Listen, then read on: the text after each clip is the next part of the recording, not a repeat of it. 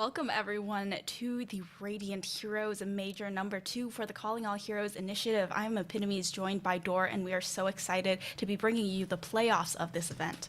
That's right, baby. I mean, we've had some fantastic competition up until now. Calling All Heroes is going swimmingly as it ever could be. Last week, we had our Swiss rounds. They went great. I have no complaints, and I can't wait to see what the teams are offering up today. Yeah, and for those of you who do not know what Calling All Heroes is a gender inclusivity initiative for Play Overwatch, where they allow people of all marginalized genders to play in these types of tournaments. And we also actually have 2 different circuits running today. We are going to have the Challenger series that is right now, and there is a little bit of action that you will be able to catch later today for a Diamond and Below circuit that is the Rising series. Yeah, Rising Series, I mean, it's important to give those players the opportunity because it's not just a space for the most competitive of players, right? It's anybody who wants to get their toes in, dip the toes into the community who might not have that opportunity to otherwise. It's been fantastic. And like we said, not only do we have that, but we've got the big one going on right now. It's been super competitive. We started off with our Swiss stage happening last week, and we've ended up with 8 teams here for double elim playoffs. Yeah, 8 teams, rounding down from 24 in the Swiss stages. So it's been very, very competitive all the way through. And these teams now fighting for the top spot in an attempt to get the circuit points that are going to be awarded in order to get them to the end of your event for the Calling All Heroes circuit. Yeah, and let's take a look at how those Swiss rounds did go. We had, of course, more than just the teams we can show here, but we have more than a bucket full, to say the least. Those top 8 are what you're looking at, though. NYXL Academy, I mean, Tala, a big 6-0, I think, is a statement coming into a Calling All Heroes major that is almost inarguably more competitive than each of the previous last ones as the competition just continues to rise. Yeah, I mean, more competitive experience on every single one of the players as you continue into the circuit. And NYXL Academy, obviously the last winners of the previous Calling All Heroes minor. But those 2 after Rift Guardians were the ones who lost in the last Calling All Heroes minor. And Timeless Ethereal also having a win in the Calling All Heroes circuit so thus far. And I think this gives us a good idea of kind of what it has looked like in recent time. But let's go ahead and take a look at the point standings overall, what people have gotten from all of the Calling All Heroes events, because this is what qualification begins to look like when you start to look towards the big one at the end. Timeless Ethereal capping off particularly well with 63.75, NYXL Academy winning that previous one at 6K, and then the other teams starting to fill out behind them, but it's becoming a little bit too little, a little bit too late for some teams to get those points in the door before it's too late. We talked about it, I remember, at the first major about, okay, you need to be winning and getting points now because it's only going to get more competitive, and to watch that kind of bloom and come to fruition has been wonderful. Yeah, and the way that the circuit point standings work for Calling All Heroes as well is they're awarded to the players, so it really encourages these rosters to stay together and try to foster that talent and synergy as a team rather than just individual talent and mechanics. And I think it really goes a long way to see how long these players have stuck together and how they're still competing together by the end of this year. Yeah, we've got our points that we get to dish out at the end of this, but we have 2 days of competition to go. Let's take a look at how those are going to shake down with our bracket. Like we said, we had the 8 teams qualify: NYXL Academy, Bad Boys, Strix Bad Blood, Titans Blue, Timeless 721 Black, Rift Guardians, and Team Yippee. Tal, who's sticking out to you here? Well, obviously we have NYXL Academy. They've been pretty consistent throughout. Bad Boy is a roster that was just announced, though, and they're already going up against the big bad NYXL Academy, previous Calling All Heroes minor winners. Timeless Ethereal is also a huge contender here, and they've been very competitive all the way through every single time I've seen them play here. Yeah, I think there's a certain degree of pedigree that some of these teams begin to bring that have stuck together for so long and also have a fair amount of resources being pumped into them. You see the support that Timeless Ethereal's roster gets, right? That Titans Blue roster gets, that the NYXL Academy roster gets, right? These are teams with fully fledged staff ready to help them and help them improve. And when you're talking about a tournament where a lot of the time you're looking to keep that team together in order to keep the points all congregated in one place, it's really important that you have that good support system. And so I love that it rewards teams for investing in their teams in such a serious manner. Yeah, I'm definitely looking forward to seeing what they're going to bring out today. For our first matchup, we have Rift Guardians already up here on the big stage up against Team Yippee. All right. Rift Guardians versus Team Yippee. Let's kick things off. Rift Guardians, a team that is, I think, extremely scary is probably an understatement, Paula. I mean, they're coming in with a roster full of pedigree, but for me, the highlight is looking at that DPS line of Mercedes and HK. Whew, those two can get some damage done. Yeah, and lots of experience as well. HT also having a win under their belt previously while playing for I believe it was Altiora Artemis in one of the previous Challenger Cups. So definitely a very, very scary team to be going up against. Yeah, a ton of mechanical skill and plenty of experience in competitive play, not just in Calling All Heroes, to kind of back that up. This is a roster that brings a ton of pedigree. It's also a wide roster that brings a whole host of players alongside it. I'm expecting big things from them, and I'm curious to see what they actually bring to the table in terms of compositions, because we've had World Cup going on, and that's kind of been dictated by, okay, what do our players happen to play? Whereas a lot of the Calling All Hero stuff has been very meta-dependent, but with patches having come out since Overwatch League happening, or the finals of that tournament, and all the shifts that have gone on, I think there's a little bit of room for both comfort picks and also experimentation within the meta, and Rift Guardians, with their wide roster, with the flexibility of these players, are really in a prime position to test a lot of that out, and so that's what I'm looking for them in particular. The last Calling All Heroes minor as well, Junker Queen was really strong, so a lot of that was dictated by can our team play Junker Queen and those types of compositions very well, the dive compositions. But this time around, that's been kind of tuned down, and the rest of the squad, we're going to see what they want to play. I mean, it was fun while it lasted. You know what? It was fun for a day.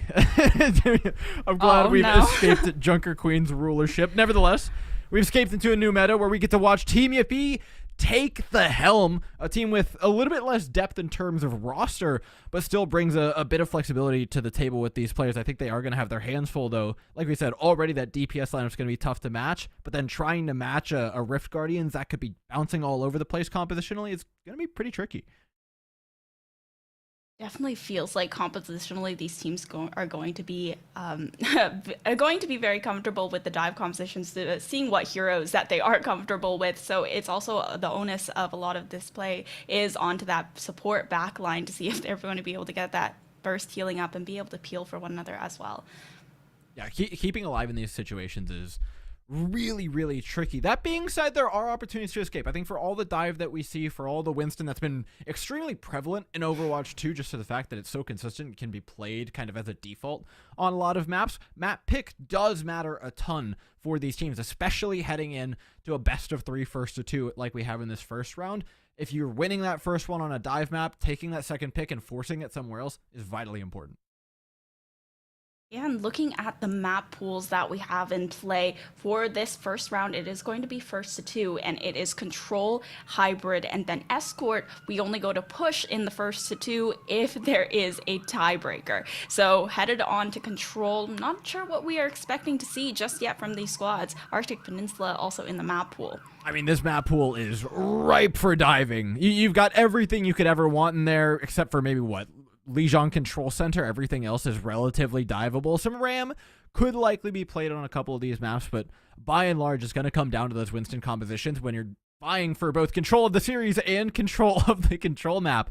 I always talk about how first to 2 it is a brutal format, right? You've got to get through the early rounds, so it's going to happen.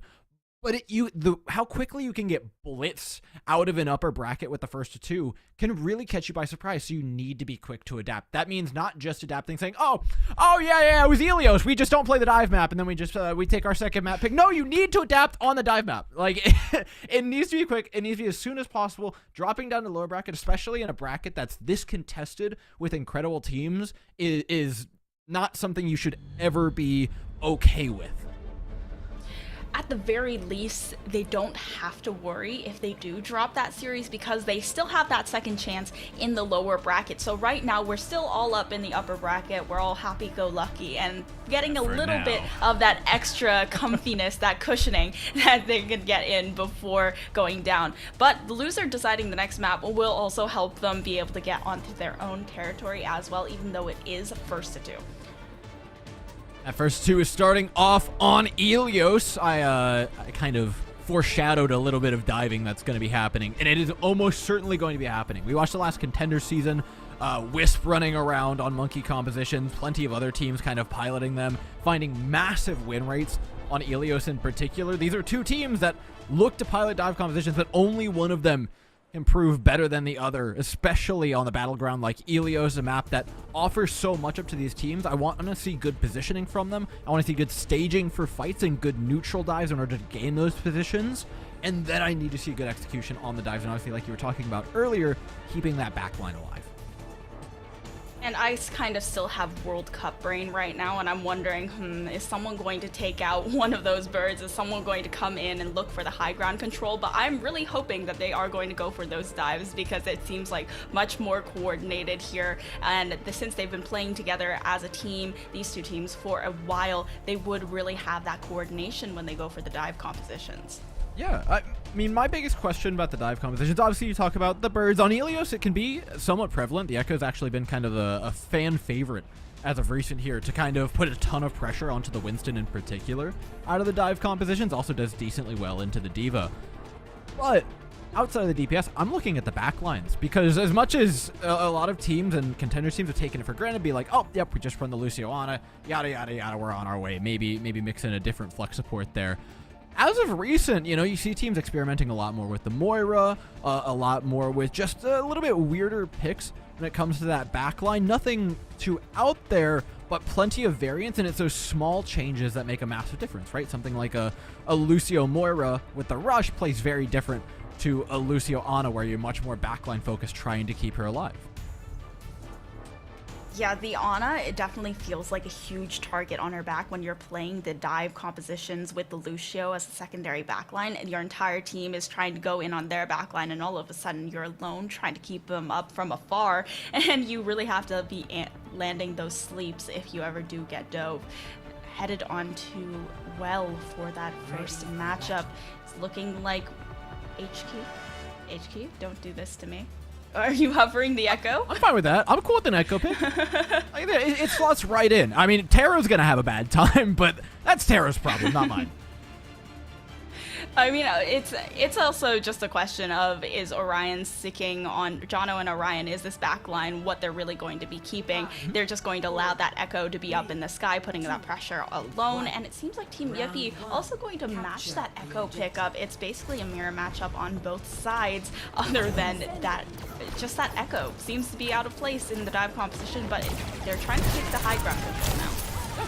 Straight up match for either side. It will come largely down to high ground control, but mostly who can kind of neutral a little bit closer to the opposing sides on a poker away, pull out that biotic nade cooldown, pull out the packs from the Brigitte, or maybe even pick up the monkey here if HQ can find it. Yeah, that monkey got real low on Team Yippie's side. Rift Guardians looking to try and get that first touch, and Team Yippie, they're still fighting for the high ground, but it doesn't seem like they're going to be able to get a little bit of a touch from that Tracer, but it's Orion that's getting a lot of pressure being put down. The biotic nade gets the purple down onto Tara. Now without a tank and Team Yippie, they are going to back off that point. I mean, what disgusting peel from Rift Guardians. Jono, Cat, and HQ saw Tara dive in and said, absolutely not. Orion didn't even have to break a sweat to get away from that dive, and it's rewarded with a really nice point tick, 20% on deck as well, some nice ultimate charge. HQ's almost up to a duplicate already. I mean, the sticky bombs have been disgusting from this Echo, and an early ultimate very well could win this next fight for them. Mercedes and Sunshine having a little brawl around the end, but it seems like Harlequin also just getting so much pressure put down onto her that it's really hard for her to get that control. They're still being able to push them pretty far back into their spawn, and it's just that Tracer on Sunshine that's trying to dance around this backline a little bit more. Cat going for the dive, now getting a lot of damage. Harlequin neutralizing HQ, though, is going to allow that stick from Sunshine back into Orion going down as well. Backing off now is Jono to regroup with the squad, and the point flips. Sunshine and Harlequin are kind of cooking, not gonna lie. It was great picks, but I'm surprised. Again, I mentioned HQ had the ultimate up super early. You shouldn't be going down with duplicate in hand as an Echo that quickly, so some mispositioning on their side, but it's no big deal. Now they're coming in with double DPS ultimates. First of which is going to miss, but they still have plenty of time to build up towards that nano boost, the primal rage, the rally, and all those tools that could get Rift Guardians across the line. Both duplicates available for both of these teams. Nano boost goes out onto Terra, and that dive comes through to just force them to back off. HK, however, the pressure onto the backline is immense. The duplicate onto the Tracer, trying to charge up that pulse bomb as quickly as possible. Primal rage to get that bit of overhealth onto Terra, and now the duplicate forced out of HK by Harlequin. Cat, even with the primal rage, is able to find one on the other side from Rift Guardians, but it's still just going to be Team Yippee holding on to that point. There's not a lot of support for this Winston. I mean, this is a massive push by Rift Guardians. They're going all in on a fight that they were losing, and they're winning it nevertheless.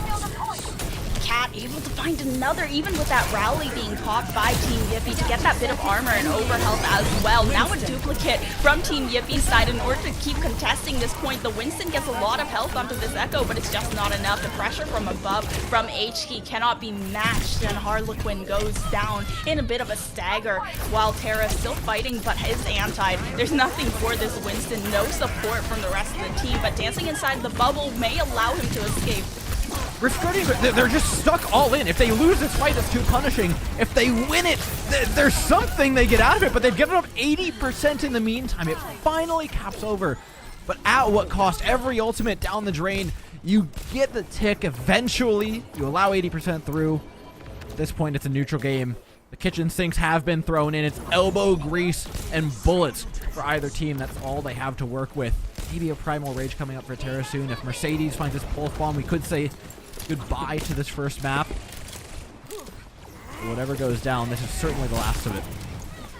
Yeah, the fight was extremely extended from Rift Guardian's side, and they expended a lot of ultimates, but they're building up to the nano boost steadily, and they also have that duplicate almost in the back pocket of HK. Now fighting above for the high ground once again, looking for a dive from Terra to initiate this fight, but it's going to be HK with the duplicate. Now looking for the Ana, finds how to WASD, and now using the primal rage, double primal rage from Rift Guardians on the field. Terra does find one with the primal rage of their own, and unfortunately, HK just falls off the map trying to chase down Harlequin. Harlequin, although 1 HP, still able to get a bit of a touch, and the rest of Team Yippee looking to regroup, and that Tracer still sticking on to flip that point. Overtime initiated in Rift Guardians. They failed that last fight. Rift Guardians got to get into this next one real quick. They have a nano boost, which is a huge ultimate. If they can pick off Waz before this rally goes off, call the fight, it's already over.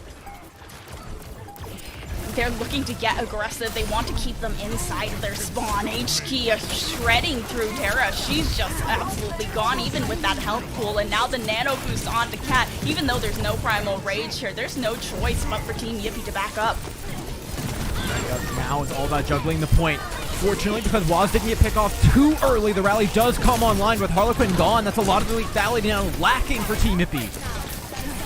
That rally from how Waz is able to keep them up for a little while longer, still contesting around the point, and a little bit of that extra sustain, but Kayla falls quickly after that. Brigitte goes down, and Terra has to find something on the Doomfist, still fighting for it, but Mercedes dancing around that map. First point secured by Rift Guardian, setting the pace for Ilios. Honestly, after losing Terra, I've got to give some credit to Yippee. They did a great job of trying to stabilize play for that rally, but Harlequin going down just as the Q button is pressed by Waz is quite an unfortunate series of events, to say the least. If Guardians end up taking that first map. Awesome consistent play, some good ultimates, and also that one all-in push, the fight that took, what, 9 years to finish, ended up going in their favor. If that went wrong, it would have been all downhill, but their bets pay off, and now they head into Lighthouse with a one-map advantage. Same compositions coming to the table, but does Terra actually want to stay on this? Let's say no. Okay. No. Expected swaps. Being trolled in the pre-round, name a better pair than that in Overwatch, and now, I mean, headed on to Lighthouse, they should be able to get some good captures, especially since Rift Guardians, they've proven that they're very good in a battle of attrition here, in those long extended fights where they seem to prevail.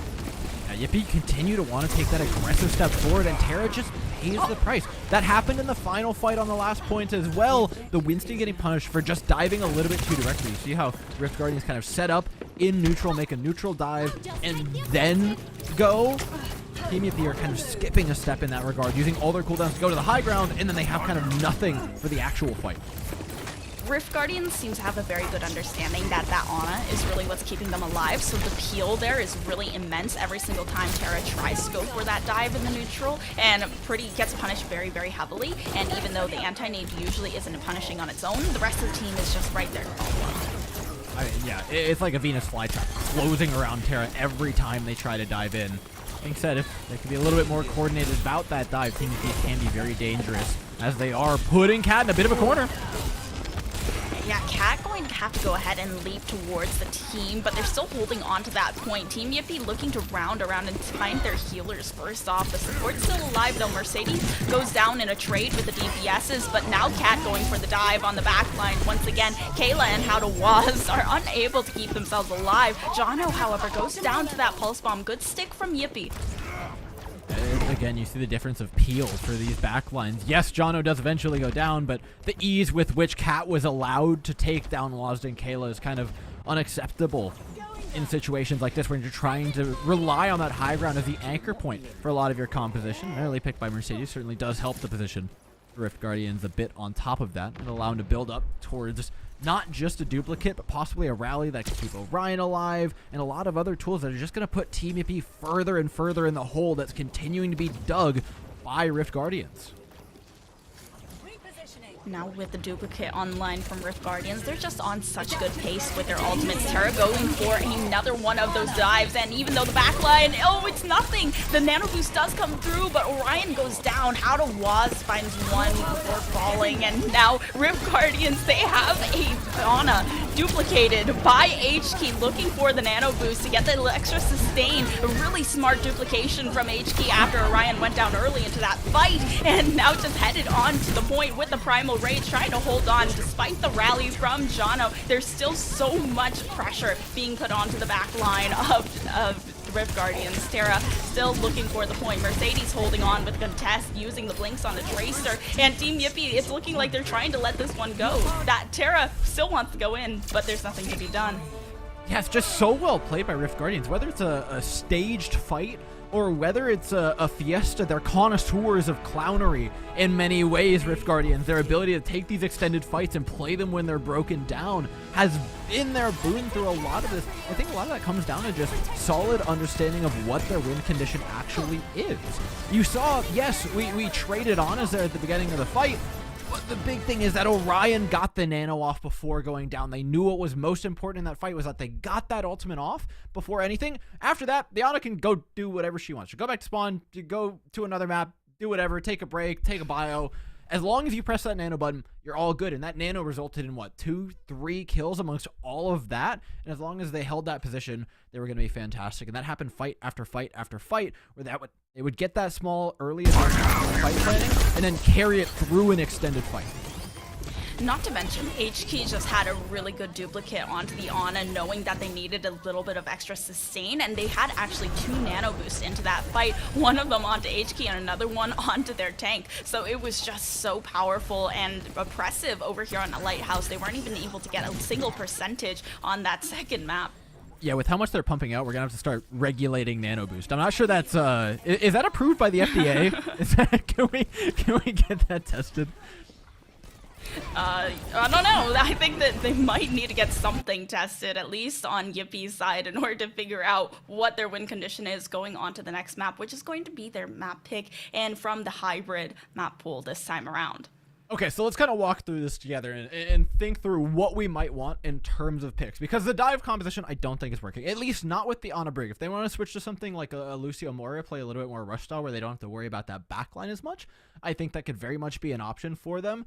But amongst Eichenwald, Midtown, and Numbani certainly seems like the pick I kind of want to play the least as them, just because that traditional flex support backline is very relied upon, especially for point A over on Numbani. So that kind of leaves us with Eichenwald and Midtown being picks. Midtown kind of harkens towards a full composition swap. If they want to just pull the big shiny red lever on the wall that says emergency and go for it, I'm all here for it. If they want to keep it at least in the same-ish vein, Eichenwald certainly there and offers up a lot of compositional diversity. Seems like we might be getting that map pick through soon. It is going to be Okay. Nubani, which you decided was the one that you wanted to play least, but maybe they're really, they have a lot of, I'm not sure what to call it, a lot of reliance on that backline. They believe in their backline to be able to pull this one through for them. And maybe we are going to see compositional swaps here. I mean, the Winston is definitely a really nice tank because you're able to fight for that high ground so readily, but you could also perhaps slot in the Diva as well to these types of compositions, and maybe there will be a little bit more of that comfort and survivability as well.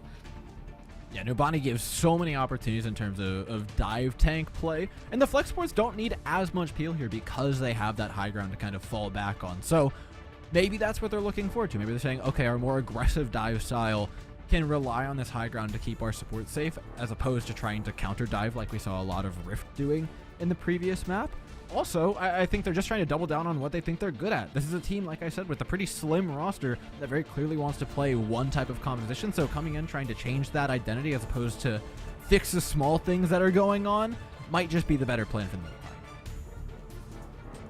Yeah, it seems like the dive compositions are just so steady for Team BFE. It's what they know, and they are playing what they know.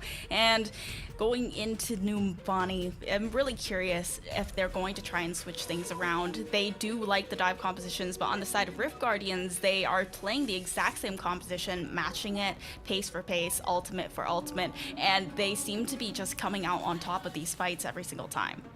Yeah, we'll see how Yipete deals with the architecture of this map. We'll have to check compositions first. Like you said, there are inklings of divas floating around, potential backline swaps.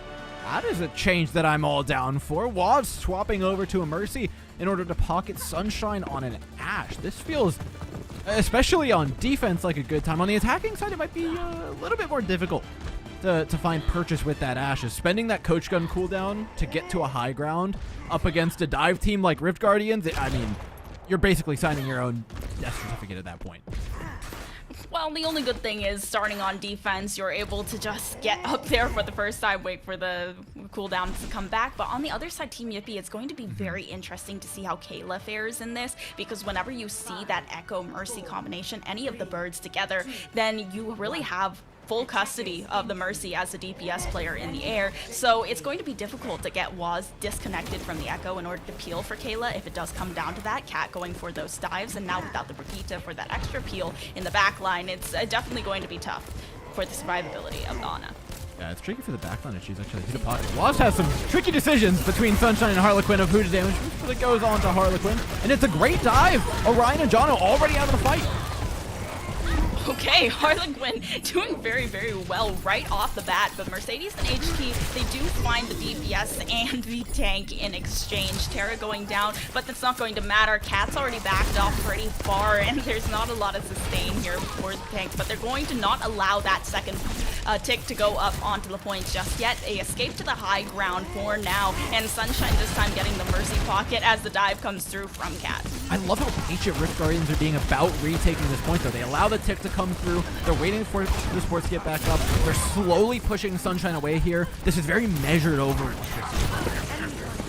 Yeah, and Rift Guardians, they do like that slow play style. They're very good in these long drawn-out battles of attrition. They're good at waiting to the regroup, and now they have that pulse bomb on HT, looking for the stick onto the Winston. Doesn't find it. Cat, however, will be able to take the Ashe out of the fight. Harlequin exchanges that for a kill onto Orion, and now missing a little bit of that extra sustain, while the resurrection from How to Waz finds Sunshine to come through. The Valkyrie has been popped for a bit of extra sustain, and the Blaster does come out from the Mercy in order to get a little bit of extra damage down as well. However, with Cat putting so much pressure onto that back line with the Tesla cannon, they're having to retreat all the less. Yeah, this is getting really tough for Team Yippee.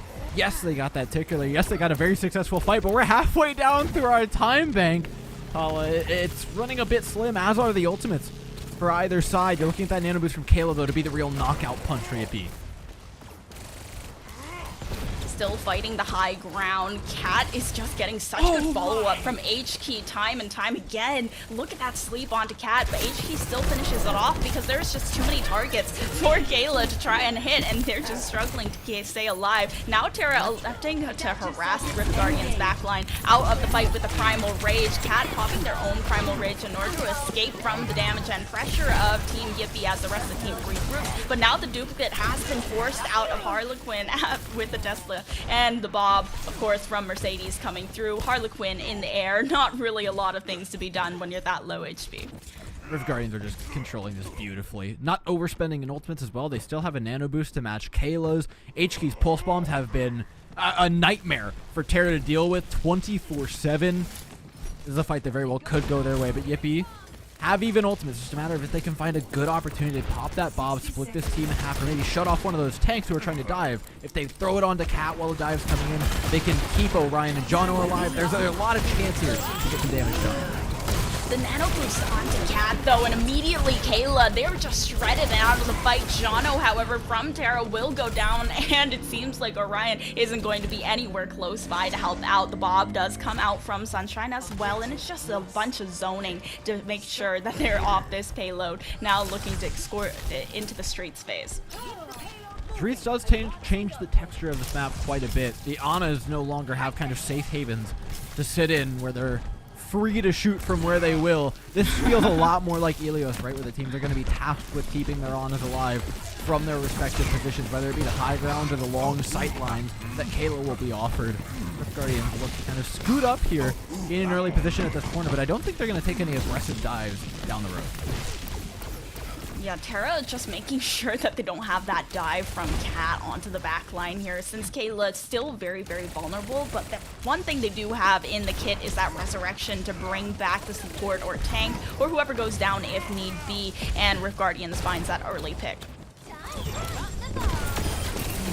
Ball out, takes down Kayla. That's brutal for Team Yippee. I mean, it's basically lights out there. Yeah, they just have to evacuate as quickly as possible.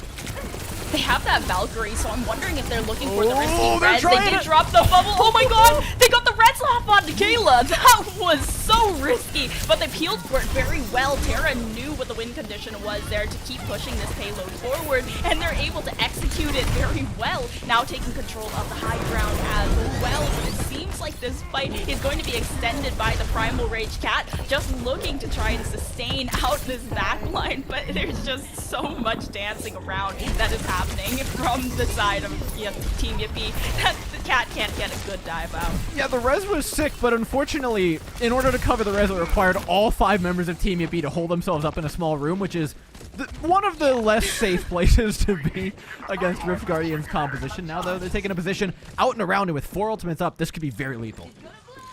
HK getting caught out trying to harass the backline, and Sunshine on a pretty decent flank, looking toward the low health of Orion. Still down immediately. There's that Ana now out of the fight, relying on the sustain of Jono. The nano boost did go out onto Jono before, and the rally is available, but the Bob now from the side of Rift Guardians should be able to clear and disengage. Group Anas have just been the flavor of the day, haven't they? Public enemy number 1. I will say, Team Yippee having spent a fair bit going into that fight, Rift Guardians match with only 2 ultimates of their own, they have a lot of sustain to make their way through this one. Yes, Kayla has a nano boost, but I think sticking on the Mercedes certainly does bode well for them. Rift Guardians have tools here, especially that rally if they want to make this one go long. Harlequin looking to shred through all of Cat's health, and it's looking like it's working. Having to disengage now after the initial dive, and the rally does come through from Jono to get the overhealth as well. Harlequin gets low, but with a pocket of the Mercy, especially now that the Valkyrie has been extended, is going to allow them to push forward towards this point. Still being contested by HQ. Risky res from How to Was, but Terra comes back in now, a second tank into this fight. A 6th player for Yippee trying to push them forward.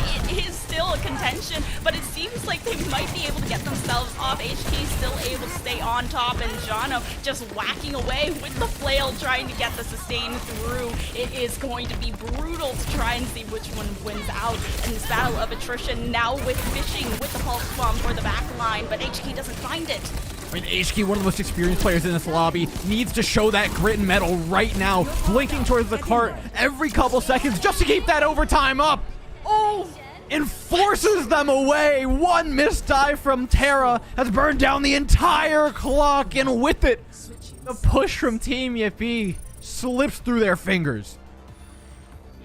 Round 1 complete, just on the verge of getting to that second point as well. Rift Guardians setting them up for a very, very clear win condition here. They need to get that little bit of extra time onto the first point as well. And I think that they've fought that first point very patiently and very well, so I have no doubt that they're going to be able to get control of the high ground. I mean, Rift Guardians just turned into monsters on second. What are you going to do? Like, H-Key started going sick.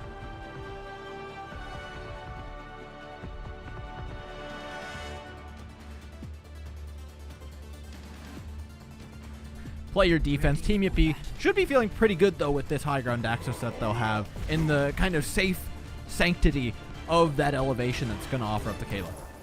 Yeah, Kayla at the very least is going to be able to have a little bit of extra survivability and safe haven in this high ground, since How to Was did have some very, very good reses in the last fight, but it seems like just a mistimed dive, like you mentioned, it just wasn't enough to push them past to that second point. Mercedes switching onto the Hanzo is going to be an interesting pick up against this Ashe, though.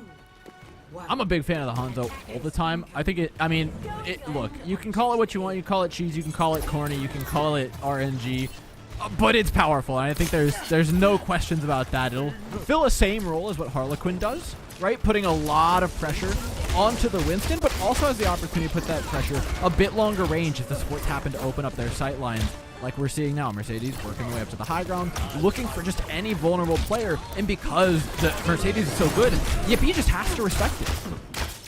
Harlequin just able to peel for How to Was and allow them to get back to full health, but Orion finding some huge picks onto the DPS line of Yippee. Orion, just another one onto Sunshine right after the resurrection comes through. One less tool in the toolkit from How to Was, and Team Yippee, they're just giving up that payload for free. 5 minutes for Street Phase up to point B. Yeah, I mean, Waz has been great with the resurrects, but re-resurrected Sunshine there, but it was like, why are we born? Just to suffer as Sunshine gets taken down for like the 5th time directly after a res. It's good stuff by Rift Guardians. They may not be able to pick off that res, but they do cover the person being rezzed afterwards pretty consistently.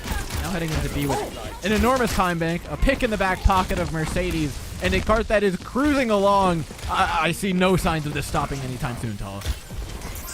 Seems like in this 1-2 series, Rift Guardians are looking to come out on top and doing so in a dominant fashion as well. There is just so much time left in the bank, and Mercedes, even with the projectiles on the Hanzo, is able to take down Harlequin twice in a row now, and there's no resurrection from How to Was. It's just not a good position, and it's too risky. Now it's just looking to peel for the backline and try and get a little bit of extra damage, but because Sunshine is that secondary DPS, there's no damage boost, and Terra just falls without the sustain from the backline.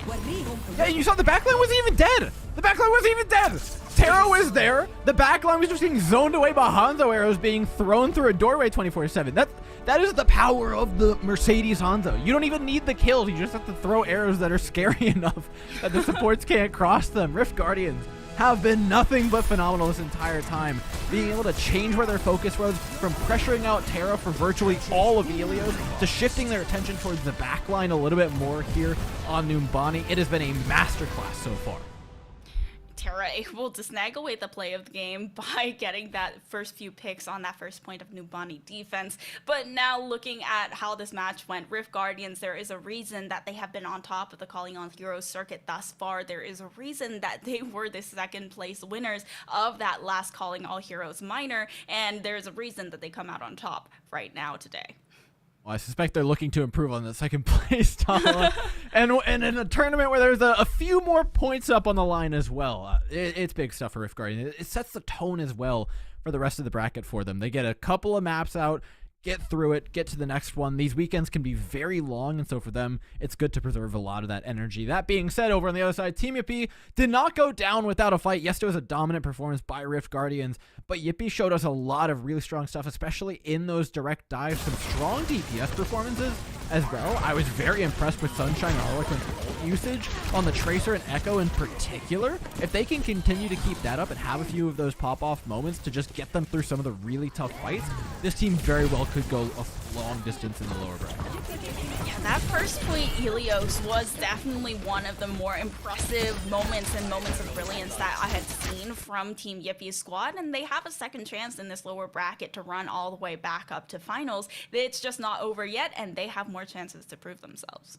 I'm curious, has this been the fastest match in the bracket so far? I mean, let's go ahead and walk through the others, because Strix Bad Blood versus Vancouver Titans currently 1-up for Strix. Timeless Ethereal is 1-up over 721 Black. And Rift Guardians, we saw the 2-0 happen. It seems like all these matches have been particularly quick, which means that the next round of games should be even more exciting. Yeah, but don't go anywhere just yet. We are going to have an interview with the winning squad of this upper round thus far, so hopefully we'll be able to talk to one of the cooks in the kitchen for Rift Guardians to see what was going on through their heads during that last match.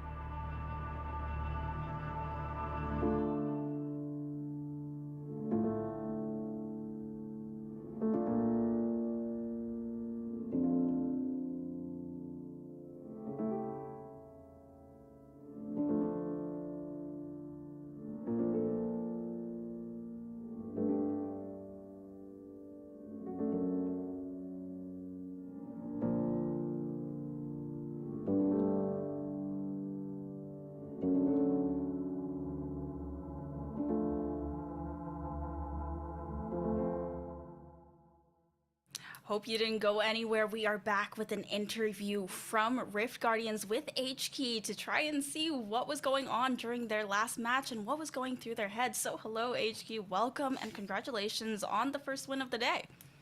Hello, thank you. So going into this match, what were you thinking? What was the preparation like for your team thus far? I'm not gonna lie, it wasn't a huge amount of preparation specific to Team Yippee, mainly because the previous part of the tournament hasn't really been streamed, so there aren't really like a huge amount of resources to really scout teams specifically. You mainly get a feel for teams just based off of scrimming them and just like what you know about how they play. Overall, Team Yippee was pretty standard, aside from their comp on Numbani being a bit different because they didn't include a tracer.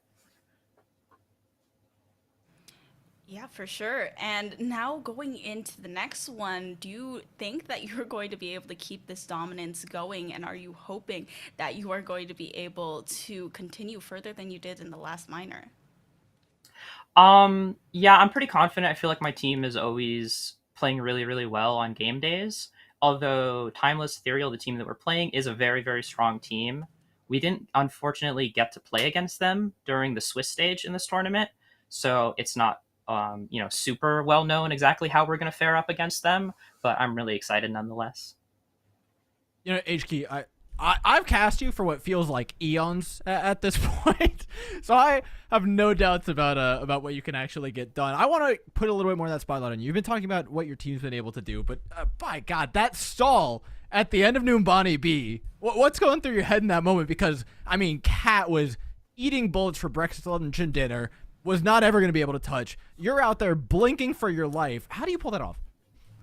Um, I mean, it definitely does come down a lot to my team as well. I don't want to be too selfish in that respect because I mean I was just trying to blink as much as possible. If my team wasn't there with like the immense amount of pressure that they had, it wouldn't have been that easy for me to pull it off. And there were a couple times where I was off cart, and honestly, where I just whiffed super hard. I could have done a lot more when it came to actually killing stuff. But my team had my back, and they stepped off the cart. So unfortunate for them, but we managed to get the win there. And it looked fantastic at that. Is this how you expect a lot of the matches to go? Not just in terms of you guys winning, but of course compositions. It was pretty clear that it was what Yippee wanted to come in and kind of mirror the Winston against you guys. Should we expect more compositional variety from you heading into further matches? Is that something you think you're going to need against other teams? I think us and most teams are pretty comfortable running the Winston composition. So that'll be either Tracer Sombra or usually a hit scan like an Ash or a Hanzo with a Tracer. And apart from some maps where you could potentially like get away with Brawl on like some of the King of the Hill maps, I think most teams are going to be pretty standard with some form of the Winston dive. Yeah, that's good to hear. And now going into this matchup, you mentioned you were playing against Timeless Ethereal. Is there a team that you are really excited to play in this tournament thus far? Definitely Timeless Ethereal because they're one of the few teams we haven't played against at all, really. We've never even really scrimmed them. So I just want to, clear up that unknown element. And then also, of course, New York Excelsior Academy because they're a very, very strong team. And I'd love to win against them. Yeah, and it's only very early into the day, but are there any shout outs that you would like to give before you move on to the next round of the bracket? I want to give a shout out specifically to Chime. He's a player currently on the Rift main team for contenders, and he has been so instrumental in helping our team. He comes to a lot of the scrims and coaches and helps out with everything, from one-on-one VOD reviews to like team stuff. And he has just been so amazing, especially because a lot of the other coaches that we would normally work with are super busy with their own projects. So Chime has been so fundamental to this team. Yeah, okay. Thank you so much. I mean, shout out to Chime for helping your team get this far. And of course, shout out to you and your team for being able to win out this very first round, get this day started nice and quick 2-0, dominant, easy fashion for you. And best of luck in the rest of the tournament. Thank you.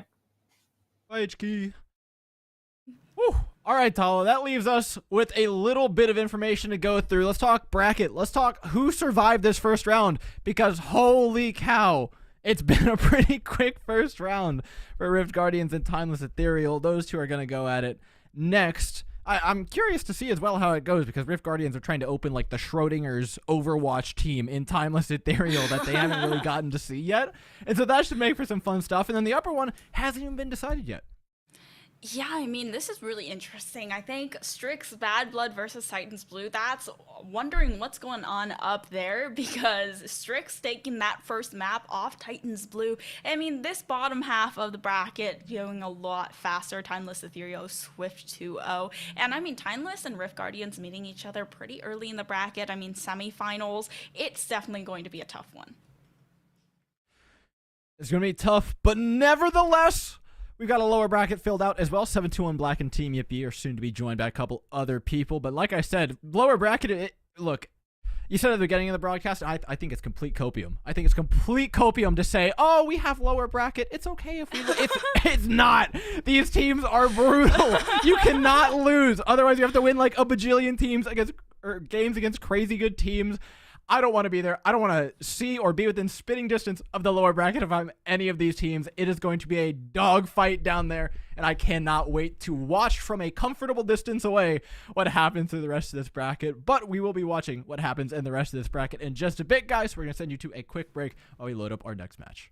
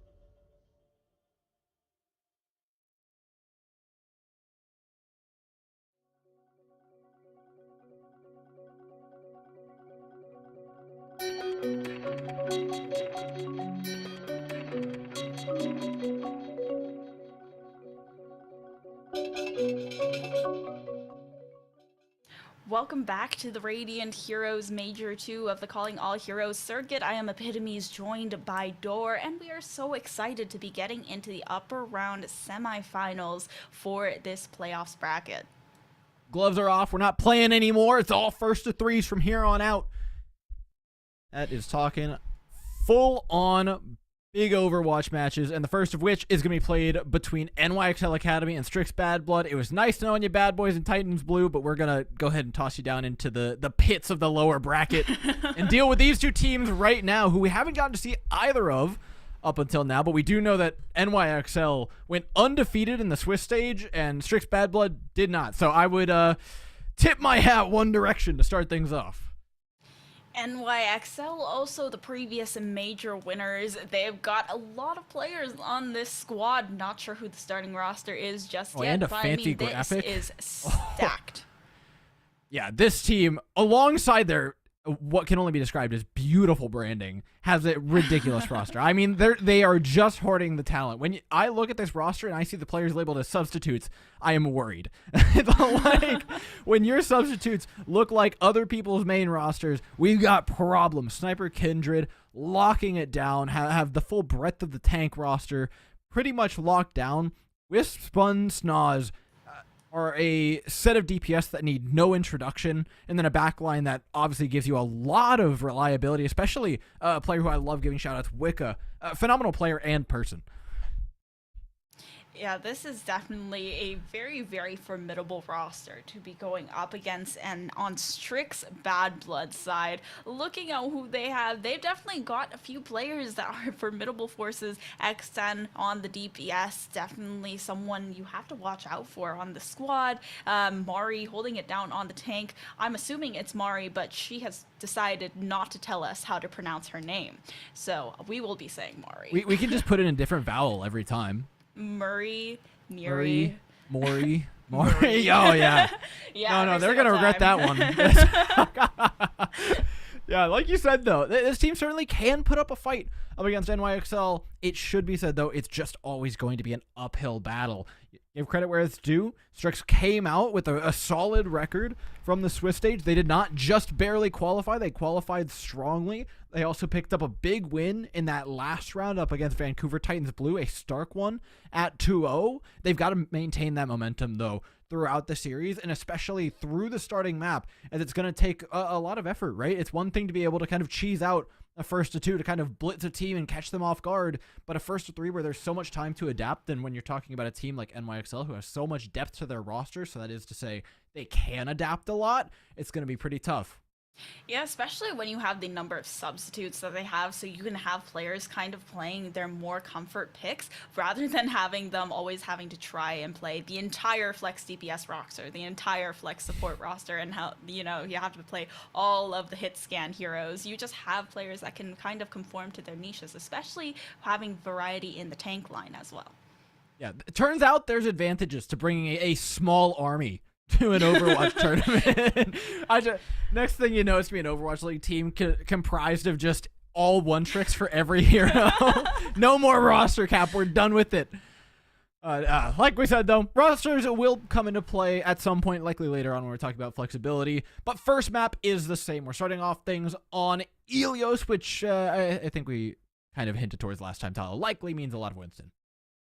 Yeah, and when it comes with Winston, I think we might be seeing that sniper starting off on this NYXL roster. On the other side, it seems like they should be pretty comfortable with that same type of dive composition. Their DPS line with X10 and Mini should be able to dish out on both the hit scan, you know, X10 being comfortable on the Ashe as well, and the Tracer. Yeah, what I'm actually curious about is what NYXL are likely to bring to the table. Because with Snozlar in to start things out, you have a lot of interesting options. Snozlar's got a particularly wide hero pool that can utilize a lot of different stuff. Bun, I mean, likely to lock it down on whatever hit scan and just be completely oppressive, to say the least. There's no questions about what's coming out in that regard. But then you look towards how the matchup's going to be played, because yes, you could bring the same composition to the table, but how you pilot it changes a ton from team to team. We saw in the last matchup, right? A much more aggressive playstyle versus one that just wanted to peel away and play a little bit more patient. I suspect NYXL are going to be taking up a little bit more of that latter play style, but there's still a lot of play to be had in terms of aggressive play. Like you said, X10 especially can bring that to the table. Now, it seems like we might be starting out. Actually, I should not say that because I don't know what sub-map we are going to be starting out on just yet. Call it. Okay, Take a shot, so take a shot, take a shot. I'm just going to see if the RNG gods are on my side. Is it going to be Lighthouse? Ooh. I'll take a Ruins. That's my call. Yeah, what if it's neither of us? What are we going to do? Like rock, paper, scissors to see like who wins No, that? I think we have to both sit with RL and chat can be right. Oh, Which I hate saying. I hate saying that chat could possibly be right, but like, I guess they can have the point. Yeah, chat can have the point. You know, we can be like 0-0. It'll be fine. Yeah, I want to track this for the whole weekend. I've actually got a surprisingly good track record of just calling it. I think I'm like, what, 4 for 5 you did or call something Ruins, in the and past we've been Contender flying series. over Ruins for a little while. Oh, wait, Lighthouse! I win! Oh my. Okay, Unless- I give up. I'm gone. I'm leaving. Are we getting baited? I don't think so. Nevertheless, we'll Wait, see what no. we get. The maps actually don't change that much in terms of team compositions. Ruins might bring a little bit more to the table. In fact, I wouldn't mind a little bit of sniper Bun. That's not to say sniper the tank and Bun, but Bun playing on a sniper. God, I mean that is just a delight to watch. No, we're actually going to have Bun playing on the tank and Sniper playing the snipers. No. We're going to have a Widow over here on My head Lighthouse. already hurts. Tom, stop it. I mean, we still don't know what's going to be coming out just yet. Still waiting a little bit on the players. And, I mean, we can speculate, we can theory craft on what we might be seeing. Maybe some off-meta picks. Yeah, I think there's a couple of off-meta opportunities. I mean, the DPS bring a lot to the table. Snoz can play the Pharah if they want to, which I would consider off-meta if it weren't for the fact that we just got done watching like all of EMEA, as well as I'm sure you got done watching plenty of Pharah play. Yeah. First I'm so hand, by the sorry. way, I also saw a lot of Torbjorn and Roadhog, so maybe that experience should not 100% be trusted, because sometimes the Torbjorn was a troll pick because they wanted a 1v1, and sometimes they literally did it because it was their team composition, and it worked. Yeah, it's tough to tell in a lot of situations. Calling All Heroes has been pretty solidified in terms of its meta. I've been surprised to actually not see more shaking up of things. When the meta shifts, people kind of... I'm going to use the word cower because I think you're just fearful if you're not exploring more meta options, but tend to fall back a little bit towards Winston compositions when the meta changes just because they're so solid, right? Like, you can never go wrong with it. But that being said, with all the patches that have gone through, I think it does open the door for some pretty interesting things to come out should teams want to shake things up. We did it. We're on Ruins. You win. You can have the point for this time around. Let's go 5 for 6. I've got a great record on 1 in 3 chances. I don't know what's up with that. Nevertheless, so Winston compositions on either side, they do change a little bit, though. We don't get those echoes coming out like we expected. Actually, they were alluding to it earlier in our interview with H-Key, but a little bit more of that Tracer paired with the Sombra. We talk a lot about the Sombras and being able to coordinate with teams, but Mini and Bun truly do have a ton on their table in that regard, and I will be paying a ton of attention to not just their EMPs, but their manual hacks and their translocator uptime, right? How much damage are they getting through? How much ultra charge are they generating? At what pace? Because when you're in a head-to-head like this, getting your EMP 20% faster makes a world of a difference. A complete mirror matchup on both sides, and you've definitely been shouting out the CPS line from NYXL Academy so far quite a bit. Going to look for a bit of a fight around the top of the statue. Mini looking for the hack onto that health pack early in order to get the extra sustain onto their side. Snozzler, though, X10 being caught out, and now trying to get the shred from Snozzler onto the back line and the tank. It's forcing a disengage here from NYXL Academy. This should allow them to get first capture. Yeah, I love how wide NYXL took their positioning there, right? Allowing themselves to wrap around Bad Blood as opposed to Bad Blood, who kind of tried to spearhead through Sniper to start things out. Didn't work out too well for them, but this next fight also will still be empty-handed. Neither team's got ultimates on deck, so Bad Blood still have a pretty solid chance at finding an engagement.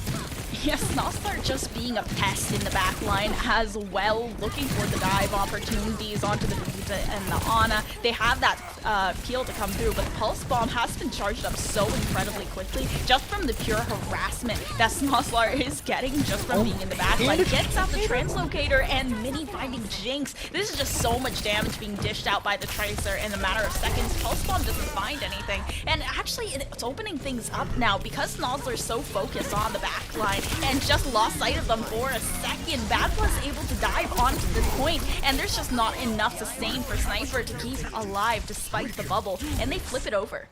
Yeah, I mean, early on that was just decided by Jinx getting picked off, right? Snozzler was doing a great job of maintaining a ton of attention from the backline, but unfortunately, because that first pick was given up so early, Bad Blood still hold on to a ton of ultimates, but they're behind by 14% or so in EMP. So yes, they have a lot of check marks up there, but one well-timed EMP from Bun very well could bring the House of Cards tumbling down. And the Sombra matchup as well. Mini goes down, can't build up the EMP. The rally does come through on Bad Blood's side, looking for that kind of sustain, but the EMP is just so impressive from Bun to be able to get that extra damage down, and the health percentage goes down. Everyone on Bad Blood shredded, looking for the regroup now. I mean, that's just a Bun gap, right? Like, you come in with just EMP against 5 ultimates and you win the fight. There is nothing than just a Sombra gap there. Being said, Bad Blood do have that whole host of ultimates still in their back pocket to use in a critical juncture. They're going to try and find Sombra. This is great, right? This puts Mini behind a whole set of translocator rotation. Snozzler getting picked off. It may still yet be turned into a cheap fight by Bad Blood. Both of the support ultimates do come through. Mari looking for a little bit of that sustain, but Sniper comes in such a good time and taking out both of the backline supports for Bad Blood. Now the EMP finally does come through from Mini, but it seems like they're fighting an uphill battle already. They're already missing so many players. They're still being contested on the point though, but NYXL Academy has already switched it over to their side. Although the stick does come out from the Pulse Bomb, Sniper comes in to try and finish things off, but it's not enough damage for Mari to go down. Yeah, but NYXL have peeled away at the perfect time. They understand where the ultimate charges are. Bad Blood have nothing to work with, and Bun is just 18 minuscule percentage points away from having an EMP online that will very much knock the lights out of Bad Blood.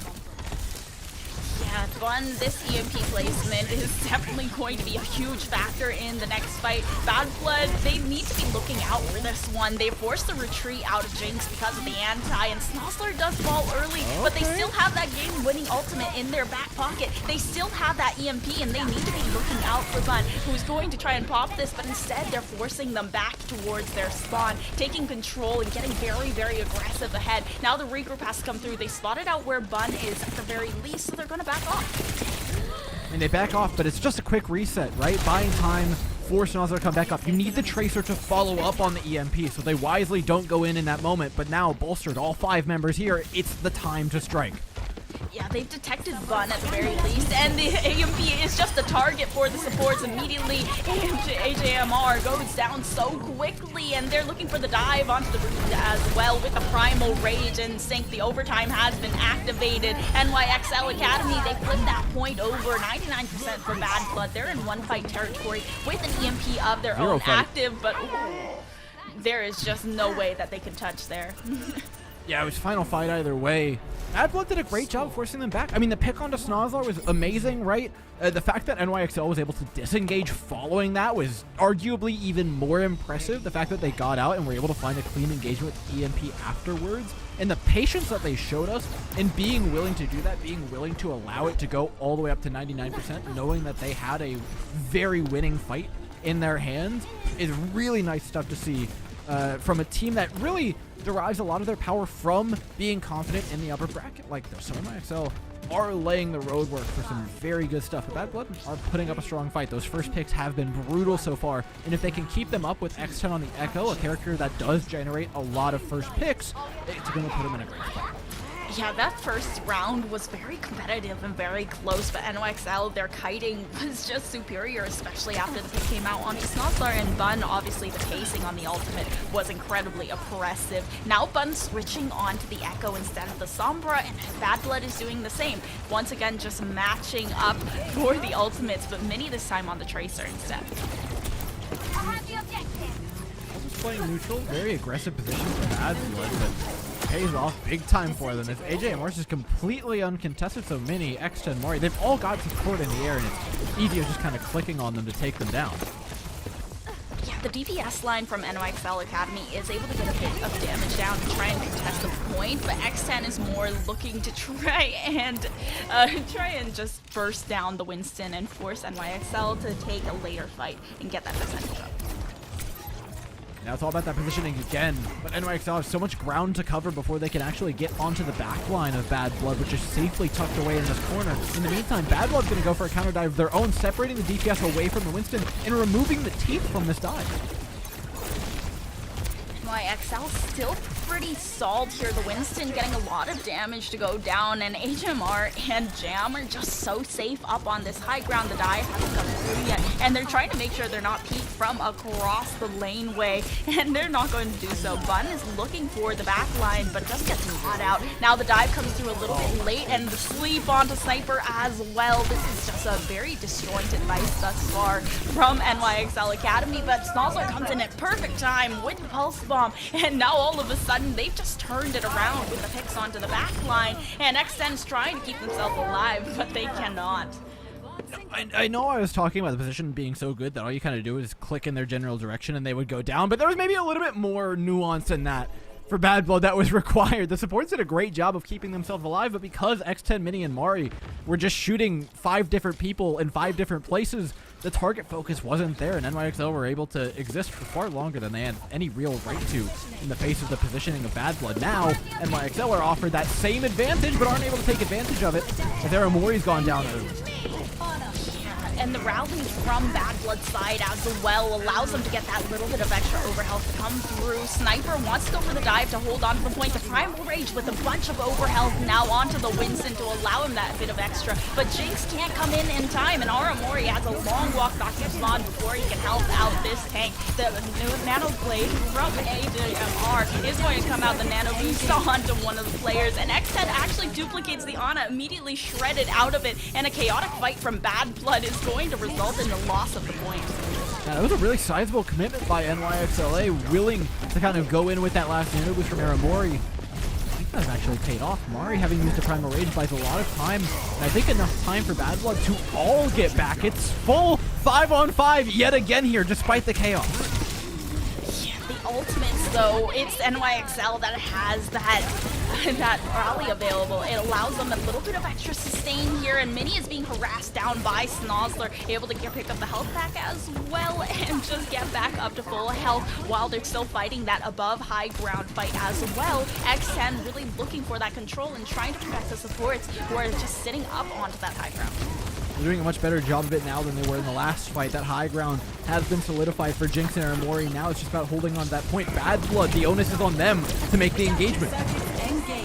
Okay, another duplicate onto that Ana. They're really looking for these Nano Blades. I don't know if this was an accident or I don't know what's happening with them, but they're building up that Nano Boost very, very quickly and immediately goes down onto the Winston. Sniper now going to look for the dive onto the back line with the Echo Nano Boost, and now just disengaging back to the point as soon as Amari comes in.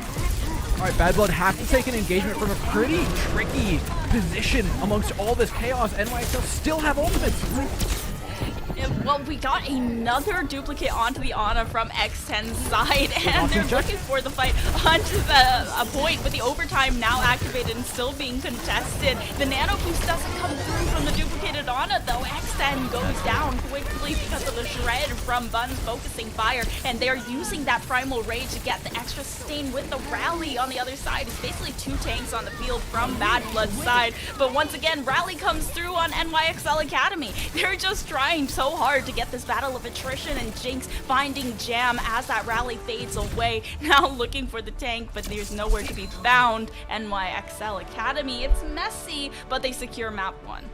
Yeah, I mean, you can see the few places that they were getting tripped up by Strix, but by and large, we're able to fix a lot of their mistakes on the fly. Again, something that I expect of a team of this caliber, and also dish out a lot of hurt of their own. That last fight was a beautiful example of some nice creativity. You brought up the auto swap, but I can't get over Bun just like jumping like they're reaching for the cookie jar on the top shelf every time to just land one more healing shot onto the Winston. Oh, what wild sights that map made for. But it was a back and forth point. I mean, we were playing hot potato for a good time, and I think that's just indicative of both of these teams' understanding of the macro game. They both came in and were very measured with their ultimate usage and respected each other's ultimates a lot. So you saw Rally get popped on the point. The other team would then abscond, allow them to cap it over. Then the next team would come in, pop a Primal Rage, and the other team would say, no, you have it, you spend your ultimate, and then we'll come back when you're done with that. Yeah, we'll take your leftovers. That happened a few times, and it's such a good understanding from these teams of what is coming at them, what they're willing to spend, and what for they're willing to spend it. Yeah, and now Strix Bloodbud, they are going to be headed onto their own map picks, so they're going to be able to have a little bit more of the hometown advantage, so to speak. But I'm wondering with the Echo picks, is this like duplicating Ana just like the new meta or something when you pick Echo, because they're trying to get the nano boost up in like 10 times faster than you normally would? Because I feel like we saw Ana duplication almost every single time. We see a lot like Winston maybe once. Well, I think the question that I should ask in return is, who is the most often person to die first on these teams? Oh, sure. Yeah, and then you're like, oh, I wonder what I wish I had after my Ana's dead. Well, I would kill for another Ana. Well, so yeah. That's it most of the time. And then, like, the last time was because the bubble got placed, and so the Ana on the opposite high ground couldn't see the tank, and so we're like, I guess we need an Ana inside this bubble. Buns up to the challenge. They make do with what they've got. It's really great on-the-fly decision-making coming out from these teams that's allowing them to do stuff like this, but the on-the-fly changes have to be made by Strix. So as we head into a map number 2, there's a lot on the table here. We've gone over a map pool previously. I believe it was, Midtown, Eichenwald, and what we ended up playing, which was Numbani. It's going to be Midtown of those 3. Well, Midtown is going to be an interesting one. I feel like Midtown, you can play a lot of those rush compositions as well, so I'm wondering if they're going to be a little bit of a change-up from these teams and switching instead of the dive into more of a brawl rush. I suspect that we at least had maybe not a full brawl composition. I know, speaking to Wicca, speaking to HK in the previous match, they were talking a lot about how a lot of these teams are coming in kind of prepared to play the Winston explicitly. I think NYXL has the flexibility, should they want to swap to something like Ramattra, to swap to something like a rush composition, or even an Orisa that we saw at some of the World Cup games could be very prevalent on this map. But for now, I'm still expecting the Winstons to stay, if not the backline shift to something more like a Lucio Moira or a Lucio Kiriko to enable a more rush-style variation of it. Yeah, it's a possibility that we might see the Ramattra, if not the Winston as well. But it's just, back and forth for both of these teams. I think a lot of them are really solidified and very comfortable with the dive composition. So I wouldn't be surprised to see another variation of the Tracer Winston with potentially an Ashe for that high ground control, which there isn't a lot of on Midtown, or the Sombra.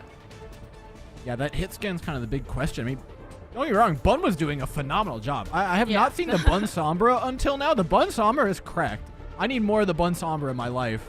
And the Echo is just as good, but the hit scan is something that I think NYXL have in spades, and if it's something they want to lean on, like you said, with that Ashe, it's absolutely a very real opportunity. The Hanzo as well is very strong coming through this initial A choke point. It's something that I always shout out. I think it's a pick that can come out on basically any map, but here especially, it's particularly good.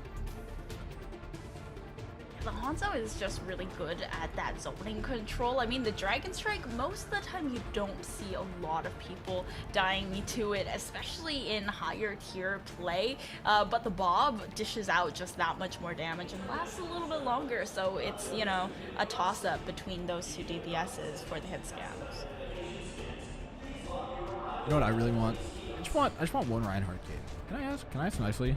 I know we're expecting like tiny Reinhardt buffs or whatever Aaron was hinting at, but I saw so God, much I would Reinhardt. just kill for it. I need, oh, what, for World Cup? Yeah, so many teams played Reinhardt. You know what they did? They played Baptiste Reinhardt, and then they would amp Matrix and Rein Firestrike, and they would just one-shot somebody, and it'd just be like, okay, I guess they're not fighting the next fight then. I miss the good old days of Reinhardt compositions, but unfortunately, Ramatra just got put out, and it's better Reinhardt. So, yeah, that's a far more likely brawl option that we should get. I don't think it's poke, unless, like I said, the Orisa that started to see a little bit more play during World Cup. I have no clue if that was like a player-specific thing or if it was like they just thought they had the sauce, you know? But I'll give them some credit and say they might have had the sauce.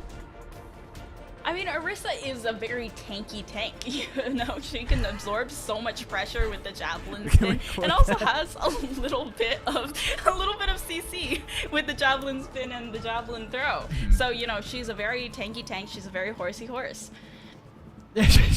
Well, you actually hit the nail on the head there, right? As a tanky tank, you're very good at keeping other less tanky tanks away from you. And so when you're talking about long sight lines like this and trying to stop a rush or a brawl composition from engaging on you, there are very few toolkits better than Orisa's in the game at being able to do so. So it's certainly an opportunity for them, but I think it'll still likely be backed by a lot of the similar trimmings that you would get from the rush compositions, be it that Hanzo, the Ashe, the Tracer, and then the standard backlines that you expect. I feel like it sounds really, really silly to say that she's a really tanky tank, but it's like Ramatra is not a tanky tank. You remember release Overwatch 2 Orisa? Oh my god, that was she was too tanky of a tank. That was we had problems. But it was so fun. She was so fun. Well, still waiting to see what's gonna happen on this Midtown map. A little bit slow getting into things. We're off to a little bit of a lull start. Okay, it's just a nice, easy first day. Second day, it's going to be back-to-back-to-back maps. We're going to force the teams in. You're actually going to finish one point, head into the next. They're just going to be, like, chained together. No breaks, no nothing. Nah, I think we're just about locked in for this map. Midtown, our first Midtown of the day. I'm very glad that we started to get some diversity. I was worried we'd be just playing Numbani because all the teams wanted to play dive, but Bad Blood has freed us of our shackles, at least for now. It may not be freeing us from the dive shackles. We'll see that in just about 8.2 seconds. We have been freed from the Numbani brace. See what these teams have to offer up. NYXL do make one change in bringing in Jinx, I believe. Outside of that, nothing too crazy. Was Jinx not in the first map? I may just be crazy. Yeah, I'm pretty sure Jinx was here the entire time. It's okay. It's early. At the early hours of 1:25. Oh, that's why. Okay. I remember saying Wicca and seeing Jinx. Okay. Sorry, Jinx is Wicca. There you go. That's my confusion, and I blame Wicca. Yeah, Wicca, why don't you just have the same gamer tag across all platforms? Why are you Wicca and Jinx? You need the lore fill in here. Wicca's only good on Wednesdays. Wicca Wednesdays are a very known threat to contenders teams everywhere. So change your name to Wicca on Wednesdays. Yeah, you just change your name on every other day is the game plan. Oh my gosh. Okay, well, Jinx Wicca is going to be brought into this NYXL match on Midtown. What a shot from Bun. I don't know if he actually saw Extend, but a great shot nonetheless. A good pick off onto the Extend, who now has a long walk back from spawn, and good build up onto the Dragon Strike as well. Mari gets shredded, and the rest of the squad looking to disengage off the back of that tank going down. Yeah, I see why people, you might not like playing against Hanzo for one reason or another, one-shots being the one reason and the other, but oh my god, Bun just fun policed the entire Bad Blood roster. And now there is a re-engage eventually here, but it's going to be very tough, especially without Mini. Yeah, this tick is just so close to getting off, and it's just no support for this front line, especially with AJMR going down so quickly. Bun is really fun policing, as you called it, with the headshots onto the back line, getting the high ground so early, and it's just incredibly difficult to dive anyone on the NYXL roster because their peel is actually just so strong. Mini goes down despite supposing to be just that annoying little pest in the back line. Bun on fire, on pace to the Dragon Strike already, and they still have 5 minutes left over for Street Space. Yeah, I actually think they're going to pay the price big time. It's a small thing, but taking that re-engage for Bad Blood gave NYXL a significant hand up in terms of ultimate charge that they're about to eat from the hand of very soon. Dragon Strike, we're just looking at it. Snozlar with the Pulse Bomb is able to find the entire backline of Bad Blood. You all of a sudden have no sustain for the tank. Mari down to such low HP and just kind of backing off for the rest of the squad and waiting for the healing to come through. And now they're almost already at point B, in good position, have control of the high ground, also have so many ultimates in hand as well. Yeah, bad news, Tala. It's not over. You only have a Pulse Bomb versus what? Dragon, Nano, Primal. This is not going to be fun for Bad Blood. Okay, oh, at least the stick goes on to Aramori. Aramori does fall down. There's the Dragon Strike. It does a lot of zoning on the payload, but they're still going to be able to contest momentarily with the Nano Boost onto Mari. Now the Primal Rage in the back pocket of the Winston here, and they're just harassing Bun, and as soon as Bun goes down, now it's just backline bonanza. There's not much to be done there for Jinx. Yeah, I mean, that was a beautiful start. That was the best thing that Bad Blood could have possibly had happen for them to pull back that fight. If that Pulse Bomb hits any other target, even the Brig's not enough to fling the fight in your favor in that regard. You had to get the Ana. Mini did their job phenomenally. It allows the rest of Bad Blood as well to pull their ultimates up out of the trenches. So now we're actually fighting on a pretty level playing field, and one that Bad Blood have a positional advantage in with controlling this high ground. Yeah, Bubble now onto the backline once again, looking for the rest of the supports. Now the sleep does come through, the Primal Rage comes out, but the anti is not quick enough there. So Mari is allowed to get a little bit of that extra help on, trying to peel for the backline as well. The rally from both of these Brigitas now looking for the sustain. And as the harassment comes through from the Primal Rage on Sniper's side, Bun finds X10 once again. Bun back to his Bun policing duties, anti-nade onto the Brigitte. She's going to go down very quickly. Sniper harassing with the Tesla cannon and looking for Mini now, who's really just being a pest into Bun's backside as they're attempting to push this payload forward. Aramori able to get a nice anti-nade to finish off the tank, and it's just point C fight for Bad Blood all the way. And it all goes back to those early Primal Rages from Sniper and Mari. Sniper just gets the better of it. Mari jumps back with like 200 HP, ends up all the way behind the team. And you know if your front line becomes your back line, you've got problems. Bad Blood now can start to try and fix a little bit of that positioning, put their tank in front of their supports, and take this head on. But NYXLA just have more ultimate charge to work with. Double DPS ults are going to prove really lethal and hard for Mari in particular to play into. Snozlar also having the Pulse Bomb, if they can get a good stick here. Oh, didn't actually get the stick onto Jinx, or onto Jam, but HMR is going to go down nonetheless, too preoccupied with trying to shield away the Pulse Bomb from Snozlar, and they're missing that Ana, and it really swings this fight towards NYXL's favor.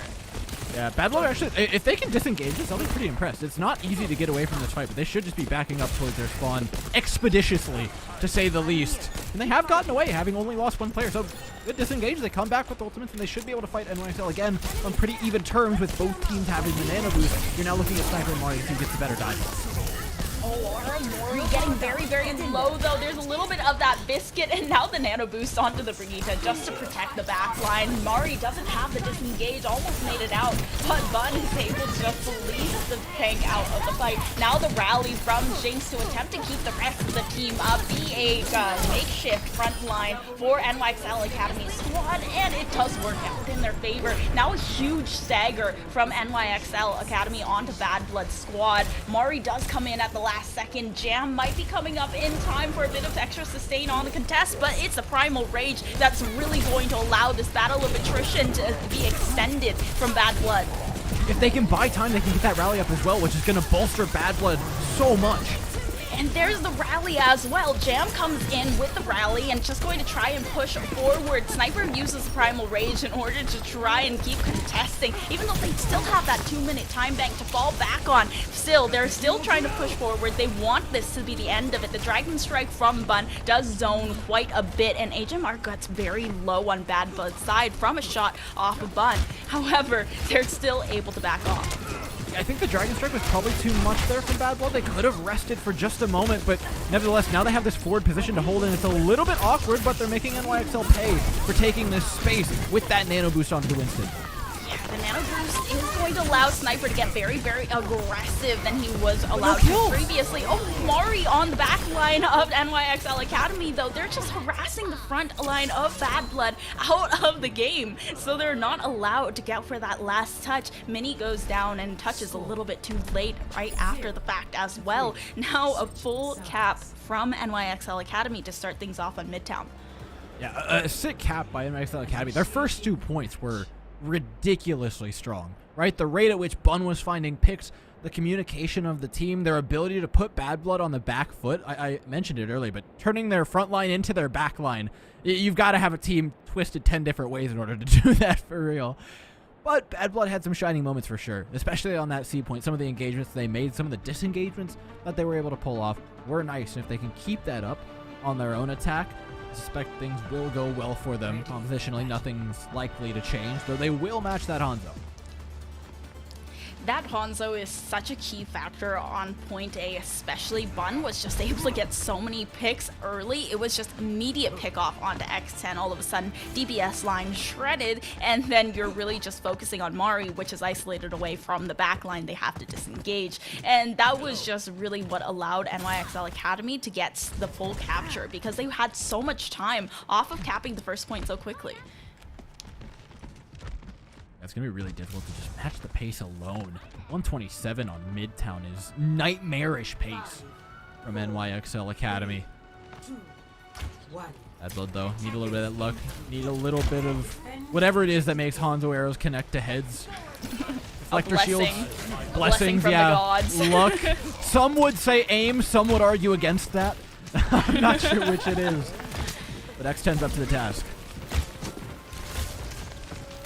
They've already pushed past that first choke at the very least, fighting around the fire truck, but haven't taken control of the high ground. It's a drop down from Sniper, but Aramori gets harassed out of the fight so quickly, already missing that Ana. It seems like NOXL Academy, they are losing their foothold on point A, and Bad Blood, they're looking for the harassment so quickly. Now already able to get that first tick at the very least. It seems like NYXL Academy, they are postured for a re-engage on that third tick.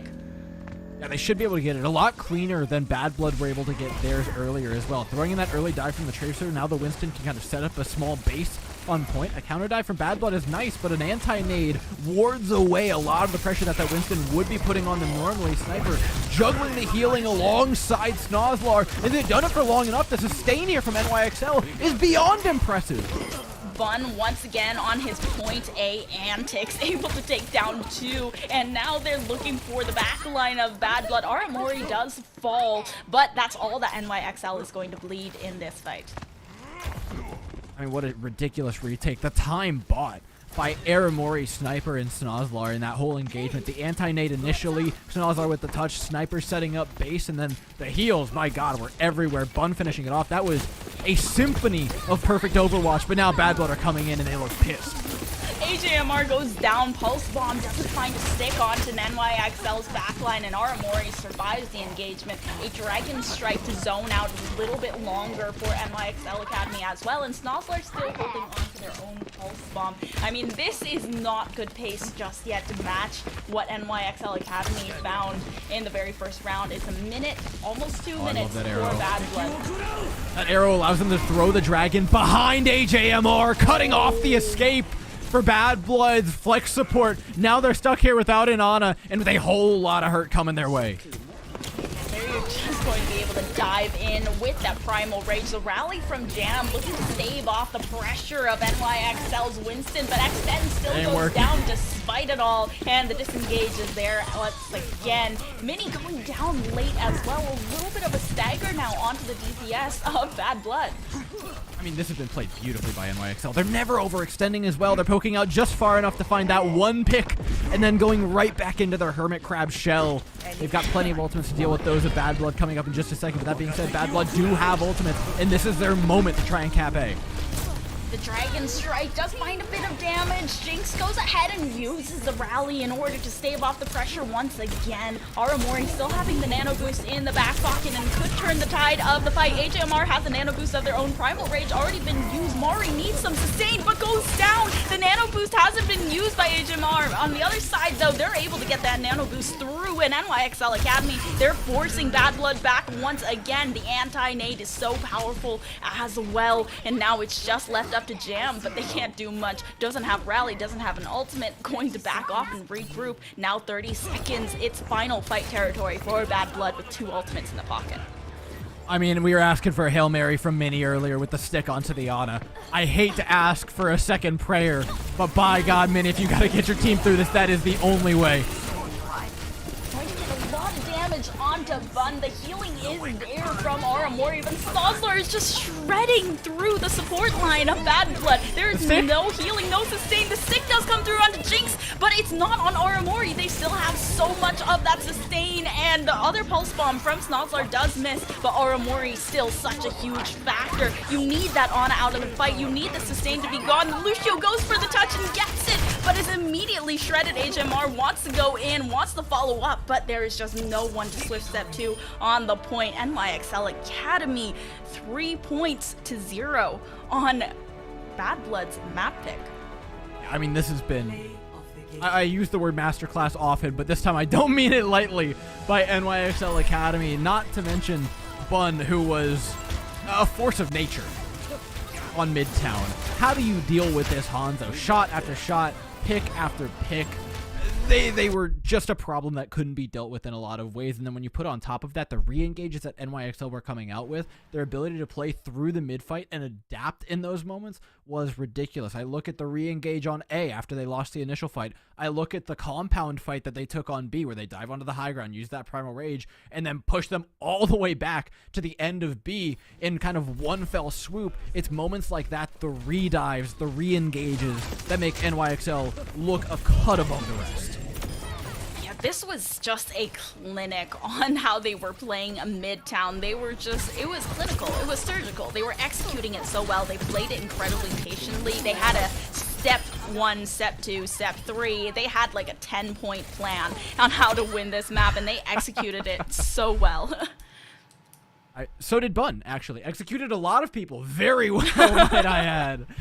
Yeah, I was excited. I brought up the Bun snipers early, and oh my God, Bun snipers never fail to deliver. I have no clue what you do.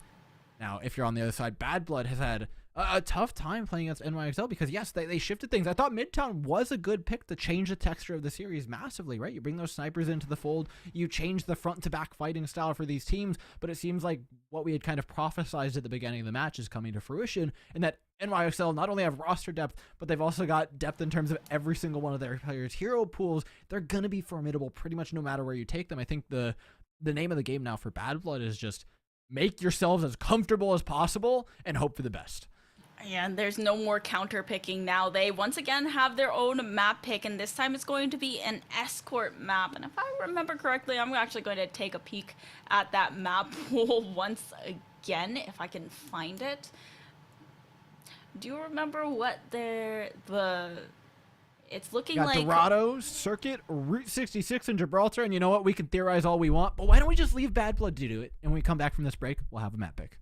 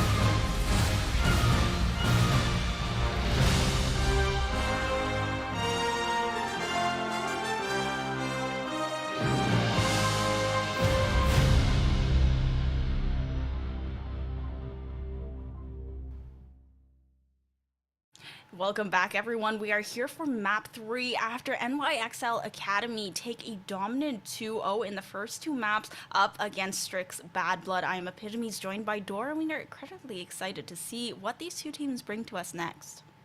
That's right. Look, I talk about it all the time, and I talk about it a lot in First to Twos, about the big shiny red lever the metaphor that I've beaten like a dead horse at this point of you when to pull it best. But it's time to pull it, right? I think we start looking at the red lever and we just yank that thing if we're Bad Blood. Make ourselves as comfortable as possible. Say, forget trying to counterpick NYXL. It's not going to happen. They've got like 20 players on their roster. It's too much to deal with. Just pick Gibraltar. It's where we're going to be most comfortable, and I think it's going to be a pretty solid look for them.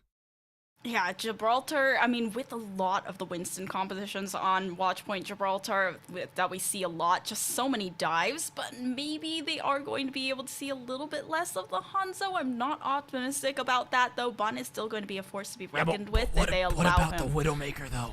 What about the Bun Widowmaker? No, not the Widowmaker. Look. I don't think... I'm not saying it's going to happen because, you know, Widowmaker these days.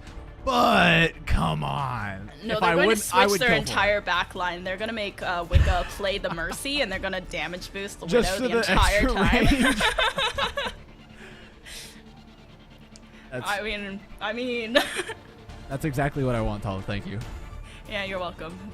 That's exactly the people want to see the Widow Mercy pocket. For Bun, I would Mercy pocket for Bun. No questions asked. Every day of the week. That being said, it is likely that we get a bit more of the standard. I don't think it's likely to be the Echo. It's likely to be alongside the lines of the Ashe being played alongside the Tracer. Winston comes into the fold, obviously. I mean, it's Gibraltar. What do you expect outside of that? My question is actually what we get for backlines, because a lot of the evolution of this within Contenders and the Overwatch League is that defense is very cozy. Defense is so privileged as to be able to play potentially 2 flex supports if they really want to be greedy, because they have such ridiculous high ground, and the attacking side really can't afford to match that. Whereas some other teams want to play a little bit more safe and just utilize that high ground as a very, very safe place for not double flex support. I'm really interested to see whether or not either of these teams gets into that.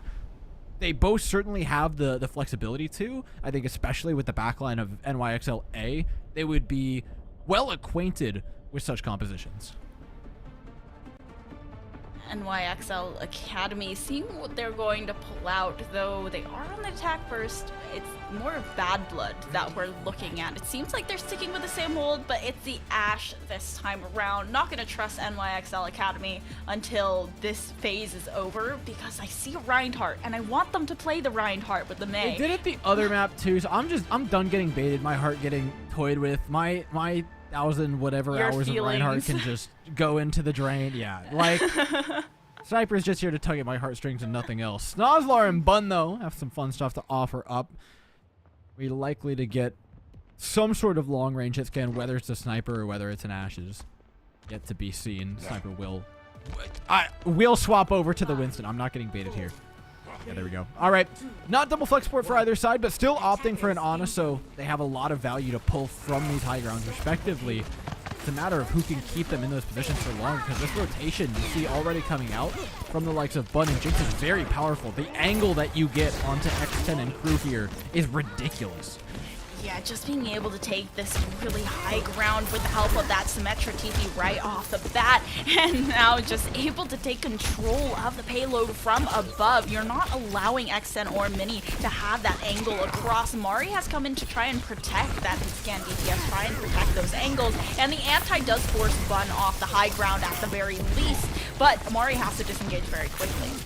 I love that the dives from Mari are being kind of paired with the anti-nade as a very aggressive tool, but it means that they also don't have the anti-nade as a counter dive option should NYXL look to take advantage of it. Like right now, we just saw the anti-nade used. This is kind of prime opportunity for NYXL to step forward with such a critical cooldown being missing. And there you go. Step forward, AJMR down. Fortunately, X10 was able to, in the critical moment, take that pick back.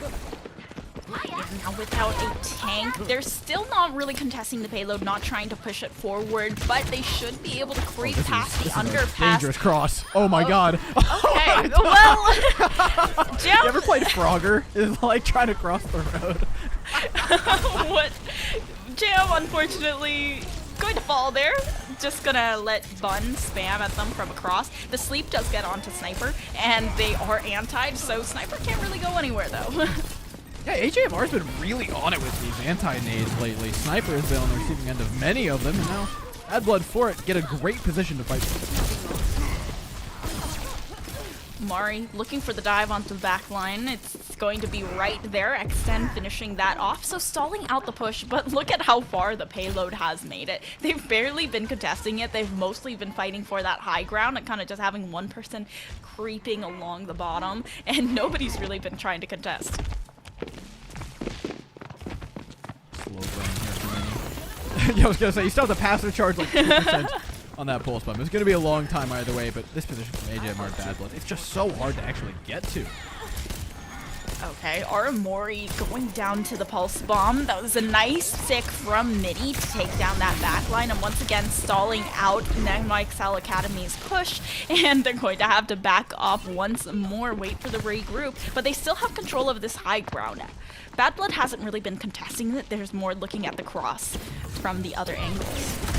I mean, why do they need to contest is kind of the question we start asking ourselves. The supports are already in a very good position. Jam and AJMR don't want that high ground. Nobody else does. The high ground doesn't have vision around that corner either. It has some access to the back line here that should make them a little bit uncomfortable with the pulse bomb online, but as long as Jam and AJMR don't get sticked by this ultimate. Oh, they've been separated away! Yeah, now boost does come through from AJMR. Jam should have a bit of extra survivability, and the stick still does go through, but the nano boost, the damage reduction, it's not going to be enough because of the primal rage that Sniper takes out, and AJMR, despite landing the anti-nade, is not going to be able to take down this Winston that's just diving onto the back line. The support's out of the fight. Doesn't look like there's going to be a touch here, and should be a free point A as they head onto the hangar phase. So yeah, NYXL win there, but I mean, let's look at what the meat and potatoes of that were. Bad Blood absolutely held up. NYXL had like 30 seconds left. This is by far the best start to a map we've seen out of Bad Blood thus far, and if they can keep this up, find a place to stabilize here on B, especially with a Bob in tow, very well could turn this into a map. They do have control on top of the airplane hangar. The Bob does come through. Okay, Bun is really going to have to find a way to shred this Bob. The bubble does get down, and X10's Bob finally does fall after Bun just focuses down calmly on top of this airplane hangar, but now being doved by Mari, getting a lot of that ultimate charge just off the single dive, and Mini has just not been, we've not been paying attention to Mini, but Aramori has been consistently falling to Mini's attacks and harassment from the behind. Counter dive though does look to be pretty successful. Boots down have been traded. Mari wreaking havoc here for Bad Blood, who now have control of the ship and high ground to work with. It's going to be now much harder for NYXL. And I think a lot of that goes back to that pick that we were talking about, right? On to Aramori, who doesn't have the same high ground access, we'll be generous, as the rest of this team does. Everyone else is just kind of looking down at Mini picking apart their Ana. Just be like, I guess we'll try to trade it, but you're definitely going to die. Now, the trade looks far better as Aramori's up on that high ground, gets the nano boost out early, and can get a lot more done. Yeah, the nano boost on Sniper, but he slept for a lot of the majority of that nano boost. Doesn't mean that X10 won't die to the Tesla cannon, though. But now being harassed out, going back onto the airplane hangar, while Mari is just so deep into NYXL's back line. Bun goes down so quickly, and Aramori, there's nothing that they can do to save that. And it's just Sniper, who's isolated on top of the airplane hangar. Now, the rest of NYXL Academy not having that high ground access just yet, waiting for the regroup. But in a Winston 1v1, not a lot of damage going out. It's actually the pulse bomb that finds Jam from Snozzler's side though, and now NYXL, they stand a good chance of being able to push this all the way to point B, especially with the picks that they're finding. Honestly, sometimes it just feels like they pull it out of nowhere, but the pick from Snozzler really got them in. Bun as well coming in on the Genji. It gives them so much more high ground access than they had prior. Suspect it'll actually probably end up swapping unless they just are afraid to give away the ultimate charge with the Genji. Doesn't get too much done here. Yeah, out comes the Hanzo. Expected swaps from NYXLA. Bad Blood, though, lacking tools to stabilize here. They're going into a fight up against Rally, up against a Primal Rage, up against a potential Nano Boost should it go long. And that fight very well could roll into 2, which means a map end. This is dangerous territory for Bad Blood. This is not a fight you want to lose, or at least do not lose quickly. That's good. Good bit of help. I'll take it. That's definitely not losing the fight. Good start for Bad Blood, taking down Snozzler, waiting for the regroup now from the Tracer, and also just taking the pressure off of the back line, who's consistently being harassed by the Tracer in every single fight, but they are losing that high ground control a little bit. Coach Gun could be expended to try and get on top of here, but no, it's just going to be the Dynamite to sniff out where Bun is. However, Sniper using that Primal Rage should be able to find at least a pick, but it's just shredded by HMR and the Rally as well from Jam. It's just staving off so much pressure. They've made it pretty far so far, NYXL Academy, but they only have a minute left over, and they need to try and full cap here. Yeah, Bad Blood are playing this so well, right? They trade the Rally for the Primal Rage. They still have their Primal available for when the opposing Rally comes out. Nano Boost are dead even. I think the Bob is such a valuable tool as well in being able to shut down a lot of these pushes that NYXL want to make. And Mini has been playing very well this game. We haven't been just watching Mini go around the back line, but he's just able to take down the rest of the back line from NYXL Academy. And Jinx also went down to Mini's Pulse Bomb with the Rally in hand. The Bob is expended by Bad Blood, but the time is ticking so low. 15 seconds left over for the final push. A lot of ultimates are available. That honestly, I'm throwing a whole Dragon Strike up at the high ground. It has taken nothing less than that to unseat AJMR from that position. I think AJMR might have actually, of their own volition, moved. So what they're trying to do is kind of feign AJMR being up at that high ground and then have AJMR actually be down here for a fat anti-nade. Oh, able to avoid the Dragon Strike completely. Snozzler does get a bit of damage down onto X10 though, but it's unable to get the kill. However, now with the stick, as X10 heads up with the Coach Gun goes down. Mari using the Primal Rage to stave off the pressure, get the bit of health. NYXL, they've used every single ultimate, and they are still pushing forward. That overtime's completely active, and the switch with Sniper onto the Diva, trying to get a little bit of damage through with the defense matrix, but they put the Diva out into the Baby Diva form, and now it's going to be a lot harder to contest, dancing around the payload, and the rest of the squad is coming through. X10 onto the Widowmaker. Aramori falls. They need to rely on Jinx and fall back on the Stain from the Brigitte and the Biscuits, but they're just dancing around with the Blinks, and X10 there keep ringing out with this Widowmaker sniper rifle. They cannot touch. Round 1 has been completed nearly to the third point, but 72 meters.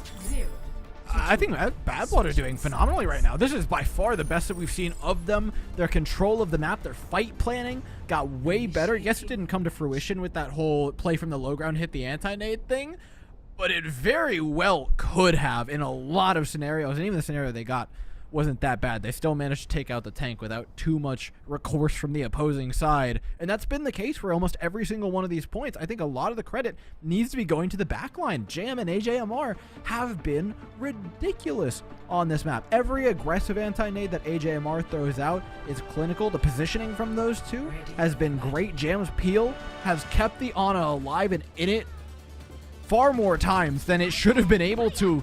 If NYXL cannot find a way to get past that backline or to that backline, actually, I very well could see them having problems on this defense. Yeah, Jinx and Aramori don't have that same kind of peel for each other. We've seen them be very, very strong and consistent in the past, but this high ground control, they are just not being able to get a hold of, and Mini is just a constant thorn in their side. Mini has been able to find so many picks off screen onto NYXL Academy's backline with the pulse bombs and just the harassment that they're not able to get the sustain through to Sniper and the rest of the squad. Attackers incoming. Now with that high ground in hand, NYXL step up to the plate. Fun playing that patented Hanzo, though, from Midtown is really terrifying for Bad Blood to have to walk into. They've caught Sniper off guard! Oh my god! Did you see that? The Sniper way that has been removed from the server. X10 running around the side, and the rest of them are just like silently creeping up, and they're like, okay, hack anti-nade shred, and then they're gone. Yeah, Sniper just got disappeared. I don't know. There's nothing more to it. Sniper was there, and then Sniper was not there. And those were two You guys wanna momentary see a magic instances. And they just destroyed and deleted the Winston of NYXL Academy. However, Snozzler actually attempting to try and contest this payload, blinking around and in a 1v1. Wow, how did they live? What? What in the world? Actually going to win that one. How it was like they are surviving for a lot longer than I would have thought. And they were able to actually win the fight. Now it looks like Mari might go down to Snozzler, but not the case since they have that biotic nade in the back pocket from AJMR to just keep that tank up, and Snozzler's harassment has suddenly become nullified. I mean, Snozzler has been the single most annoying person in this lobby for every map played. I mean, I harken all the way back to Elios. Bouncing high ground to high ground, now Bun finding a pick, making things even worse. Bad Blood just not trying to sit up here, but this pulse bomb. Oh, it looks juicy, Tala. Yeah, the pulse bomb. If they can get a good stick onto HMR, this could spell a good fight for NYXL Academy and a huge stall for them. But they seem to be backing off. They're waiting for some kind of initiation from Sniper and needs to get the heals up first. Now that's given time for Bad Blood to get their ultimates up though, and with that ultimate, even the stick onto Mari won't do anything because of HMR's nano boost. However, HMR does go down. The nano boost has come out beforehand, but because of the harassment from Sniper, the counter dive onto Bad Blood's support line, they have to back off. Yeah, there's only one thing better than having ultimates up, and that's having players up. And unfortunately, Bad Blood did not have those going into the fight. Nice early picks by NYXLA. They buy themselves time to get ultimates online as well. That rally is the big one that I'm looking at. If Jinx can get that, they could sustain through practically anything other than a pulse bomb onto Aramori. And I'm not going to ask for another one of those. I feel like I've already put enough pressure on Mini as it is. I mean, Minnie's been playing incredibly well, Absolutely. pressure or not. I mean, this map deciding the fate of the series, whether they can go on and get this series a little bit closer. Oh my Minnie, God! The harassment onto Aramori. You ask and you shall receive, Door, because it's been happening over and over. But Sniper with the Primal Rage, this is a huge counter to that huge pick that Minnie just found, and they're able to get so much damage onto the support line of Bad Blood. Jam and AJMR going down. Jam going down with the rally in hand. So Bad Blood will have that for the next fight, but they're unable to sustain through this one. NYXL now have all the tools to make this a lights out series in the coming moments. 1 minute stands between them and keeping themselves in the upper bracket. An aggressive pulse bomb connects onto the shield of Jam, but not much more than that. NYXL look to disengage from this high ground and not play too aggressive. Mari taking quite a bit of damage, followed up by the support line though.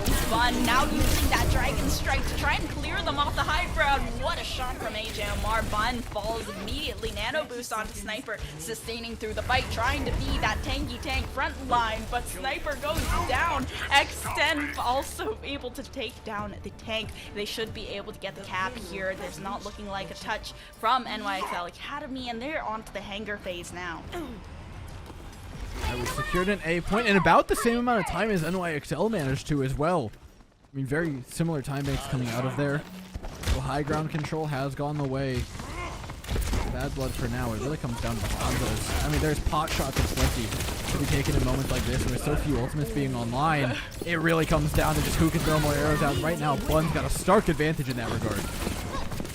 Bun finding Extend, and Snozzler looking to go for the Tracer 1v1, but really just stalling out the cart because no one is contesting payload. They're really fighting for that high ground, and this is a commonality in Watch Point for Gibraltar when people get very hyper-fixated on this hangar phase.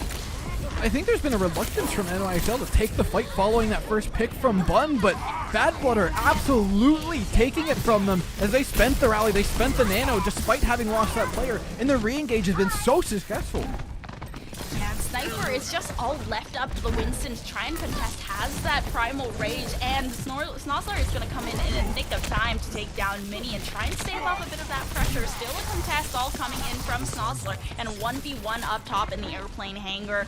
Primal Rage still available in the back pocket of Sniper, but he's waiting for some kind of sustain to come through from their supports before he goes for the contention once again in the dive. I mean, there's no need. NYXL have a whole slew of ultimates, notably the nano boost almost up from Aramori, so they can just hold their cards close to their chest until they've got that critical ult. once again, Sniper using the Primal Rage to harass that backline, try and force out the sight lines from this backline, but Sniper just takes so much damage in a matter of seconds just from those two supports. Snozlar finding Mini, however, is huge. He goes down with the Pulse Bomb, and that was the only ultimate they had. The stick onto Jam, and now they can harass out AJMR. This could be another lights out for this next fight. Aramori having that nano and the huge anti as well into that room. They're just fighting for the high ground, and they are succeeding. All that's left over is just the Tracer, and being stunned out by the Shield Bash. It's just NYXL Academy. They win another fight. They live to fight another day. That was ridiculous. I mean, the timing from Snozlar to time the Pulse Bomb with Sniper's dive so that they were all forced back into the corner where the Pulse Bomb was going to be lying. Beautiful stuff. And now with ultimate still, I mean, aplenty. This should be easy for NYXL to take across the finish line. Save for some magic from Bad Blood, but that anti-nade has all but sealed their fate. Yeah, that anti forces them back, forces the disengage. There's no one there to contest. There's no one to touch, but they still are able to get one in from Bad Blood's side, but the overtime will fade just as quickly. Mari accepting their fate as NYXL Academy. They take the series 3-0. And I think this is a statement being made because on the other side we have two teams really just rearing to take them on. Timeless Ethereal and Rift Guardians. Their match is still going on. I know both of these want to bite at NYXL Academy. I think after the statement NYXL Academy just made, I'd be a little bit more hesitant about taking a chomp. I mean, I definitely think Rift Guardians are going to want that rematch down there in the lower side of this bracket, but unfortunately, Strix Bad Blood, they are headed to that lower bracket, the dog fight, as you called it earlier. And, you know, just imagine on the other side, Timeless Ethereal and Rift Guardians, one of them is going to have to lose this series. And imagine you're doing a lower bracket run, just having the time of your life, and you run into one of those giants. Yeah, it's not a fun time down there, man. That's what I'm telling you. But speaking of not a fun time, basically anybody who had to step in front of NYXL Academy in this match, oh my goodness. Not just a phenomenal showing of mid-fight prowess from NYXL and their calling, but individually as well. I think we saw literally every single player step up to the plate in some regard. Strix put up a lot of fight. I thought individually we saw some phenomenal stuff from Mari, Mary, whatever it is, whatever that mystery vowel is.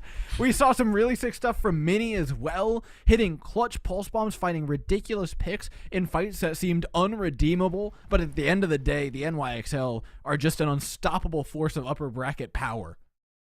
Yeah, NYXL looking to go flawless just as they did in the Swiss stages, and I mean even in the grand finals of the last minor they went 3-0, and it was nearly with a very, very small round differential as well. They are such a dominant force, and they look to continue to be so.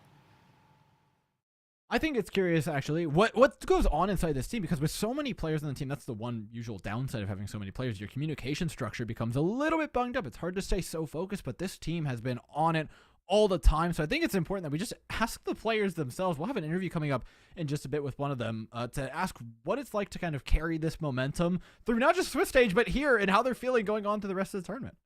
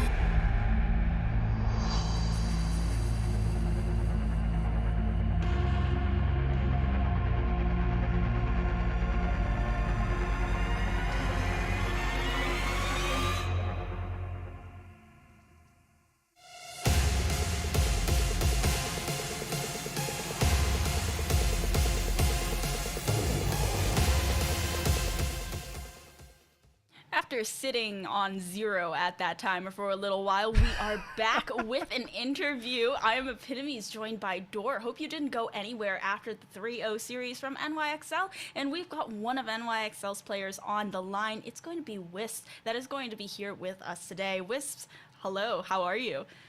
Hi, I'm doing good. How are you? I'm good, thank you so much for asking. And you know, you didn't play too much in the match, but how is your team feeling? How are you feeling? Everyone's feeling pretty good. Uh, yeah, we're doing good. We've been practicing. We've been playing. The Sombra on Gibraltar was definitely the little swap there. That was interesting, but so far I think we're doing good. Yeah, just a little bit of a surprise, a gift for you right at the beginning of that map. But you know, I wanted to ask, what are your pregame rituals? What does your team do to get in the mindset for playing these tournaments? I know a lot of people have like certain rituals and stuff. I don't think we do anything as a team, but like personally, I always like make sure to get like enough sleep, if not like extra. And then I try like if I eat something before a match, I always like I don't know, like something like nothing like high in carbs, but those are like my two only things. I know it differs to player though. Wisps out here supporting healthy lifestyle choices. We love to see it. No, clearly they pay off. You guys are picking up some big wins. Is it true? I'm like checking all my things to make sure I'm not making accusations, but like you guys have not dropped the map yet, have you? I don't think so. Do you plan on it? Is that like? Hopefully not. It's a little exciting, would be man. cool to I don't keep know how to that. like tell you this, but we need you to throw a little bit just to make it look a little. We need okay, entertainment. alright. It can't just be domination from you guys. What's up with that? Yeah, it would be really cool to go like undefeated for Swiss and playoffs. That would definitely be exciting. We'll see. I mean, you guys have the tools to get there. I see how deep the roster is. All the opportunities that you guys have. You're a really hard team to counterpick in terms of maps, just due to the depth of roster that you have. Should we expect to see that depth kind of explored the further on we go, especially with the likes of Timeless Ethereal and Rift Guardians on the other side of the bracket? We definitely we have a pretty large roster. Everyone has like unique heroes that they're better at than others. Like, you know, the reason I'm here is because Snozlar, we would give Snozlar the interview. They're our new pickup playing Tracer, and they have a better Tracer than me, so I don't play like Tracer maps right now. But Snozlar could not join the interview, and no one else wanted to do it, so you just got tossed to the dogs. yeah, a Or little surprise, Epitomes' surprise. cat, I suppose, is a little Don't bit less worry, vicious, he, but he doesn't bite. He just steps on your head, and I have a band-aid on my forehead because he stepped on it this morning. So he doesn't bite, though. You know, no worries. But I mean, I wanted to ask: is there anyone that you're really excited to play, or a player in particular that you feel maybe a little bit more threatened by, a team in particular that you are excited in this tournament to play? Probably Timeless Ethereal. They're always a really fun team. They have a pretty interesting like new roster with players that we haven't played against a lot. We went against them in Swiss, but I definitely think like it was a 2-0 in Swiss, but like I don't think that's at all representative of like how the match could go today. They're all really good players. It'll be fun. Yeah, and then is there anything that you would want to shout out? Anyone that you want to give thank yous or shout outs to before you head on for the day? Probably my family for allowing me to do this and spend time on it. Yeah. Okay, awesome. Really good that they support you and allowing you to do the things that you love. So thank you so much for talking to us, Wispas. Yeah, thank you so much for having me. bye-bye. We'll catch you around some other time. I have no doubts we'll catch them around some other time. NYXL are a very, very good team that tend to win matches and make their way into interviews. That being said, we've got more fantastic matches coming up for you guys. Of course, Timeless Ethereal and Rift Guardians is still going on. The lower bracket, the dogfight, is still happening, so plenty of matches are to be had. But for Epitomes and I, that's the end of our day. Dustin and Mox will be taking over for the rest of it. So thank you guys so much for watching us, but stay tuned because there's more Overwatch coming.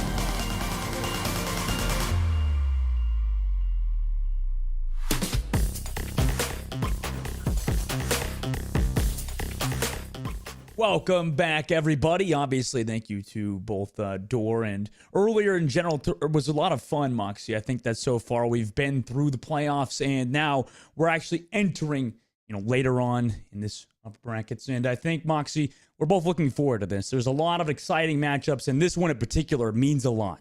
Yeah, there's a rivalry. There is a long-standing rivalry between these two teams, given the fact that in the last major, it was Timeless Ethereal who were able to topple NYXL Academy to be able to take that first position. And wouldn't you happen to know it, in the winners final right now, we're going to get to see that rematch right here, right now. And I cannot wait to see how this is going to go down, Dustin, because honestly, these two teams, I have a lot of respect for all of the teams that kept a lot of their core rosters, moving from majors from 1 into 2, and both NYXL Academy and Timeless Ethereal were one of those couple of teams who did decide to stick with the plays that they previously picked up so they can improve and just gradually add to the synergy already built.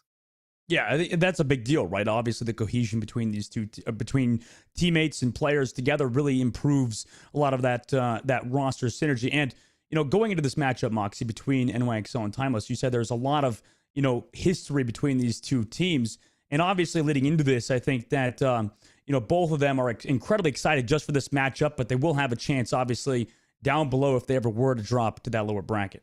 Well, there you can see the history right here. I love our production so much. I raise a point and immediately they have my back. Minor one won by NYXL Academy, but it's the major that you have to look at for those circuit points. Timeless Ethereal were able to take that win back in April, and now they're going to be back trying to rerun it and do it all over again. Something that we do have to mention, however, about Timeless Ethereal is that their roster, it's pretty diverse in terms of where some of these players are coming from, as you can have a look at what all of these teams are going to be playing for. It is those massively sought after circuit points. The better you do in all of these majors, the more points you're going to be able to accumulate up into the end of this year. Yeah, that championship obviously is a big deal towards the very end. And, this matchup in particular is obviously the one they're looking for today, though, Moxie. As it stands, you want to look at, what's in front of you. And, both of these teams are favorites in the entire tournament. So, obviously, in this matchup, who would you favor at the moment, Moxie? Who's looking a bit stronger, or is it a lot closer than maybe some people think?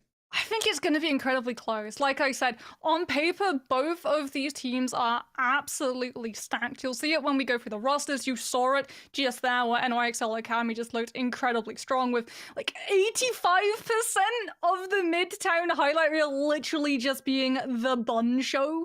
Her Hanzo is absolutely terrifying when you're coming up against it, but they're also incredibly flexible in terms of their roster.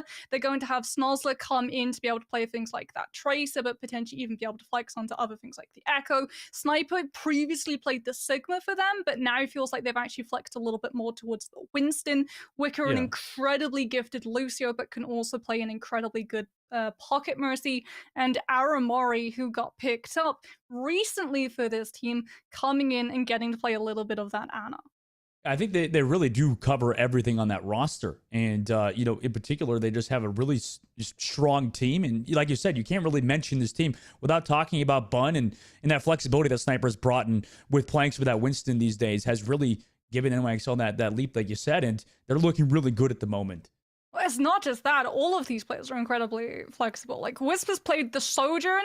We've seen so much of these different outlooks coming through. We've seen Hanzo, Sojourn, Widowmaker. Bun pulled out the Genji, which is something that we have seen in the past as well. Kindred can play an absolutely amazing Reinhardt, but also flex onto that Ramattra. So this composition, this team can literally play whatever meta they feel like playing into. But on the other hand, we have to talk about Timeless Ethereal, because if you're going to recognize some of these players from the American side of Tier 2, well, if you've been keeping an eye on Europe, you're going to recognize some of these players too.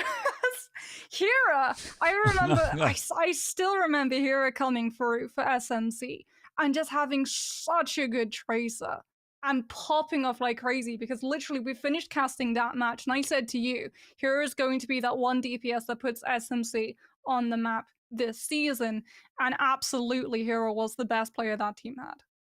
Yeah, for sure. Hero is insane. And by the way, this is not a glitch. This is all Roadhogs. Is their was their favorite characters? Like, they're obviously not all playing Hog, right? I mean, it's not like you could do that these days, unless you're playing you could play like Roadhog on Well or whatever, the map where you just hook everybody into the pit.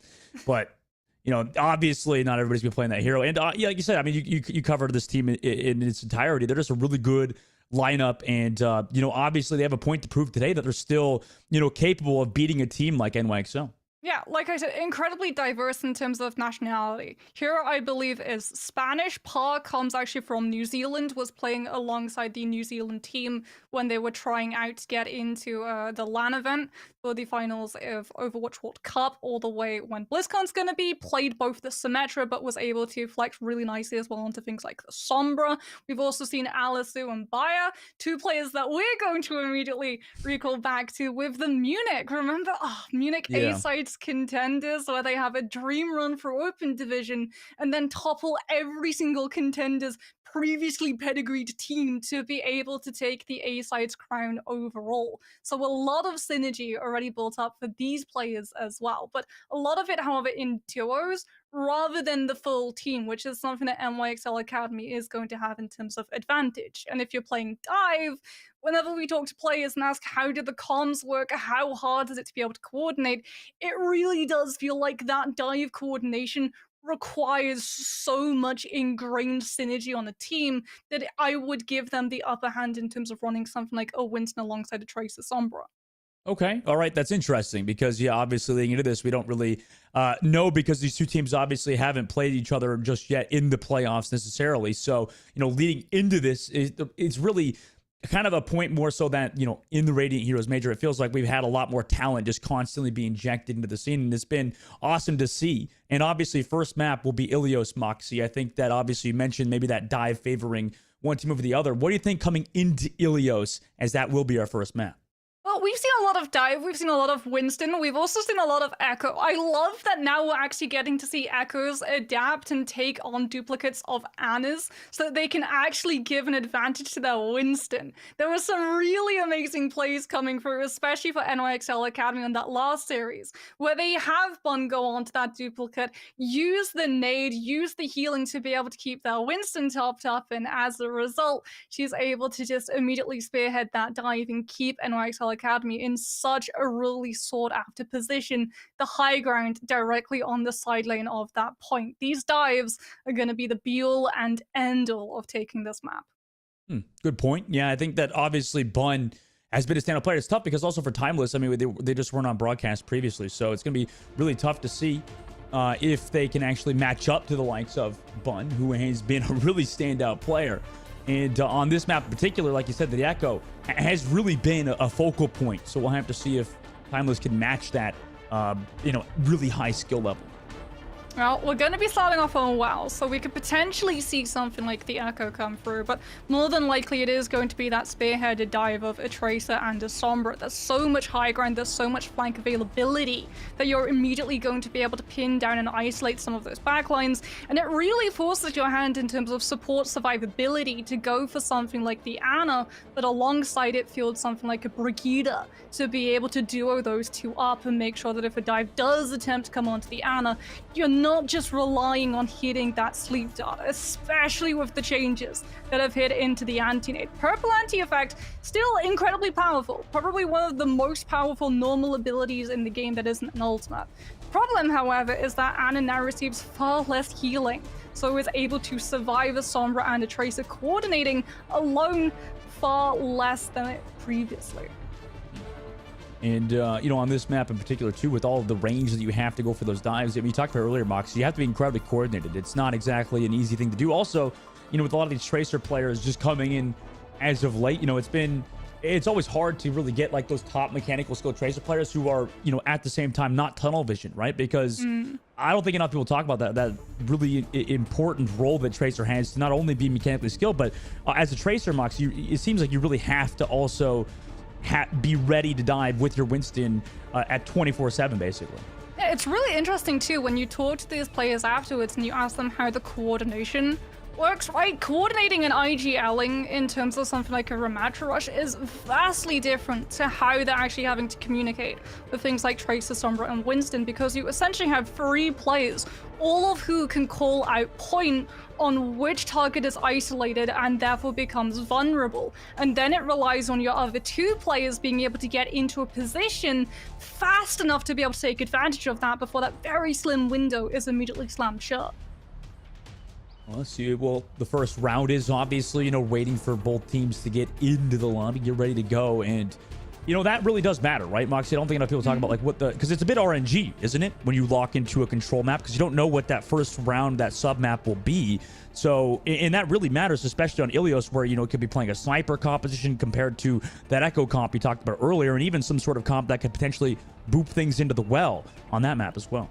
Yeah, if we see Lighthouse, more than likely we are going to be seeing Echo for Echo just because of how sought after that high ground is. If you're able to control the high ground, you get such a good vantage point on the other team in stopping them from being able to rotate easily to the point, so something like a Tracer or a Sombra can't literally just throw themselves past the entirety of your team and force you to give up those defensive positions to be able to contest the flip. Let's get into it. Obviously, between these 2 teams, it's going to be an incredibly immense everybody's looking forward to this match. I think that it's been an incredibly exciting matchup between these 2 teams that really have a lot of high-skilled players too. I mean, a lot of these players play on separate teams outside of just Radiant, so let's see if they can play. Obviously, we're still waiting for them to get ready to go and get them back to the spawn doors. Obviously, we got to wait, see what compositions are going to play. Ruins is the first map, Moxie. Yeah, Ruins, not well, nor Lighthouse, and this actually opens the door for a composition that we're yet to really discuss, and that's the Junker Queen. A lot of distance, but also a lot of just anchoring onto that point. You have the means of stabilizing with that shout. Yes, you have been hit pretty hard in terms of the nerf coming through, but you still have the means of self-sustaining, and it puts a lot less pressure on your backline to have something like an Ana always keep you up. You can field towards something like the Kiriko and Lucio, which has less burst sustainability, but a lot more survivability. However, it does make it pretty easy to take advantage of in terms of that poke phase. So it does look like both of these teams are going for the safer option, which is just Winston Mirror. Okay, see if it works out for them, obviously. I mean, this has kind of been the meta for a while now, right, Moxie? This kind of Winston Mirror composition. Feels like it's been, quite the mainstay for the metas and compositions of the game at the moment. A lot of Sombra in general, and, both sides, like you said, Moxie, locking that comp. Oh, Bun got the health pack. The mega health pack immediately claimed by NYXL Academy, and that's going to severely limit how aggressive Timeless Ethereal can be playing on coast side. One to the left side, Bun already going for the hack. On to par here, it goes in so low on the left side as well, so has to recall. Plays so well, NYXL already going for that dive. NYXL Academy taking a lot of that pressure, also get the hack onto Alisu and see if the pressure is there. Cal, Maya both keeping Alisu alive, great job from them to keep the Winston player Timeless Ethereal strong, while Snozlar still on the backside looking for the Brigitte and finds by amazing work from Snozlar on the side of NYXL Academy, and also Sniper goes for the dive on the Cal 2, so Timeless kind of falling apart to NYXL at the point. They've already lost 2 members of the team, make that 3, and the point surely will go in their favor. And look how aggressive Snozlar got to actually go to try to press themselves up against Fire on that Brigitte, because they saw very quickly that Pa had not actually hacked the health pack. On Timeless Ethereal side, they'd hacked it around that Ruin architecture, but they hadn't actually hacked it below where the high ground is. So Snozlar's as well gets to fall back onto the health pack in recall and pressure the Brig even if you get shut down. Snozlar has been amazing so far in this tournament. Full spawn ready to go, tries to go for the sticky, but it connects onto the shield. Timeless Ethereal of Alisu looking to prevent that pulse bomb from connecting, and then here it comes over. For that duel on the left side, EMP from NYXL, but no follow-up. In fact, maybe just about now with the Primal Rage to Sniper, it might be enough. They do lose Bun in the process, though. So it's a 1-for-1 trade as long as they don't lose their Winston. NYXL are still in a decent spot, but a sticky on the Sniper. Forces Sniper away down to below 100 HP, but has the double support there as well. Not giving it the point, 75%, 2 are being flipped against the rallying Brigitte. Sniper dives into buy, and then the peel is there from Jinx as well. And now Alisu's left alone. Now they cross that 50% mark. Here it does find our Amori, but doesn't result in them getting that flip. NYXL still holds strong. Oh, the stall is gargantuan as well. Timeless Ethereal Cal is forced to throw in that nano to try to peel the after effects of Bun's EMP. It goes on to buy so they can at least try and keep that brig tapped up so that they're going to have the rally to sustain through. Apart does have an EMP for this next fight, but NYXL Academy have both the pulse bomb and a rally to be able to sustain through any aggression that Ethereal want to use EMP for. Oh no. And Par was pressured out, so had to go all the way away. They did force that rally first though. So NYXL trying to go for that aggressive play. Nade stops Jinx for now, goes so low, but the heals are there. Par again, almost gets one clipped, and in fact, Stalzler's there at the end of it while the EMP came through. So there's not enough damage for Timeless to be able to follow up with the EMP, and sadly, NYXL are taking full advantage though. Cal has found Bun. That's a great trade from the Ana player of Timeless that could give them some opening, as NYXL don't have a lot of ultimates to keep things going. Hero though with the pulse bomb too, able to find Jinx, so luckily for them, they're able to come back in this fight and reclaim the objective in overtime.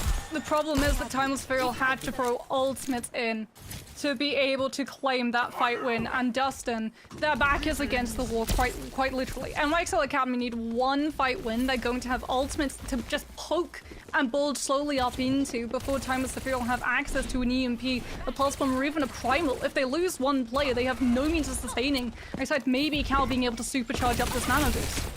Gonzor playing with the rest of his team, or their team, while Hira on the left side towards the health pack, looking to duel.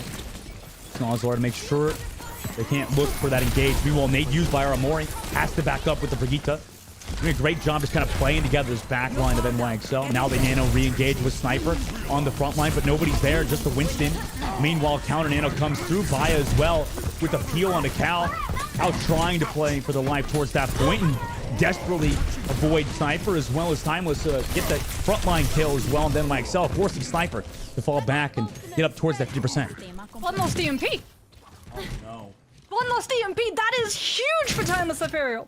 Now they can build up an EMP of their own and hit it faster than Academy. Sniper's going to have the primal rage, sure, but Pi is going to be able to have the rally, and as long as Ethereal don't play themselves against geography, Sniper's not going to be able to juggle one of them off the map for an easy kill. Ethereal suddenly, by dodging that EMP, find this map so much more winnable. Good at the moment, though Par has to relocate back. Hira still has the health pack to play around as well. NYXL desperately trying to claim some space, but Hira's been shutting down that mega health pack side. Down to 15 HP though, due to Bun being in a great position. Hira can now fall back towards the back line of Timeless. Meanwhile, Alice, who got slept and hacked on that front line, tries to back up for support. The recall came through. Snowslar Sniper as well, going for the juggle into Primal Rage. No kills to be found just yet. Trying to counter Alice on the backside. Hira's able to find Bun though, and Par can't find the kill, and the Jinx, who is rallying on the backside, has to translocate out. But the Timeless is still up in this fight. A pull spot from Snozlar is huge to find Vaya. Amazing opening pick for NYXL, trying to go in the front line with Sniper. They're able to find Cal to the back line, remove for Timeless. Not a lot of heals. The Primal still here from Alisu, but is the follow-up damage there? It's just onto an Ana who has that Brigitte support. Not a lot of damage found just yet. Hacked here as well. Snozlar finds Par, and last second NYXL will reclaim that objective. Only a Lucio to touch.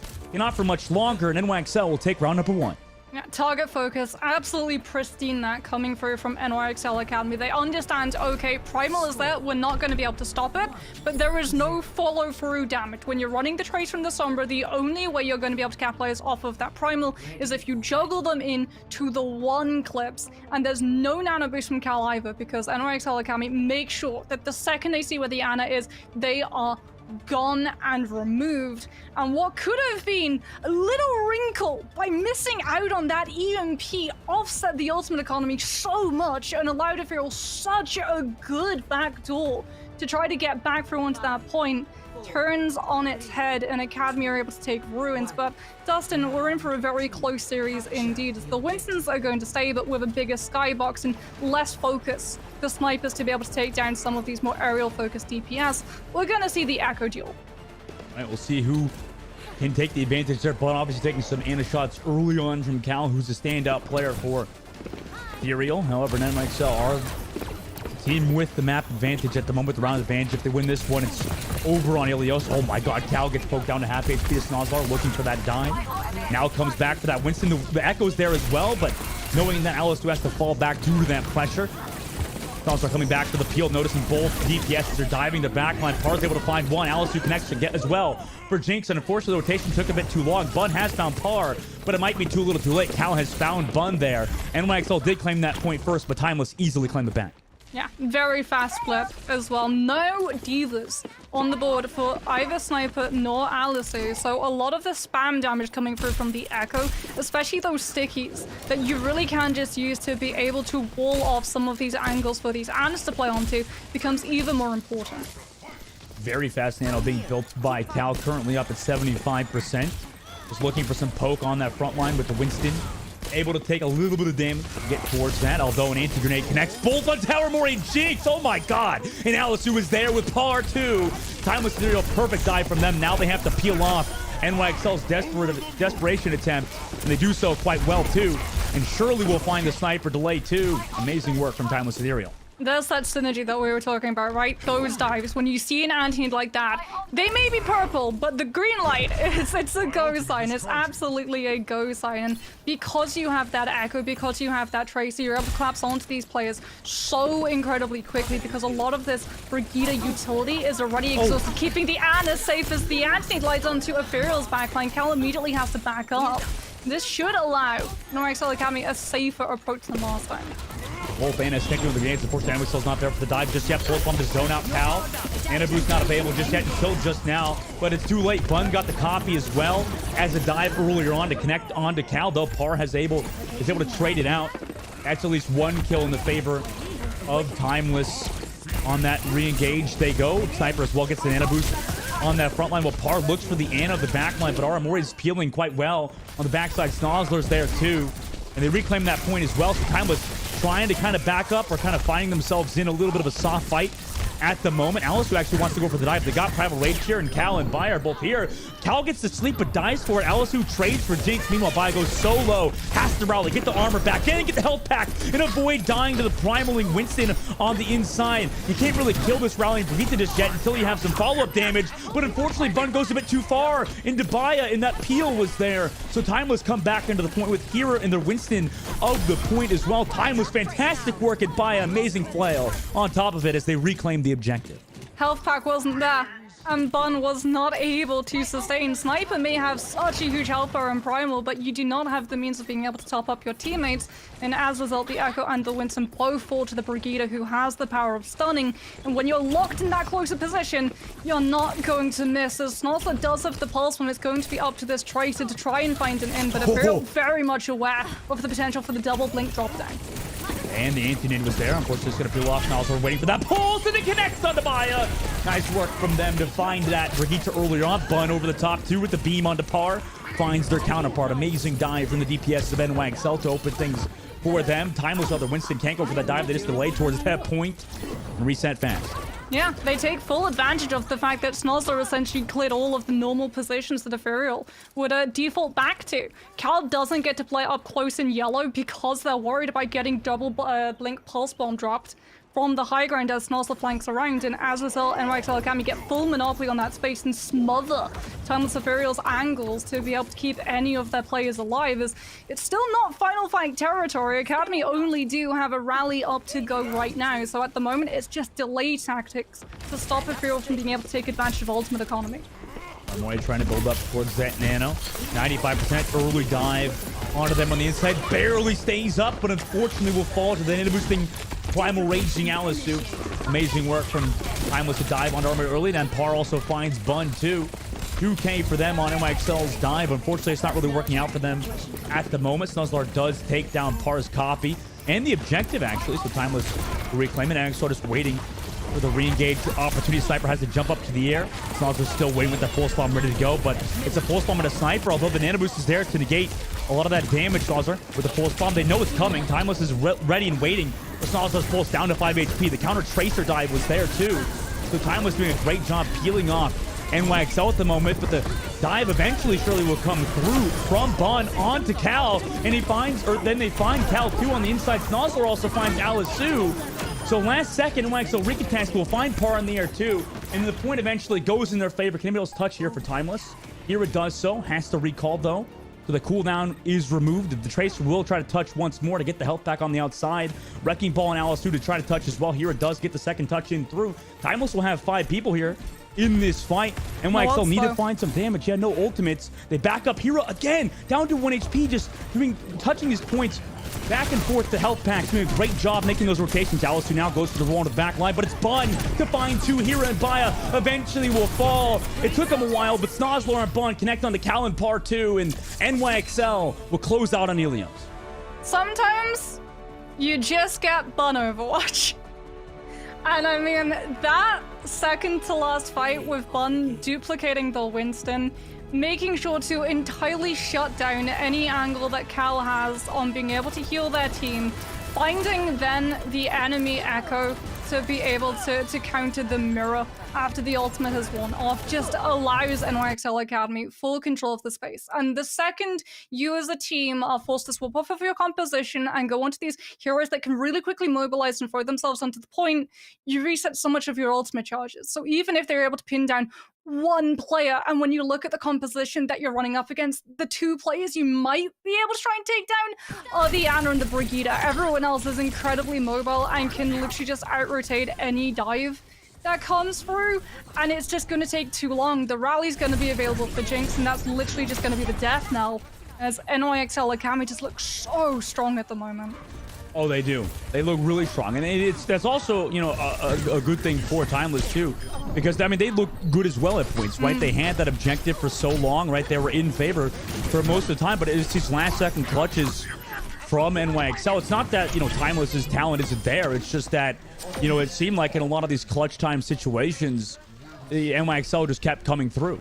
And it feels like they know how to play their positions better, right? You look at that opening fight into Ruins, a lot of the time when you have 2 Sombras on the board, it literally just becomes a scuffle over who's going to be able to hack Mega Health Pack the fastest in time. And the second that NYXL Academy understand, okay, we have coast side Mega Health Pack, you see how aggressive their positions become because they don't have to jump back to their Ana. No, they literally have to just short hop Winston jump back onto that Mega Health Pack and deny it entirely from Timeless Ethereal, and it effectively pinces the other team and sticks them in a really tough position where they are boxed in. They can't go coastal side, they get stuck in the middle. If they try and go through on that right-hand lane, they're all going to be cramped up in an incredibly small space, and that's the last place you want to be against either a Sombra VMP, a Tracer with Pulse Bomb, or just a Winston in the neutral with the Cleave. It really is incredibly smart from the dive compositions and the macro heads up from NYXL Academy that we see carried through into not Lighthouse, but well as well. And I think, you know, we talked about Bun, obviously, in the rest of NYXL, and also the DPSs of both teams, but I feel like specifically on Ilios, it was the bunch to some degree, but also, you know, their back line as well on both teams really played well, right? It seemed like they're, you know, the supports and the Winstons were a lot of the catalyst of why that way in NYXL's favor. And, you know, on both sides, too, it was a really back and forth support matchup, right? Yeah, and like we said, we saw Timeless Ethereal having some really good organized dives where Cal would be able to land an anti-nade and immediately 3 players would just Bloodhound lock on to whoever was purple and go straight for the throat, straight for the kill, and be able to just clean it up really nicely and allow Cal to be able to hold on to that position. But again, the problem just becomes that the macro was there for NYXL Academy. The second that Snozzler had that pulse bomb, was able to reclaim the high ground and push the entirety of Timeless Ethereal's backline into these really horrible spaces where the Ana is split from the Brigida because you don't want to get double pulse bombed and lose both of your supports. Yeah. Something that I'm sure a lot of these players are very cognizant of. We just got out of World Cup where you and I both saw the punishment that would occur when a Tracer has Pulse Bomb and goes for the Brigida and the Ana at the same time. And because the Brig is so used to positioning with the Ana to be able to Brig flail the dive that comes through onto the Ana, they unfortunately get wrapped up really neatly in a very nice bow with a double Pulse Bomb kill coming through for that Tracer. And unfortunately, in that aspect, it worked against Timeless Ethereal. It did, sadly. Yeah, at the end of the day, they eventually crumbled. And, you know, coming into this next map, I think that they obviously will have some strengths there, but maybe you want a little bit more work done from your front line, obviously. I think at points, Par looked really good. But, you know, what could we say about that matchup potentially? Just that matchup between Par and Bun. I think that obviously it seemed like in the Sombra matchup, it was very close. It was tough to tell, obviously, because it's a bit more of that supportive role. But when it came to Echo, obviously both players were shining incredibly well on that second round. Yeah, so when it comes to the Sombra duel, I would say that Bun had the macro. We saw a couple of times that Pearl wasn't really hacking those really useful health packs where you deny not really playing the resources for your team to always be there, nor for yourself when you translocate out, but more to deny and starve resources from the other side so that a flanking Tracer and Sombra aren't just literally able to sideline all of your resources, which are closer to your respawn. But when it came to EMPs, Pod did better. The EMPs coming through from Timeless Ethereal had follow-up a couple of times. We did see Bun invest the EMP and unfortunately not be able to find any value or lose it entirely in the cast time. And it does feel like they're going to be pushing us back into that Echo matchup as Numbani is actually going to be the map that gets picked up. And this is a really interesting one because you can try and play to the strengths of hit scan where you have something like an Ashe to be able to deal with the Echo. You can position your backline to be all the way up on the high ground and fall back onto that small hallway if an Ana gets jumped upon, which means a lot less pressure on something like a Brigida to be 24/7 babysitting them. But in terms of the Echo matchup, I would say that Bun was definitely ahead in terms of damage output and usages of the duplicate. So it's really interesting to see whether or not they're going to mirror into it again. Probably. I would not be surprised. And, Mox, I want to get your take on this. Like, what do you think about Numbani at the moment really kind of being a forefront that a lot of the pro scene in general has just been loving Numbani again? It's kind of like a revitalization of the map, right? Well, it's also only just come back into the map pool. Yeah, that too. Yeah, obviously that's like, an that's important the factor. reason why we haven't seen it so much, because they just didn't have the option of being able to actually put it on the board. But... Okay, but like, why do they like this map so much, you think? Like, what's the reason for picking so much Numbani as of late?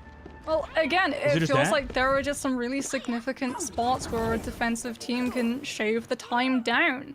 Point A can be incredibly hard to be able to coordinate that dive fully, because if you literally have an Ana just sit up on this catwalk here, you can land those anti-nades on the team that tries to dive in, especially if they're favoring the Winston over the Diva. And if an anti-nade does hit and you don't have that defense matrix to be able to coordinate off, you're going to be waiting for the effect to run out, and the Ana can immediately reposition away from the dive for the kill to come through. And even if you're able to pick up point A, a lot of the time it just comes down to point C and how defensively favored it is there. Very good points all around, and I agree. There's a lot of micro, especially on first point here. Yeah. Well, why do you think NYXL Academy decided, since they weren't the ones to pick the map, they get to choose the side, and surprise, surprise, it's defense. See if they can actually counter Timeless's dives. So far, it looks like Sniper's the one pushing away the backline of Timeless. Meanwhile, the Tracer also was there. Bun takes some poke from Cal early on, looking for that Tracer of the point onto Snozlar as well. Eventually, the dive comes through from Sniper. Has to back up towards the rest of their team, as well as Alice, who goes low. Hira finally finds Sniper as well. Jinx falls from the high ground, but guess who's there? It's Hira behind them. Oh my god, they barely live, or they live as well with some pocket from Aramori, but it seems like Timeless are just picking apart NYXL at the moment. Via eventually finds Snuzlar, who is caught up in a way, but a potential recontest that could still come through for NYXL Academy. Nope. Looks like it's good for Timeless. A very fast point A tank. Cal is such an aggressive Ana. Normally, it should be noted as well, when they play this map traditionally in contenders, they're on the Kiriko at this point, but they want to be able to build up this Nano. They want to be able to enable Alisu and the Winston. They're talking about enabling. Hira is going to get spotted out with the pulse pump, but still find the stick onto the Winston. Sniper falls incredibly low, almost goes down entirely because it was actually around an anti provided by Cal, but the break flail prevails, and Timeless Ethereal will be able to survive around corner as Sniper remains intact as well. A great pulse to force up the Nano. Now a counter Nano engaged from Timeless. This time it's a very proactive dive, enabling Alisu to find Jinx. Meanwhile, Bun has found Hira. Alisu looking for another target, but unfortunately can't find it, although Cal is able to find Bun. Meanwhile, while Alisu is just distracting over here towards this Rhino statue side, NYXL have to keep backing up and giving up some cart space now. That is a kill from Cal, asleep onto Bun's duplicated Ana, and then another kill as well. This really is the Cal show at the moment. Their backline is doing so much to be able to hold these Anas as fast as possible. But go to the duplicate. It does take so much damage with the Echo Stickies. Remember, you don't get full access as an Echo duplicate to the tank's health form. it is limited to half, so it does mean if you take those extra stickies, you do have to be a little bit more defensive. As Sniper, with that Primal Rage, just pushes right into the back line, and almost finds the juggle off. Close. Nice for Geek to bash back through. Enables them to live a bit longer. Hero's also there for the peel. Par there as well.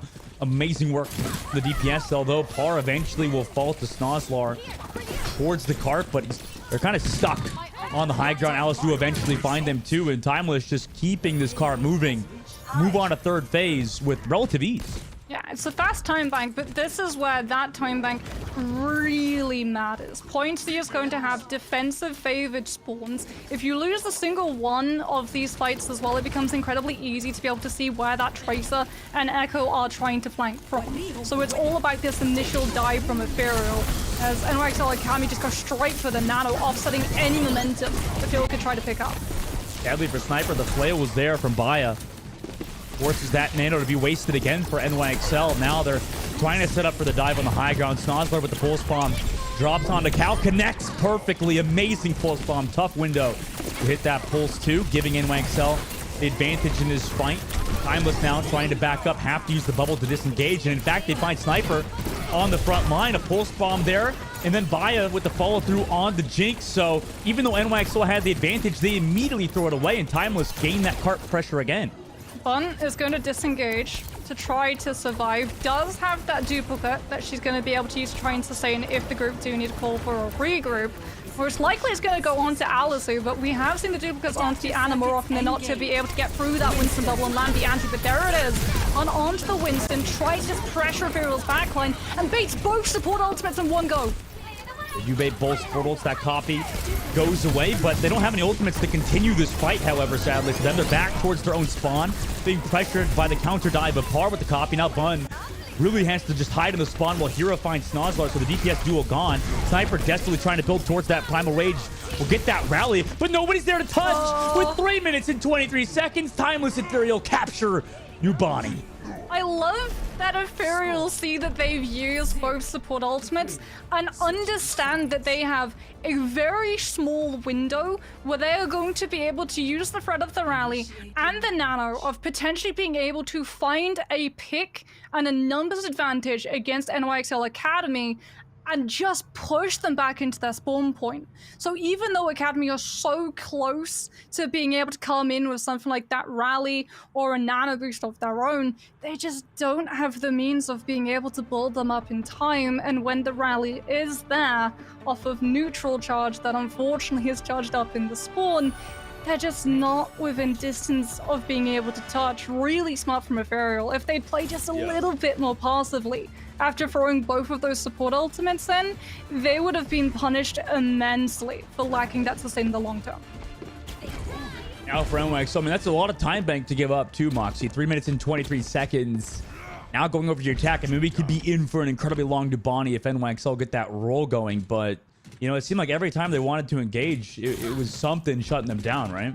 Well, they had the perfect engage. Snozlar being able to drop from that high ground, Assassin's Creed style, and eliminate Cal with that Leap of Faith pulse bomb. That should have been them immediately being able to just cordon off the choke and push Ethereal into using things like a nano boost or a rally to be able to actually break that dive, plus some really restricted spaces of the map, but they just overcommitted and Ethereal were able to punish. And now we're going to see Ethereal try and do the exact same. If NYXL Academy overstay their welcome in this dive, they're going to be sent packing. Tracer duel happening on the left side forces Snozlar to jump back towards the team. Timeless trying to take that advantage. Snozlar just has the mini to play. Everyone actually steals it first and wins in that matchup versus Hera. And now is in perfect position to deal with the Echo to Snozlar. Amazing spot to hang out in. But Cal gets that body shot on the Snozlar while falling back. I mean, fadeaway shot from Cal there as Timeless look to potentially re-engage down some of the members of their team, but they do find that Tracer pick, so they can re-engage toward this point with the perfect timing. Integrated will not connect on that backline, sadly, but they're still in a solid spot to touch this point at 98% on the board. Par finds Bun, and they're all here towards this point. Sadly, Snozlar and Bun got picked at the very end, and a sleep dart too, why not, on to Sniper. the trying to back up of desperate recontest from Timeless works out. Yeah, but silver lining for NYXL Academy, because they've been taking more damage, Aramori is that much closer to her Nano as opposed to Cal, and that is when we see the real dive come through.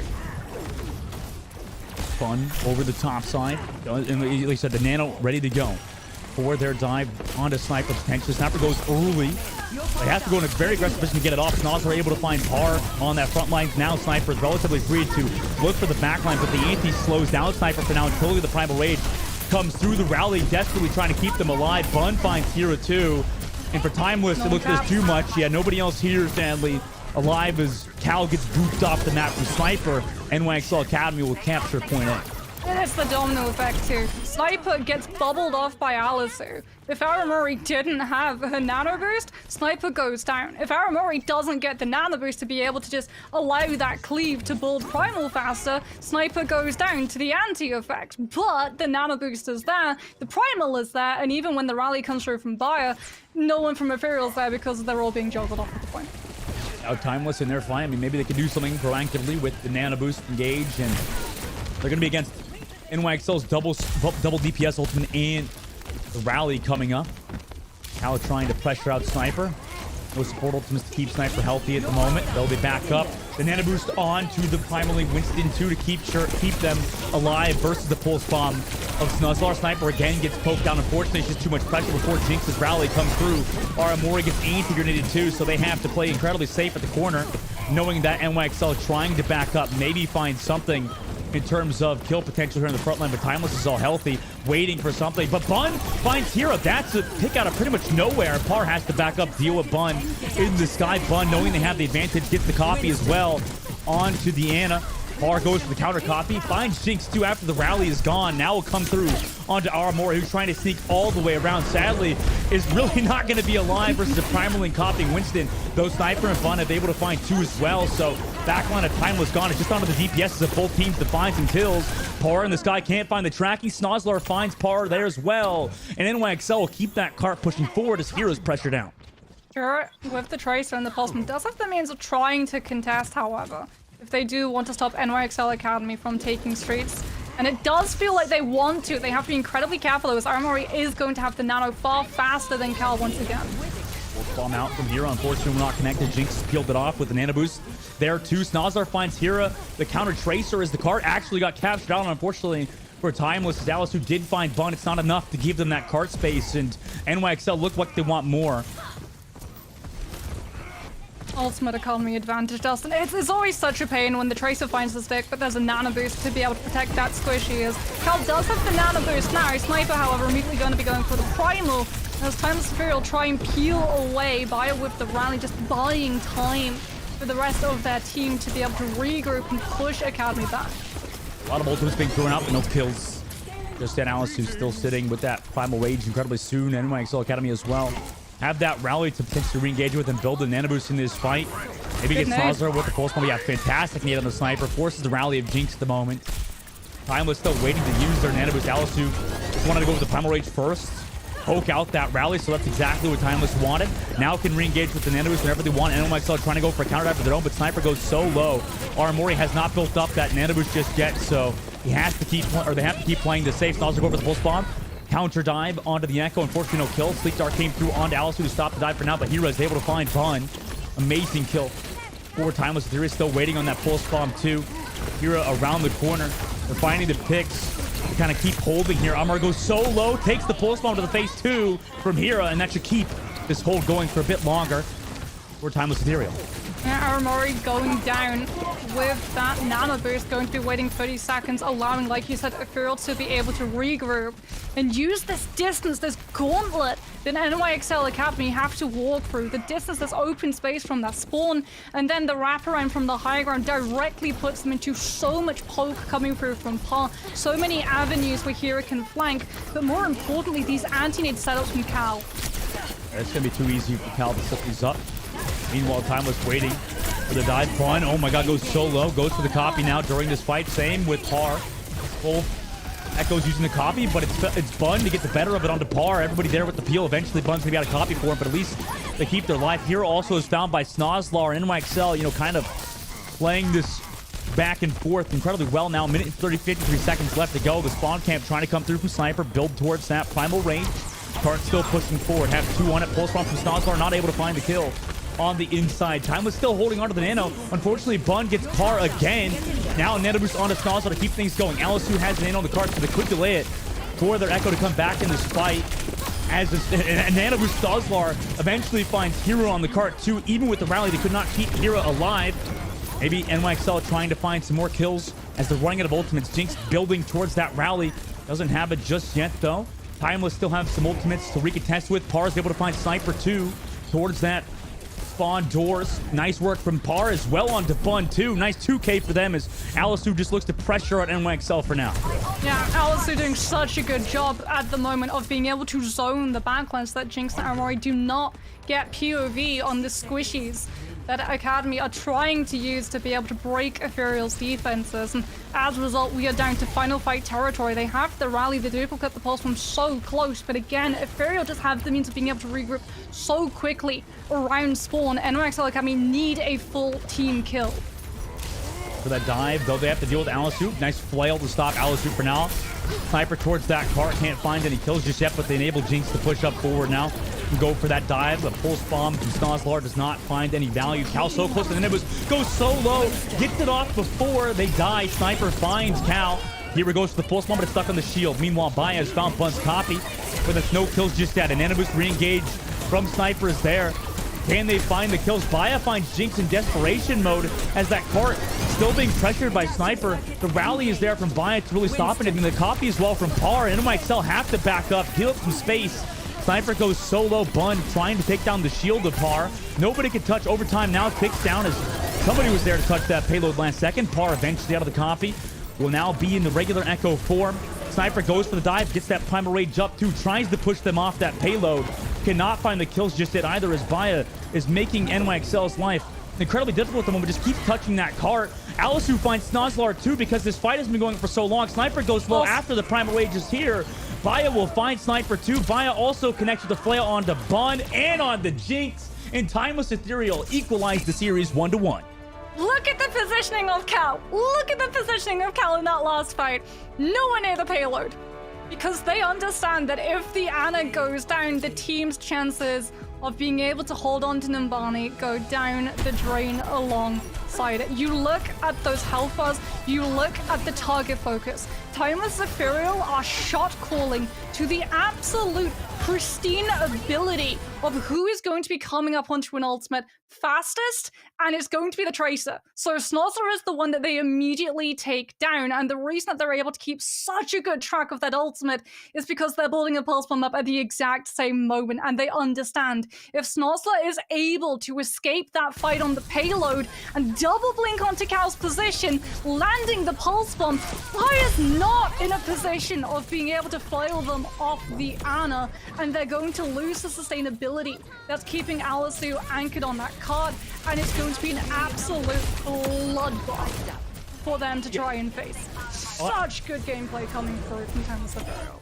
Oh, for sure. You know, and I'm surprised that we're seeing such a... I mean, I guess I shouldn't be surprised considering these two players are so, you know, good on Timeless. But, you know, obviously, that was just such a fantastic backline performance. And, you know, not only Cal, like you said, but it's also, you know, Baya, too, on that front line. I mean, just getting a lot of those flails and overall fantastic positioning so far for Timeless to equalize it. I mean, they look really good on Nubani.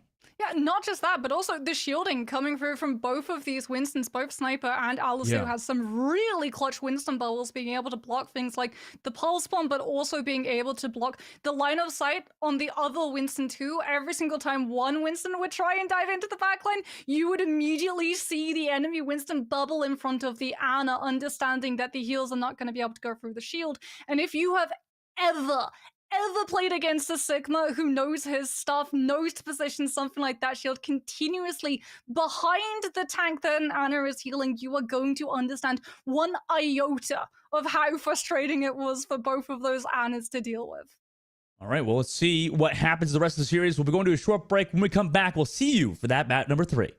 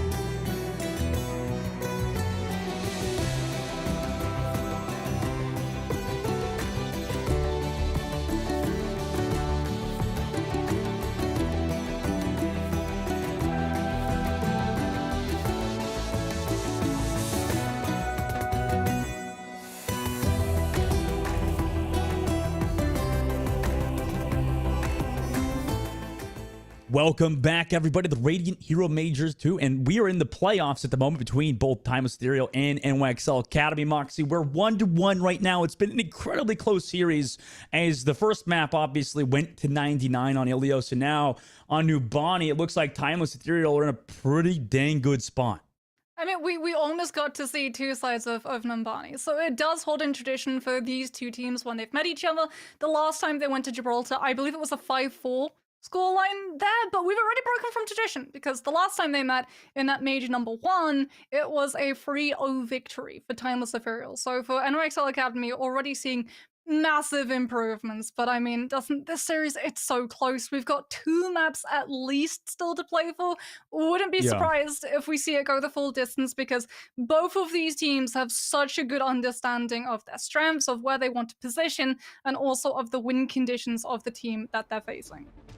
Yeah, I think it's so interesting that we actually do have that first map number 3, because I think between these two teams, like you said, I mean, it's been one-sided. I think these teams even played in the Swiss stages too, and even that was a sweep. So now that we actually get that 1-1, you know, it's interesting that this rivalry's kind of been going back and forth, and especially so, you know, I mean, it's not early on in the tournament necessarily, but obviously, you know, with things kind of leading towards the end, you know, with these teams both being in that upper bracket final, you know, we could easily see either team in that grand finals unless an upset happens down in that lower bracket. Yeah, I think a big part of it as well, Dora and Tala talked about this a little bit earlier, is just how wide both of these teams are in terms of hero pool. Right, so a lot of the time, counter-stratting or trying to mirror, you're never 100% sure what the other side is going to bring to the table, purely because of all of the different compositions. We've already seen them play. We know as well that they're incredibly versed in being able to flex onto all of those different heroes, but still being able to output the insane mechanical prowess. Like, we've seen Bun on the Echo so far. We are yet to see her on the Hanzo, which was her standout performance, in my opinion, on the last series that NYXL Academy played. Her performance on Midtown, I'm pretty sure she had something like 85% accuracy on Hanzo. It was ridiculous. Bun's a really good player and just constantly improving for NYXL Academy. They're glad to have him. They're also, their backline too has been playing so well to support, you know, both Sniper, Snozlar, and Bun with Jinx and Aramori. And now on Dorado, it's going to be a difficult time for them, right, Moxie, as a support player yourself? I mean, you know how difficult Dorado can be to deal with some of these good DPS players. Yeah, we yet to really see Aramori play the Baptiste as well. I'm a little bit sad. That was one of the heroes that she was known for back when she played the Bumblebees in the last iteration of Calling All Heroes, but her Ana has been absolutely standout. Some really good nades coming through. The fact as well that we're not really seeing either of these Anas go down incredibly quickly in the neutral. A lot of the time the kill comes off of a pulse bomb, which does become unavoidable if you don't have something like the sleep dart up to be able to dissuade the Tracer, and even then, so many of these different approaches that Tracers can be able to find from the high ground drop downs. You really do have to have eyes in the back of your head sometimes to be able to tell when they're on those flanks.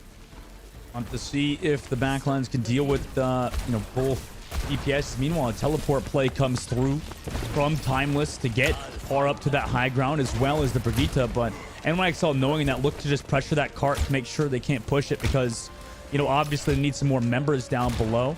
Kira's the one doing a lot of that heavy lifting towards the cart with some support from Alisu. They're taking their time now down below as Par looking for each of these shots, right? It's kind of playing Hanzo's kind of like entering the lottery, right? Every shot you send, eventually maybe it hits somebody. It's gonna hit something, and you also have that one-shot potential. Bun, on the other hand, has the advantage of zoning. AoE damage with that dynamite is going to connect onto so many of these players with how compact this composition is, as well as forcing here either off of the payload or to use that recall too early, and that's when the trace becomes vulnerable. Going for a coordinated attack at the top side. Snozlar finds Par pretty much solo. Has some support from Sniper there, but no assist in the kill feed for that tank player. And Timeless now have to back up because Cal has anti on them as well. And NYXL so far doing a good job, though. Sniper gets poked out. Timeless eventually will regroup towards the cart, but Bun finds Cal over that top angle. Snozlar with the pulse bomb too, still available. Don't even have to use it onto Alisu. NYXL's defense looking strong. Yeah, and NYXL Academy, their positioning is perfect too. They don't hold too aggressively around this high ground because they know that Par has that one-shot potential and is also getting pocketed both by Bayer's break shield but also Alisu's bubble. As a result, they just play patiently, wait for a field to properly commit that dive, and then poke them down once the Winston bubble has been removed, and it puts Bun into a position of not having to take the 1v1 against Par. Instead, you literally just get to poke all of these angles, all of these corners to dissuade the attack and force even more time off of the back. Sunzar did use the pulse there to no avail. Mana boost re-engage onto Sniper, and it connects onto Par with Snozlar there. Hira is able to find Jinx, but with Sniper in the background, this could be hard to deal with. The sleep dart came through from Cal. Amazing shot from him, or from them.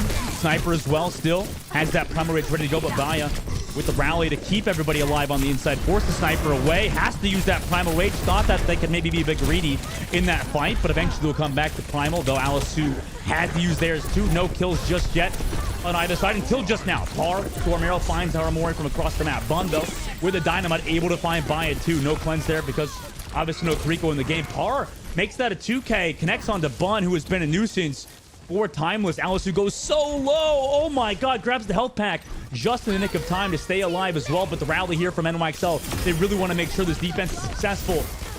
This defense is successful. Jinx finds Par on the inside angle as well. Sniper goes so low because of that anti-grenade from Cal, and eventually is found by Cal. The aggressive in a play there too. Snozlar still has that pulse from ready to go, but has to come back for that Tracer. Recalled from Hira, but it's Bun back from the spawn doors, able to find them, though the pulse bomb for Snozlar is there too, and the DPSs of NYXL close out Timeless, force them back to the spawn for now.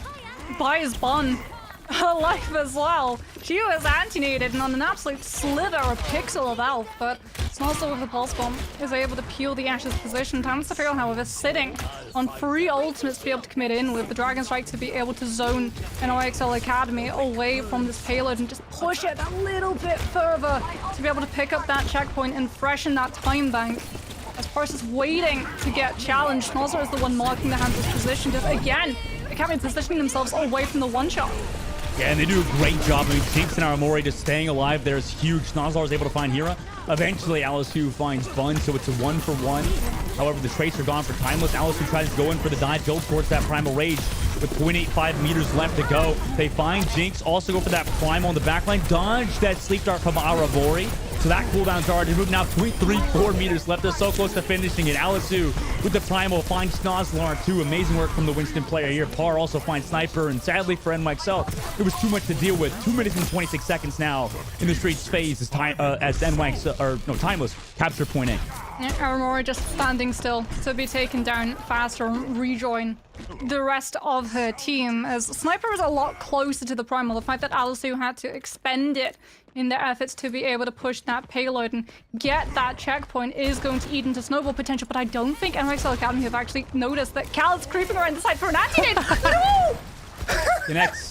Connects onto the Winston. Sniper get down to 25 HP. A bit of a cheeky nade from Cal there. Build up to 62%. If that had baited Primal, I would have lost it. I think Sniper is a bit too smart to fall for that in that fight, though. Alisu goes for that dive. Bubble used there as well on the high ground. So that cooldown already removed. Cal now the inside. Oh my god! What a sleep dart onto Snozlar from Cal. Amazing to shut down Snozlar. The Primal is low from Sniper is there, but no follow-up damage against that rally, though they did force that out. So NYXL can at least take that aggressive anti-grenade. Connects as well into Aramori. I mean, it's just one after the other. They throw in the nano boost there too. Unfortunately, it's just a bit too hard to get these kills through that rally, though they are able to find it with some follow-up damage onto Bun Falls. I mean, they're just getting this cart pushing through the Streets phase with relative ease. Sniper goes so low. Maybe gonna have to get the nano boost from Aramori. They do so to get the ring gauge, but the sleep dart from Cal is there as well. Immediate wake up though. 2.39 meters left. It might have been smarter to leave them, but Par is able to find Snozlar, and NYXL slowly but surely are getting poked out from each of these angles. Sniper falls too with no ultimates there. Paul drops down from the high ground, and oh my god, what a Streets face from Timeless and Cal in particular. Cal is 4 for 4.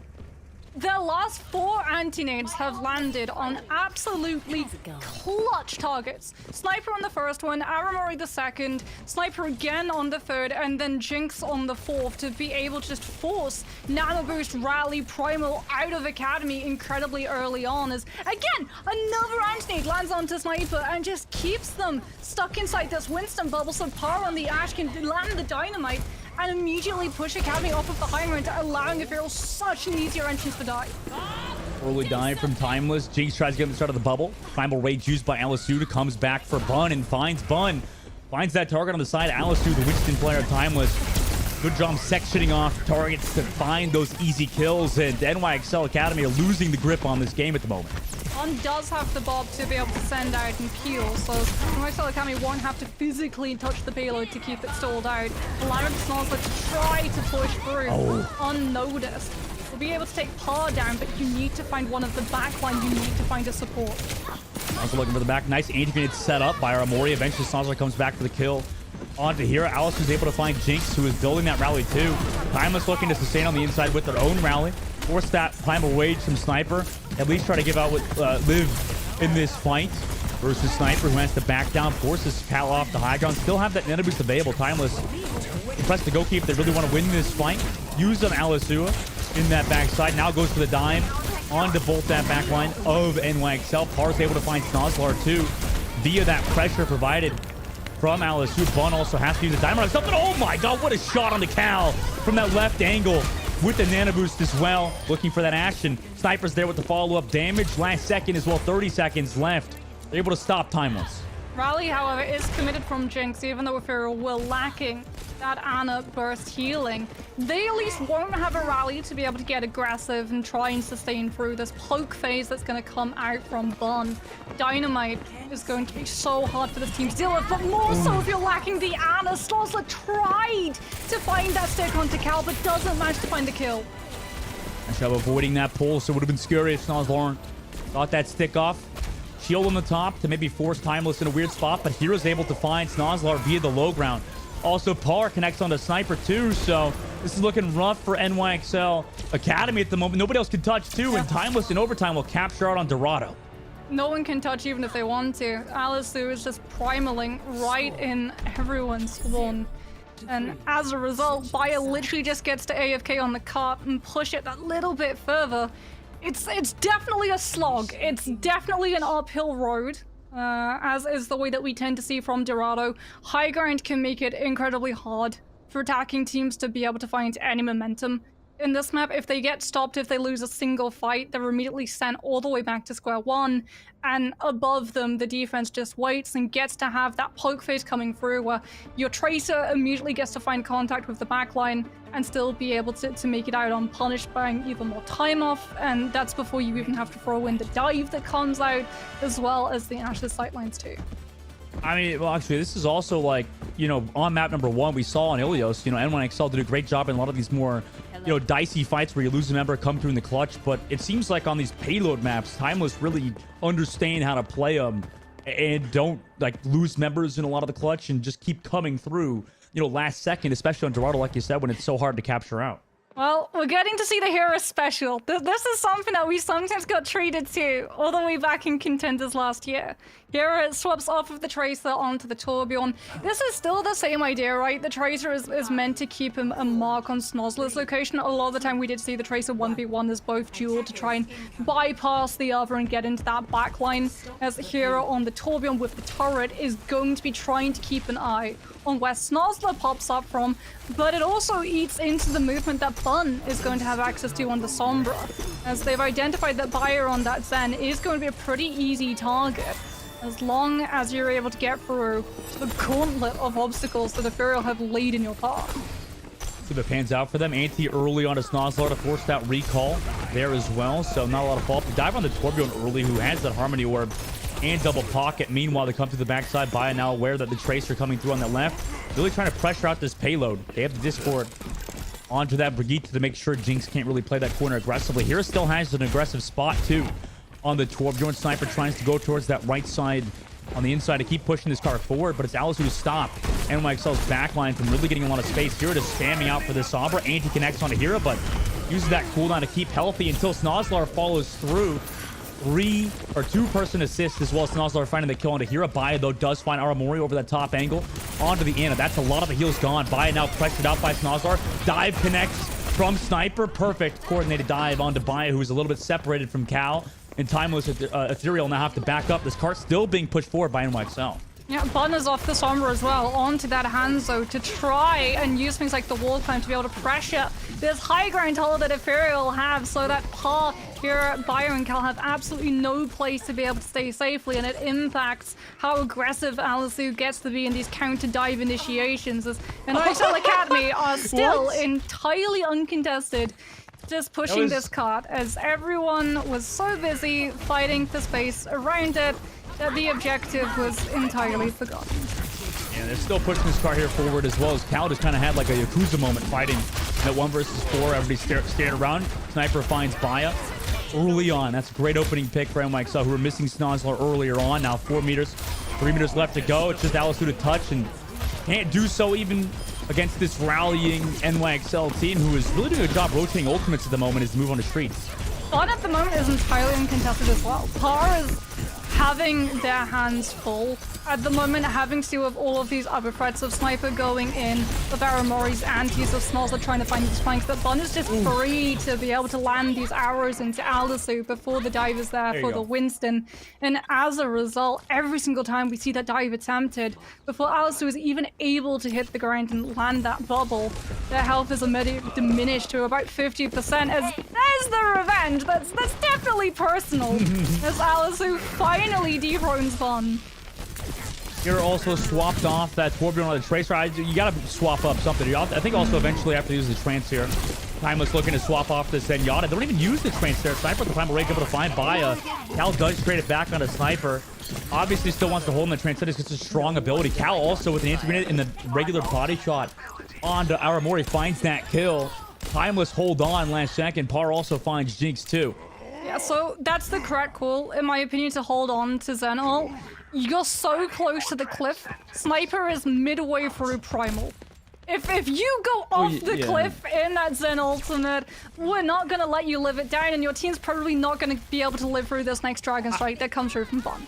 As it is, Timelessfield can hold on to the Zen ultimate, hold on to the Bob, and have the means of being able to peel and sustain it on the payload and that high ground. One Bun tries to use the Hanzo ult to clear it. I just don't like the Zenyatta here. It's just like he's just sitting at the back of the map pretty much doing nothing, right? It's just hard to actually get a lot of value in these fights. Though the Harmony Warp does connect. Again, Bun finds Baya on the backside, over the in the low ground actually. Finds that shot, Pulse Bomb, and Bob.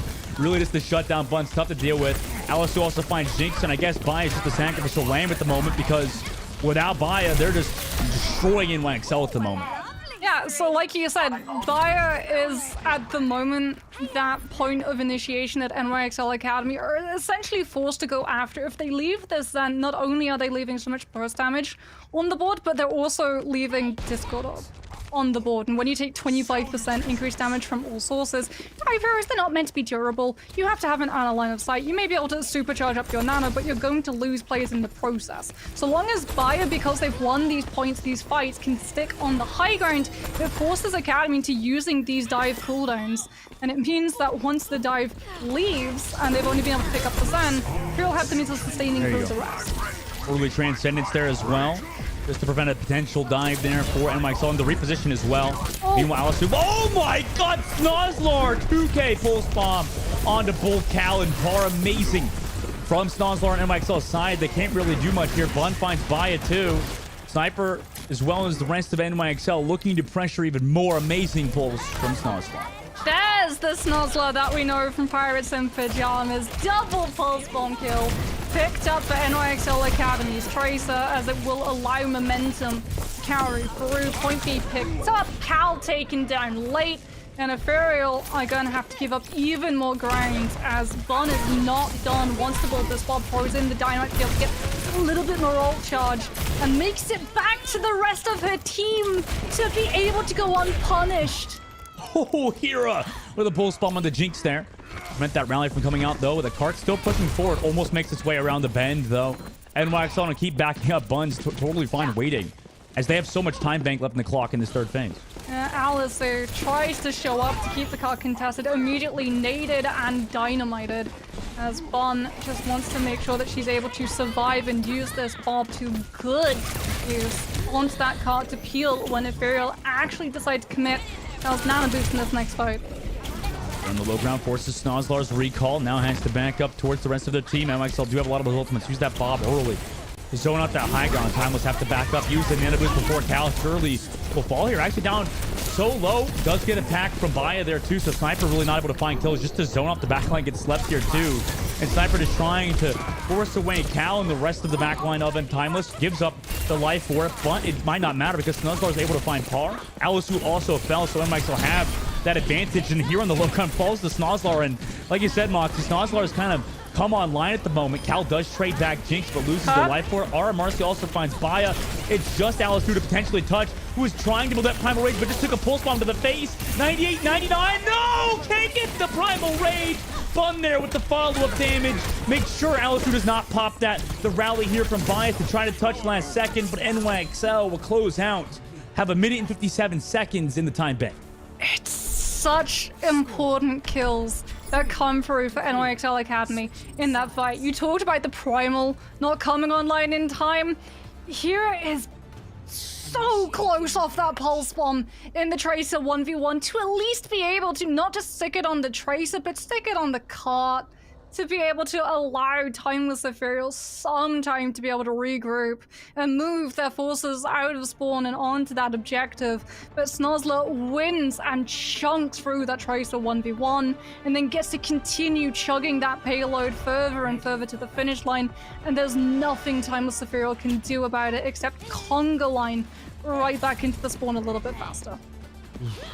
And I think a lot of this also, for the side of Timeless, a lot of this was because of that Zenyatta Torbjorn competition, right? It's like they tried to run a bit of cheese and it really didn't work out. Like the way I see it is like Zenyatta, you talked about the 25% Discord orb and stuff and the potential damage output you could do.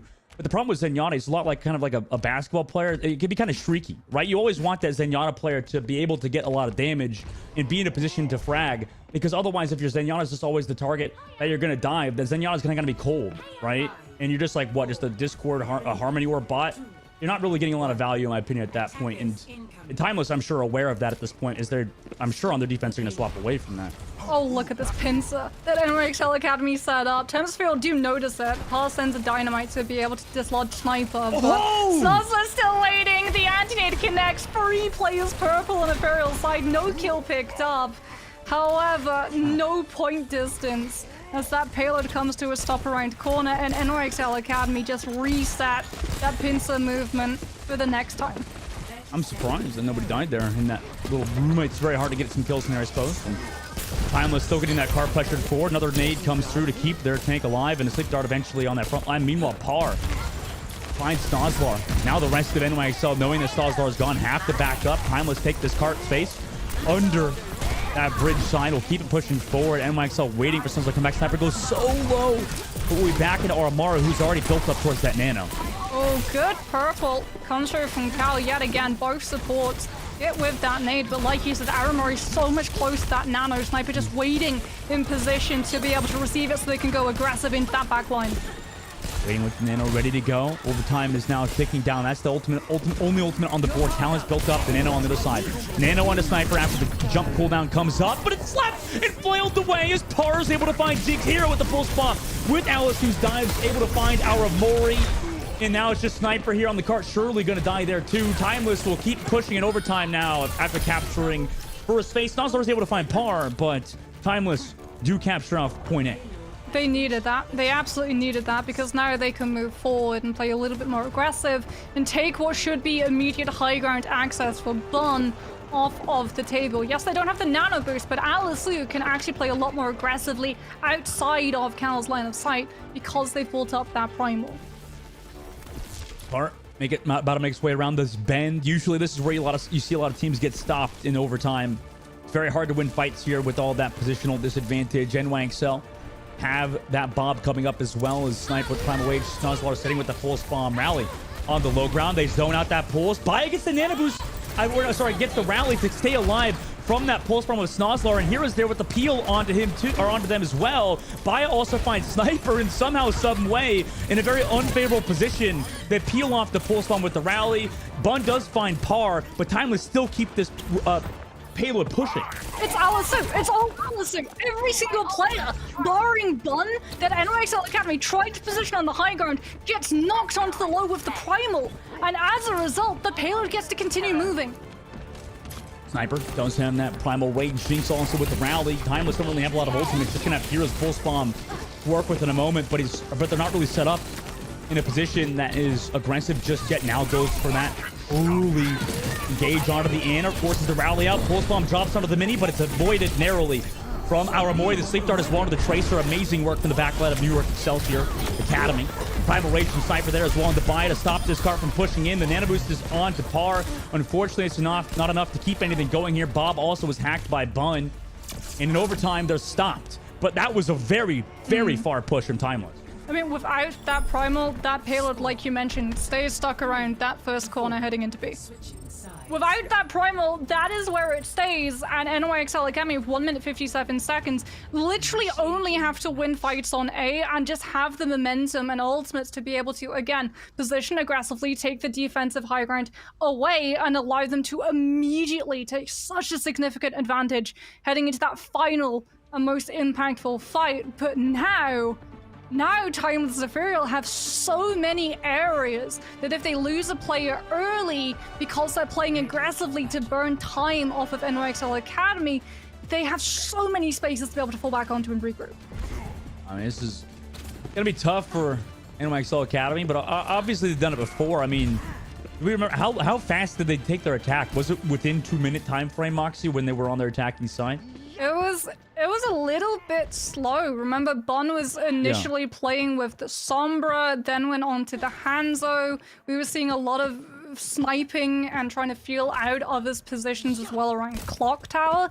That is going to be a luxury that NYXL Academy do not get to have. They have under 2 minutes in the time bank. They have to stick with a composition that they are going to carry on the rest of this map with. They cannot afford to reset their ultimate charges. Well, now on NYXL's attacking side, they are getting that payload pushing forward while Mori is sitting towards those bells. Sniper does get the anti on them early. Just Alisu looking down below to see if anybody else has anti-grenade as well. Comes back up to the high ground. Now 1 minute and 37 seconds. Going for the anti-grenade. Connects onto the backline of Jinx. Hira's there trying to find that kill. I mean, they're committing their life for it, and it works. Hira with the follow-up on the Jinx after Cal's anti-grenade. I like how Timeless is engaging on those nades, but Bun does find Hira on the low ground. I mean, you talk about the Bun show really keeping NYXL in this. Yeah, that Tracer is so vulnerable to the Ash one tap with the headshot, coach. As Dynamite immediately sends so many of these members of Timeless Ethereal just around that corner, around that wall, and as a result, Sniper is sent in to try and capitalize this, poking away at Ethereal's defense, is trying to bait out that nade early so that NYXL Academy can't use it aggressively. As Hero finds Bun, another anti-nade set up that one. As Ethereal still have to stop the cart from moving, but they will be able to dispatch this attacking team relatively easily. And with 40 seconds left, gonna be down to Aramori's Nano to find any movement for NYXL Academy to work with. Yeah, we're gonna have to see Bun get a pop-off moment here. At the moment, it's like a Hero versus Bun show. It's tough for Snozzler to set up on these flank angles just at the moment. Looking for the backline early. Nanobu's still available, though. The car under that bridge side. Nanobu's still there. Sniper uses the bubble early. Aramori is looking for the peel of Alisu with the Primal Rage to go coastal. Try to avoid that Primal Rage. Cal also finds Sniper. Sniper was a bit separated from their team. Now 10 seconds left. We'll have to come back from the spawn doors. Alisu gets the Nanoboost too, just to keep things going. So they have the Nano Jinx in this fight. Primal Rage from Alisu also has the follow-up damage onto Bun. Amazing work from the Winston player so far. Of Timeless Ethereal. Overtime now ticks down. And Sniper will come back from the spawn. Jinx will use the rally last second to keep Aramori alive there. Snozzler with the full spawn finds Hira. That's that kill you need, but Alisu's back towards that cart.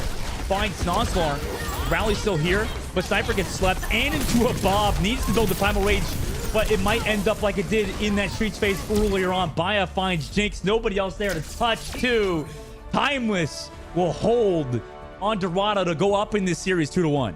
Oh, it's such a good counter dive coming from Timeless Ethereal too. Aramori hits that nano boost as Sniper dives in, and that should be the moment that you go for the nano, right? Your Winston's already low. You're looking to try and build that primal up as quickly as possible. And what did Timeless Ethereal do at that exact moment? They send their Winston in.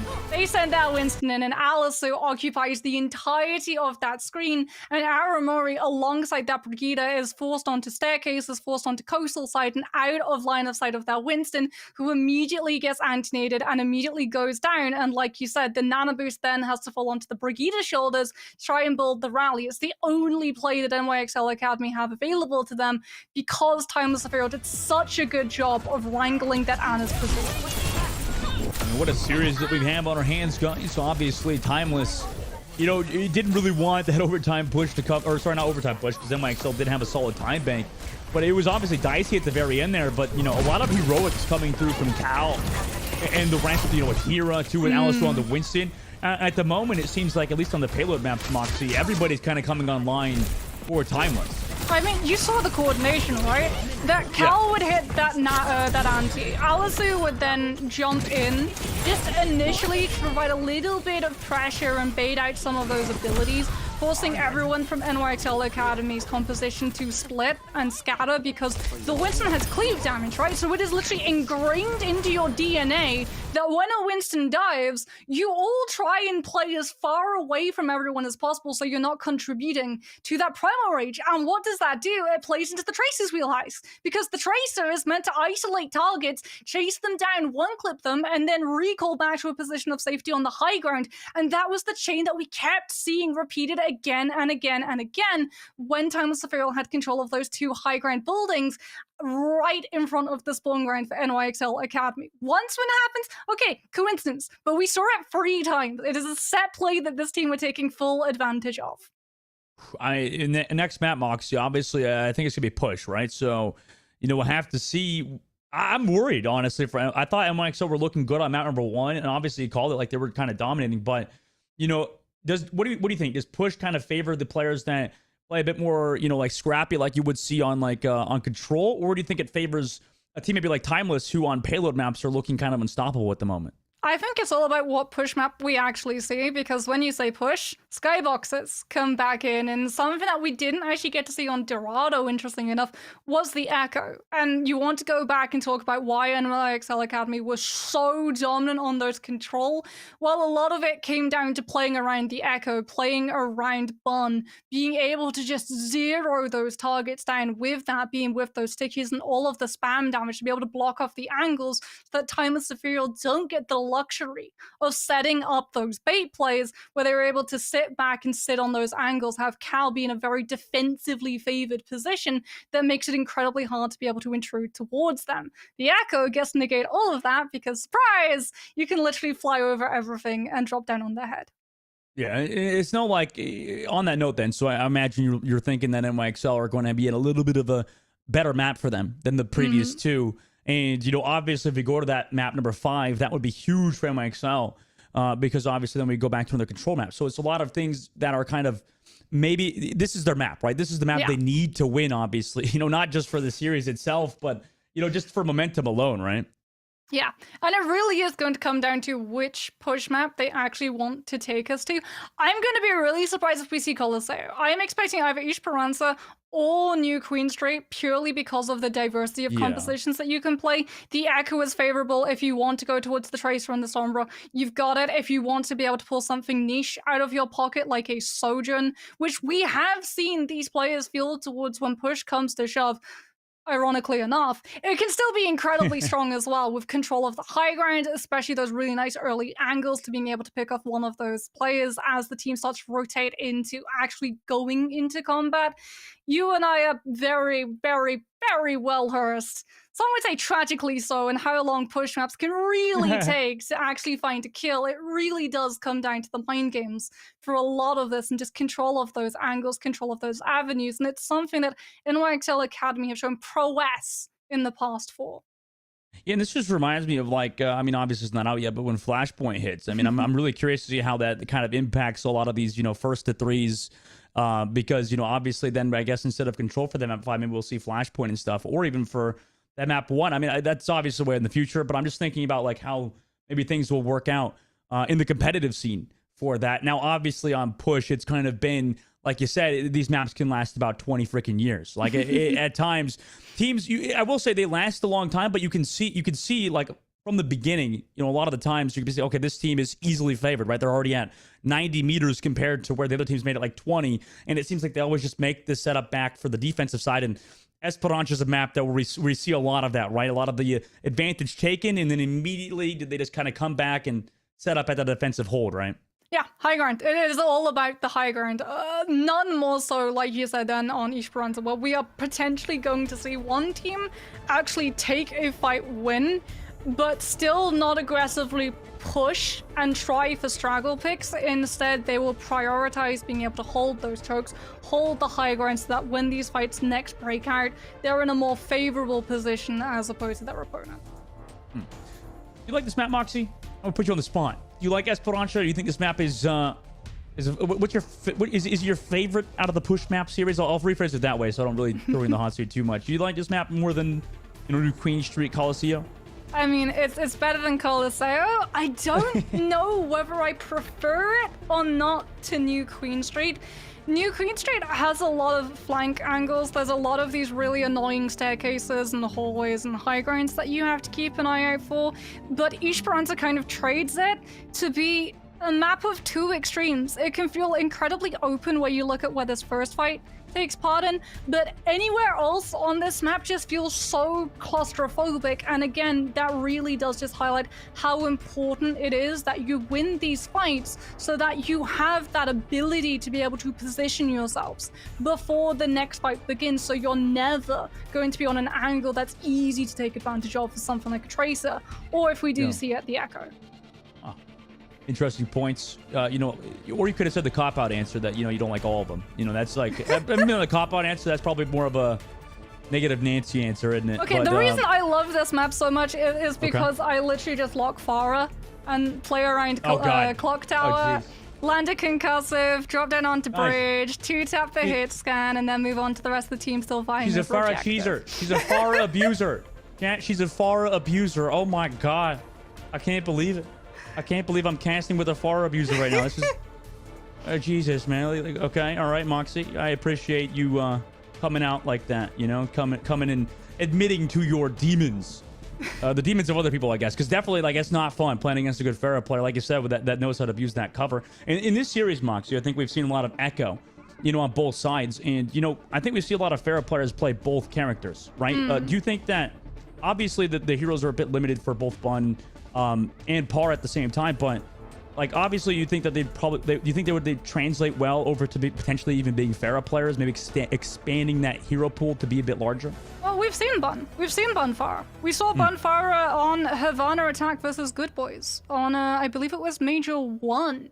The difference in why both of these teams are looking towards the Echo is that it means far less resources taken away from the rest of your team, right? If you're running the Farah, you have to run the Mercy. If you're running the Echo, well, not only do you not need the Mercy for survivability because you have that ability with your shift and also being able to vary up your speed and descent based on how long you hold the spacebar or not, you also have the damage potential to be able to just go through these squishies incredibly quickly, as opposed to the Farah who relies so heavily on the damage boost.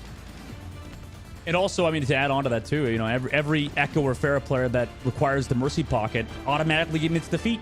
They're the worst Echo player, right? If you're the Echo player that uses the Brig, not the Mercy, I mean, you're just the better player. I dare you to tweet at Labda and say that he's I've already said it. Echo because he needs a pocket.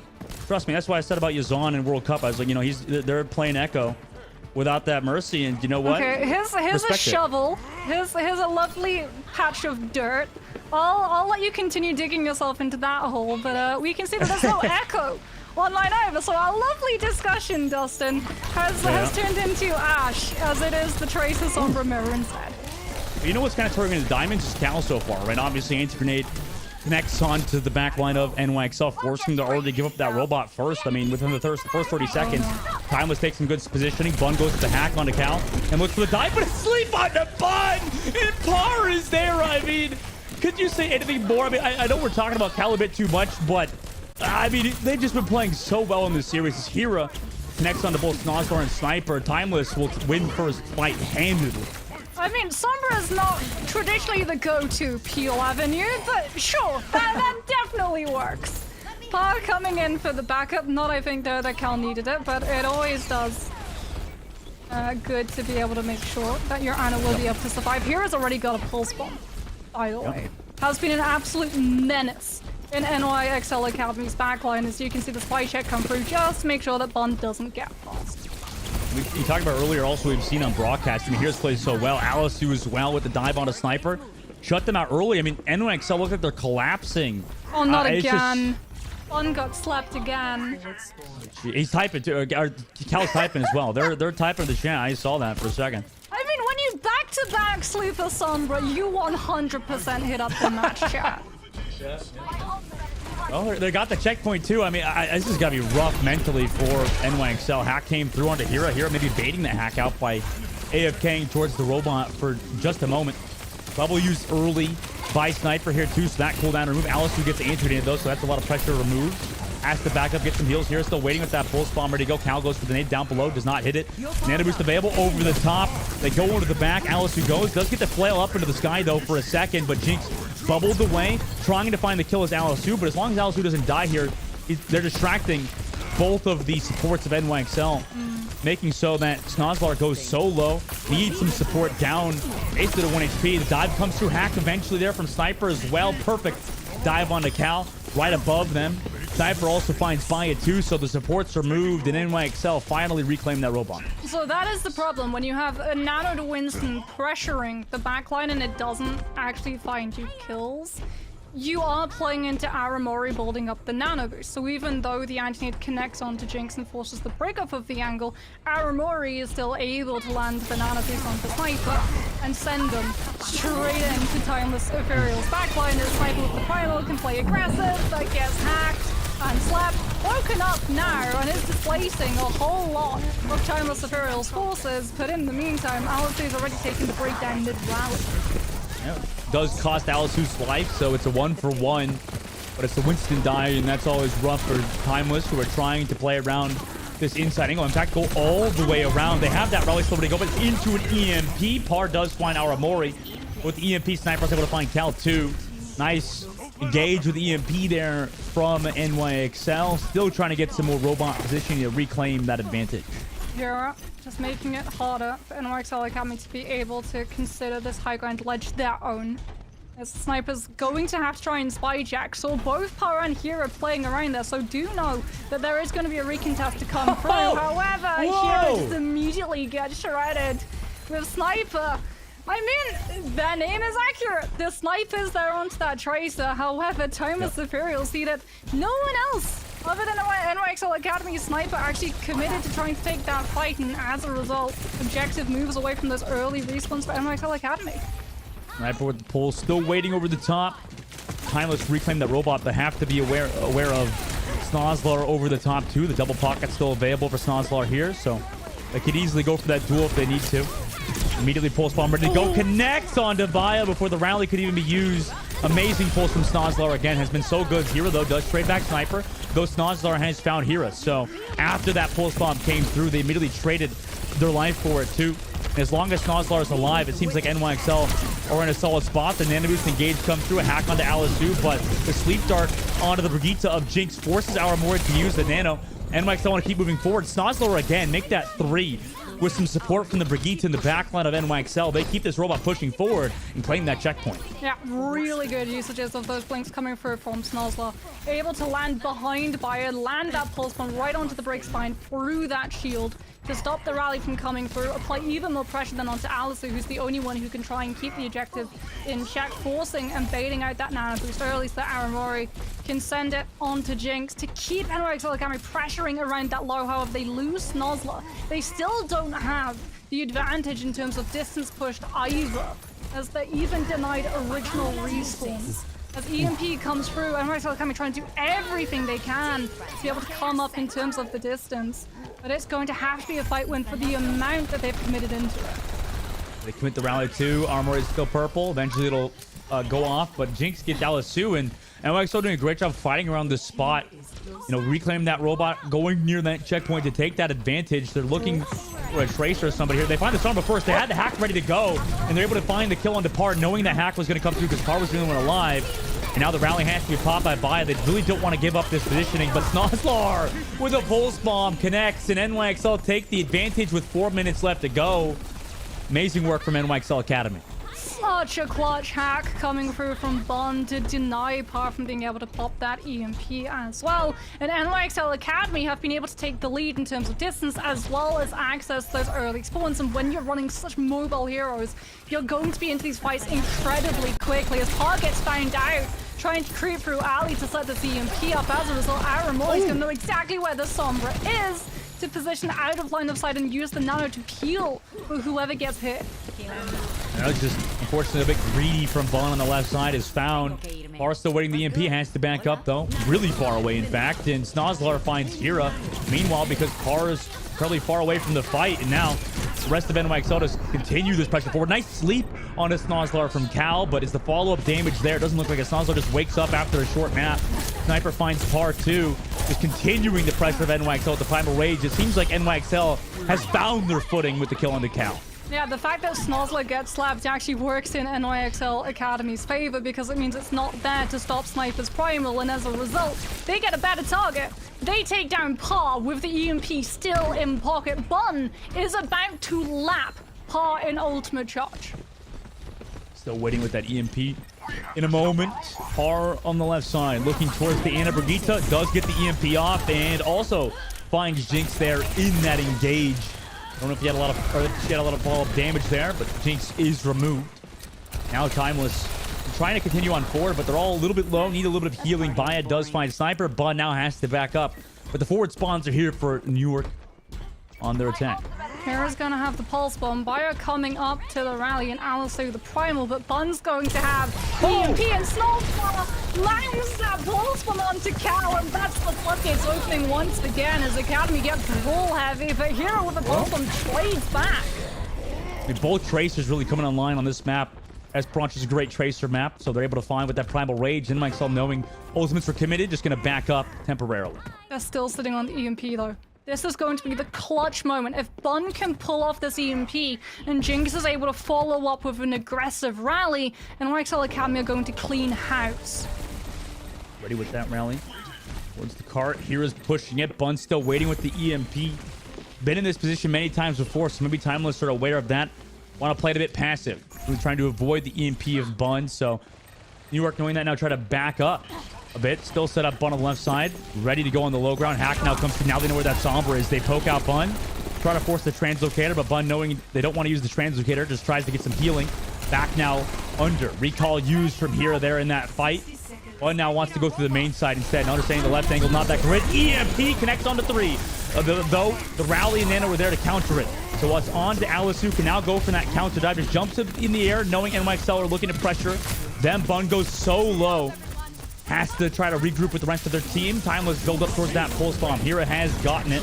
But the counter dive now from Sniper. The Nenabus does have that Primal Rage as well in just a second. We'll use it there in that fight. Trying to find some value with the Primal. Needs to have some fantastic mechanics. But the rest of the backline of Timeless are doing a great job just peeling it off. Par's there with the EMP in just a second. The rally there for New York. But it's pulse bombed by Hira. Par is here with the EMP after they've lost Cal and Virus. So backline removed.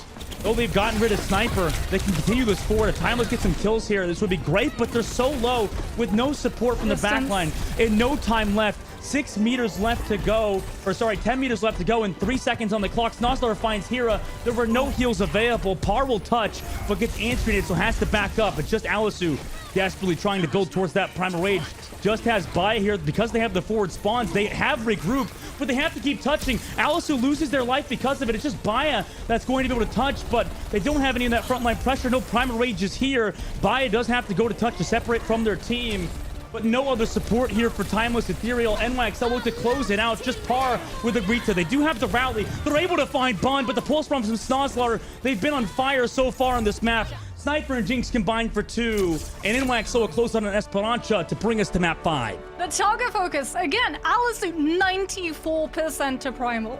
If we see them actually get to pop that primal and really set in motion that rally coming through, Timeless Ethereal with those faster and closer respawns probably would have been able to shift the fight in their favor, given that the fray that happened before that overtime push is every single person panic throwing in an ultimate to try to guarantee. For NYXL Academy, is them trying to hold on to that distance advantage, because we can see how close that objective is in exceeding the distance that they've been able to set up.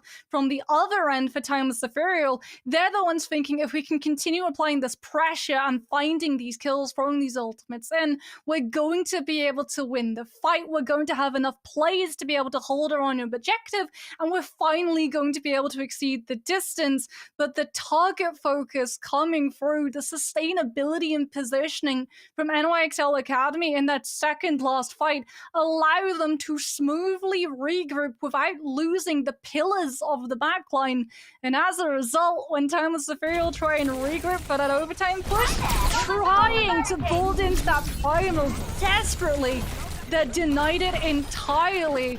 And Dustin, the series continues. Map number 5 coming up, and Moxie, do you think it's fair to say that, you know, both these tracers play well, but in particular for Snozlar, is it fair to say Snozlar's finally online, or was that more of the fact that Esperanche is a great tracer map? It wasn't just the traces, it was the Annas. Yeah. Aramori was coming in with kills in that second to last fight, and I have to talk about it. I have to laud Cal's praises.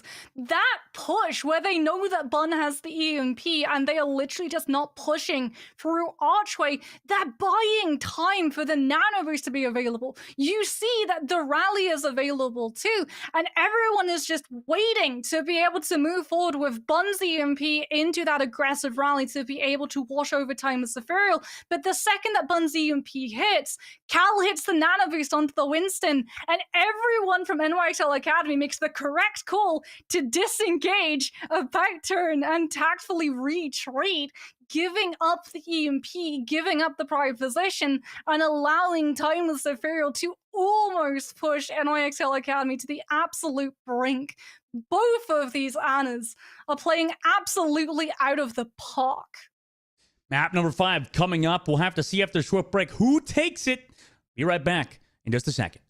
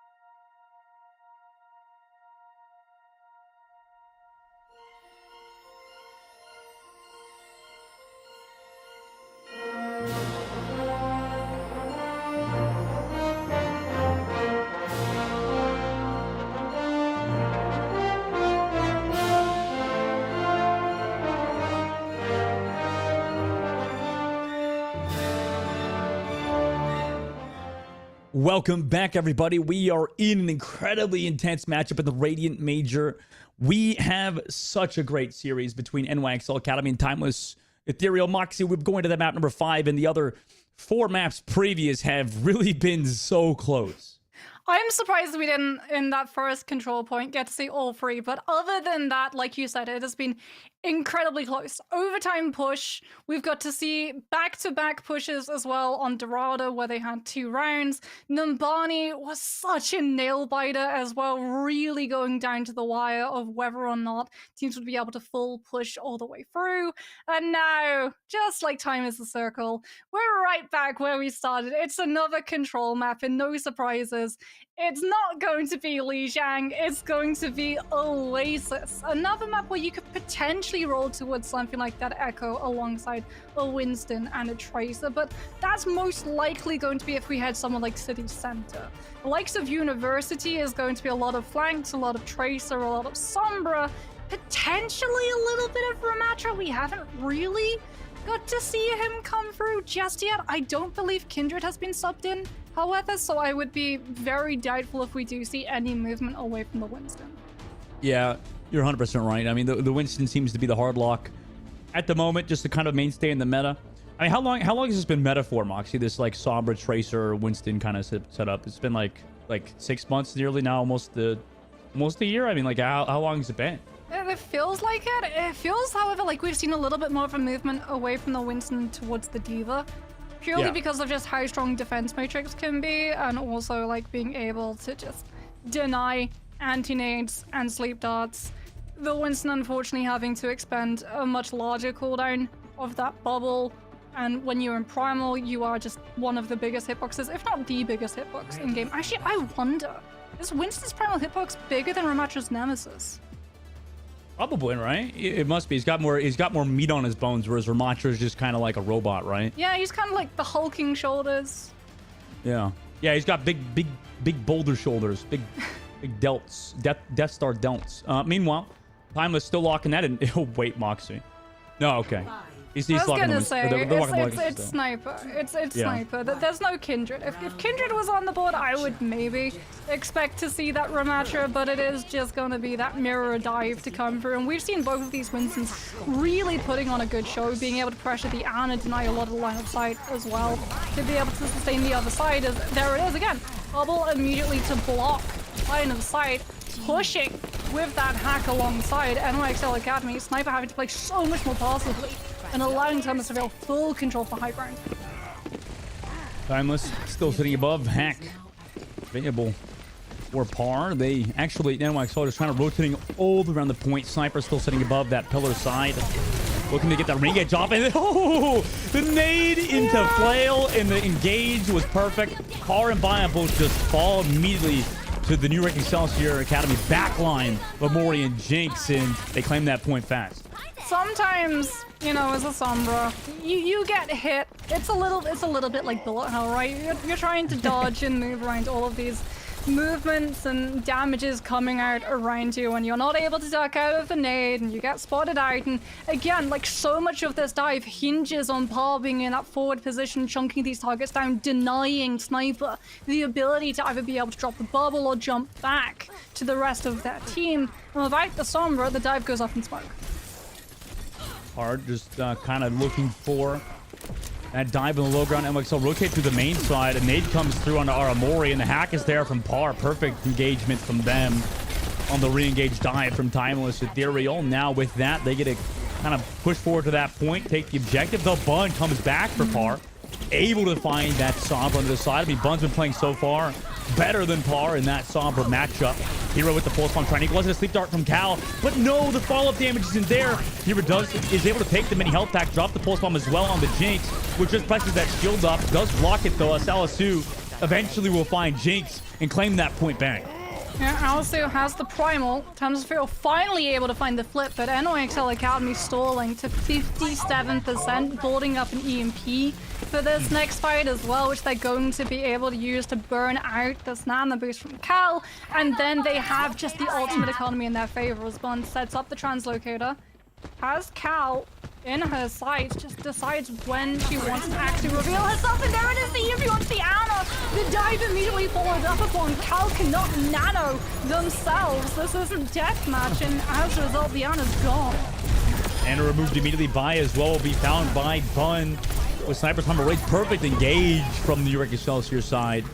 Just after the EMP and Primal Rage claim the objective again. Paul's gonna have to do the exact same that Bun just did now. The problem is that there's an extra hoop to jump through, and that is that Jinx has the rally. So your EMP can't just hit onto the Ana. To be able to get saved by that nano, you have to hit the brick at the same time. By Cal immediately removes them with the pulse bomb. With that, and Rick Excelsior also used the nano boost too on a Sniper, though really just to pressure off Timeless, so we're trying to regroup for this last 15%. NYXL want more, but won't find it necessarily. Just back up, give Timeless some space.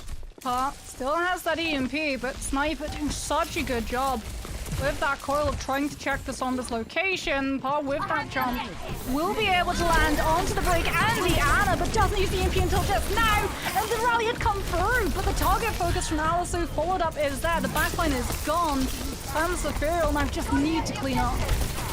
They're doing so quite well. Sniper does get that mini health pack, but Alisu actually gets pressured off, so they did get cleaned up a little bit. However, Alisu kind of has to be careful because both support ultimates were used for Timeless, and all they got is that pulse bomb. Bun's gonna sit up down the EMP. Yeah, and there is, like you said, no way of peeling. You don't have Primal, you don't have Nano, nor do you have Rally. It is now going to be on Spy Check or an early kill to come through from Hero's Pulse. Hero waiting though, actually just looking for the peel first.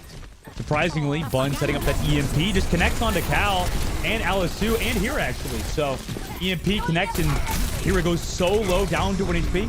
Does have the heals there. Sniper's pressured out. Objective almost reclaimed by an NYXL, but Timeless there to touch it. NYXL is actually the one in terms of the health disadvantage of the most. Not great. Baya found Snozzler as well with the flail. Amazing work from the Brigitte of Timeless. Also disrupts the jump of Sniper.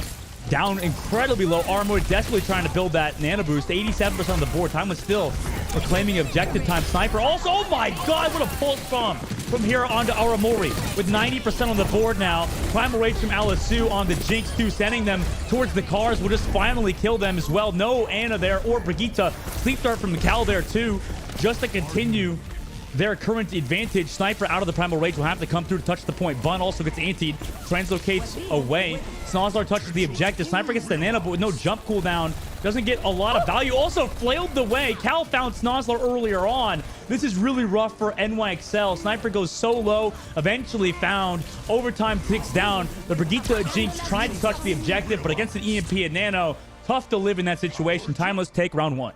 Tamsafiro are such a good team at understanding when they have any opportunity to be able to pick apart your timing and momentum and just disrupt it entirely. Like, they are just the butterfly effect. It's probably the best way I would define it, right? They see NYXL Academy on an attempted disengagement. Immediately, Hero goes in with the pulse bomb, lands it onto Aramari, and you think, okay, maybe that's going to be the amount of pressure that they use. They're going to pull back. Alisu then commits the primal, and Tamsafiro just continue shoving these ultimates onto NYXL Academy shoulders until the weight is just too much to bear, and the team topple before it all.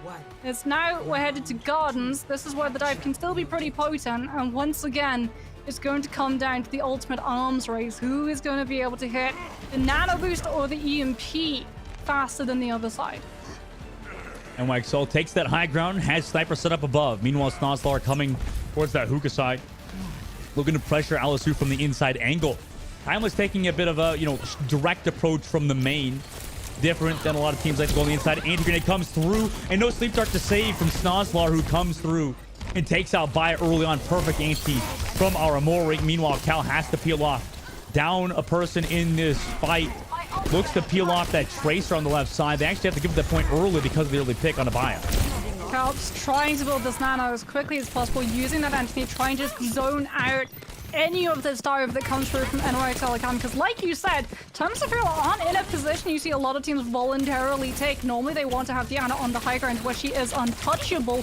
Putting her on the low ground makes it so much easier for Academy to be able to formulate a dive and claps that onto any of the space that Anna tries to hold down. It smells like such a monopoly of this space. And the pulse, I mean, just such a fast pulse from build. Sniper's there on the par too. Sadly for par, really not able to get a lot done so far on the Sombra. Meanwhile, here it's tracked down by Snozlar too.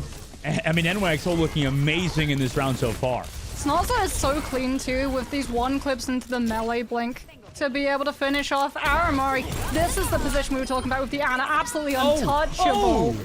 And there it is, Cal jumps away from the pulse bomb directly into the line of fire of Aramori, who finishes them up. Great work. I mean, we haven't talked about Aramori all that much this series, but they've been playing incredibly well in their own right now. 50% of the board, crossing that 50% is a huge deal for NYXL. They built up the EMP, 80% for Bun. Meanwhile, Timeless trying to just stay alive, right? They're just fighting But to you stay can alive. see Meanwhile, how much Timeless Ethereal are being shut out with in terms of just tracking their ultimate charge. Pure is 99% on pulse bomb, Par is yet to hit an EMP, and Cal only just got that first nano. And they go for the nano engage. Sniper gets slept at least, but without Par in this fight, it's going to be tough. Here's going to have to hit a clutch pulse bomb, but Bun and Sniper combined. His sleep dart earlier came through from Aramori. I mean, Timeless have to reset again, but with 85% of the board. If they lose any more members here, this is rough. Alisu with the Primal Rage maybe tries to find a kill. Here it does. Connect the pulse bomb, but EMP on Alisu makes them lose their life. Sniper finds that trade onto Aramori after they lost him. 96%. Now Cal onto that Lucio. Desperation hours for Timeless. They try to touch through Cal. Eventually gets tracked down by Sniper. The Tracer has to recall earlier on, and EMP eventually for Par, but it just doesn't even matter at this point. NYXL, what a dominant round number 2. Yeah, again, it really does just feel like that imbalance of positioning, right? The fact that NYXL Academy were able to immediately position themselves onto that high ground, and there was no contest. Coming through from Timeless Ethereal, it felt like they sort of saw the low ground and went, yeah, okay, we'll settle for this. And it just impacted every single fight. Afterwards, they never really got a full reset because Snozlar, Bond, Sniper, Jinx, even Aramori to an extent, were just picking apart those players mid-rotation before they got any opportunity to contest the high ground or launch Alisu into a dive position. Now Timeless, we'll see if they, do you think they mix anything up here? It looks like they might run that Ramatra. Yeah, Par on the hand. Oh, the Reaper. Here on the Mei, Alisu, like you said, going to be on the Ramatra, which forces Cal onto that Baptiste to be able to use things like the Immortality Field, but also the Ant Matrix to set the Ramatra's primary up. For those projectiles, really good Mei wall. However, finds the value they were looking for. Sniper having to use that jump early is going to be incredibly vulnerable as Bio just gets to hunt them down, and Timeless Ethereal take that point. As NYXL Academy, they're forced to just give up that first fight, give up the first control, and swap to Mirror. I don't think they expected Timeless to run that. Maybe they thought the honorable Mirror would come out, but Timeless, takes that early aggression with the Ramatra. Also, they dive early on a Sniper who dies immediately before the lamp was even used from Aramori. And this is why you have to be flexible in a lot of these fights. Eventually, they lose Cal, but we have to be able to change heroes mid-series. Oh, Pa. That is a risky teleport if you know that there's a Lucio still around. But this is the importance, again, of positioning. Because Timeless Ethereal already had the point in their favor, they get to utilize Choke. So every single time that NYXL Academy walk through that Choke, they're walking into Hero being able to wall one of their own. There it is again. Oh, but Bun hits the shot on the Paya. Wall riding over the top angle. Sniper also finds Par. What a shot from Bun earlier on. Eventually, Alisu surely will fall too. NYXL maybe just needed a little bit of a warm-up on this composition as they reclaim the objective. Eventually, they kill that Baptiste and Mei to reclaim the point. That is the one thing that can trump prior positioning, being able to come in with those clutch kills, and that is what Bun has been doing every single match that she has played so far. Rockets up to that Dragon Strike to be able to zone out Timeless Ethereal when they have the Ant Matrix. Because Aramori does have one of her own to be able to contest it too. They walk in, Timeless does, but against that Dragon Strike to be tough. Lamp used early. Wall here is one to Alisu. Does have that lamp though over the May Wall, great work to avoid that. Both amplification matrix come out. Sniper finds one. Snozzler finds two. Immortality kept NYXL healthy as well. Don't even have to use any more besides just the Annihilation. I mean, perfect ult engage from them to work their way up to 40% on the board. Timeless Apparel, the second that they know that NYXL Academy still have a lamp and they're going to be able to win the fight off of it, they call for a fast reset, and they only use Amplification Matrix. They have every other ultimate available to them in this next fight. Snozzler has to land such a good zoning Blizzard to be able to deal either with Hero's Own or Alisu's Annihilation that allows the field to walk forward. Oh, they just run all the way in, but it's perfect into the May wall. In the Blizzard, it connects onto everybody. The Reaper ultimate on the back. The Death Blossom from Par could be decent enough, but unfortunately shut down by Snozzler. Eventually, Snozzler traded up by Cal, though, so it's a 1-for-1. Hero falls incredibly low. Meanwhile, Alice has to rotate towards that point of Baya. The rotation, perfect from Timeless. Even though Snozzler's Blizzard was big, unfortunately, like you mentioned, Moxie, the damage output really wasn't there. Bun does find Cal. Alisu will eventually come through and find Bun. Sniper does trade back Kira, but they're really low on this point. Just this Lucio and Ramattra on both sides. Back and forth. The wall here as well to prevent a lot of the damage from Alisu, who now goes aggressive, but no kills. Just a point in the favor of Timeless.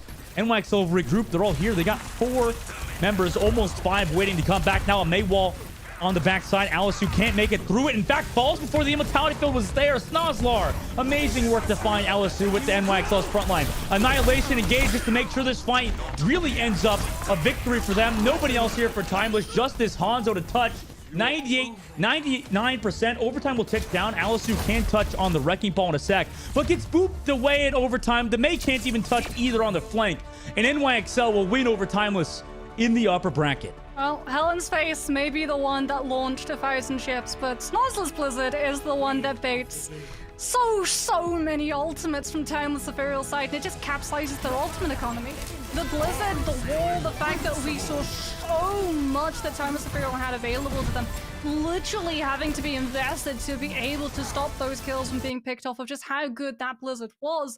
Lamp comes out, Annihilation comes out, Death Blossom on top of it comes out, Counter Blizzard comes out, and as a result, they need to win the fight immediately. When you commit that heavily into a fight, you have to win it and stop that stall, stop that stagger, because if it goes too long, NYXL Academy can literally regroup and come in with ultimate advantage and overpower you that way.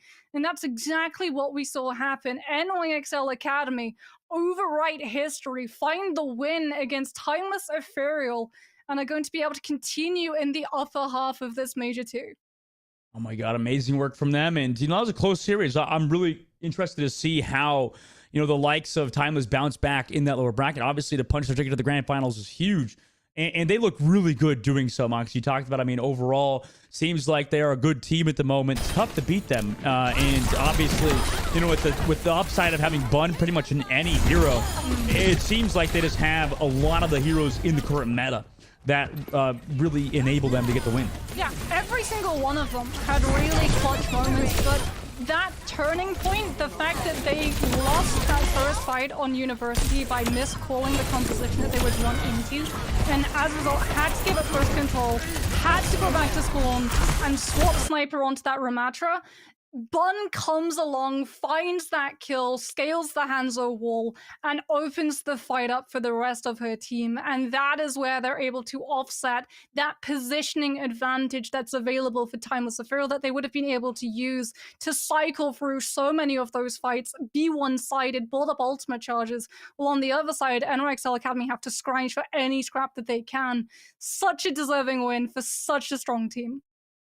Yeah, a very close series, too. I'm really curious to see who makes it to that grand finals. Obviously, we got some more matches ahead of us, and we are setting up an interview, I think, with one of the victors from NYXL Academy, because I'm curious to see. We have so many questions for them, obviously, Moxie. I think that series in particular was super close. I imagine, a lot of the anxiety, a lot of the pressure finally is relieved off of them. That was so intense. But obviously, we're going to do a short break. When we come back, we'll potentially see an interview with one of the winners from New York Excelsior Academy. So don't go anywhere. We'll be right back.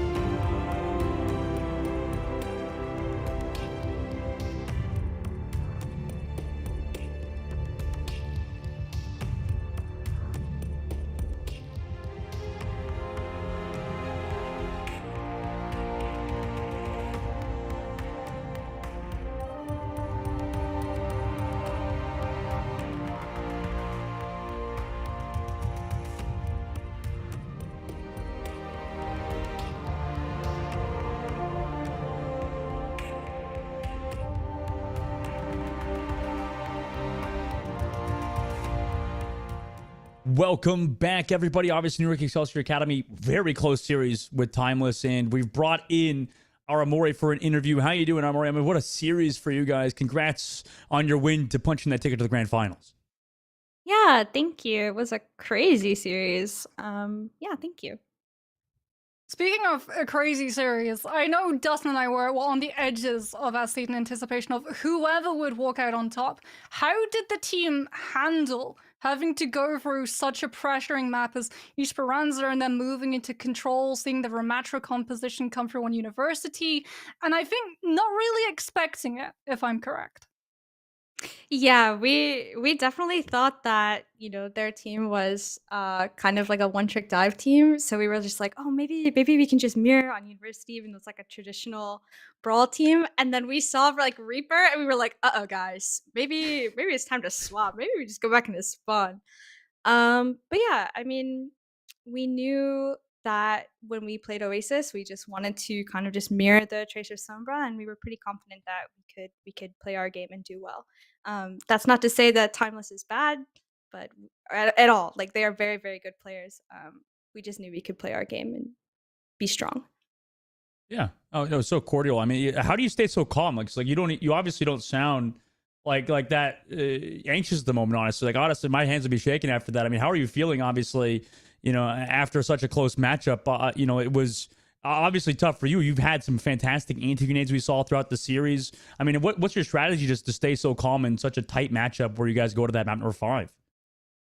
It's actually really funny you say that because at like the last map, fifth map, my heart was pounding. Definitely after, I was shaking a little bit. So I'm glad I sound calm because I definitely don't feel it.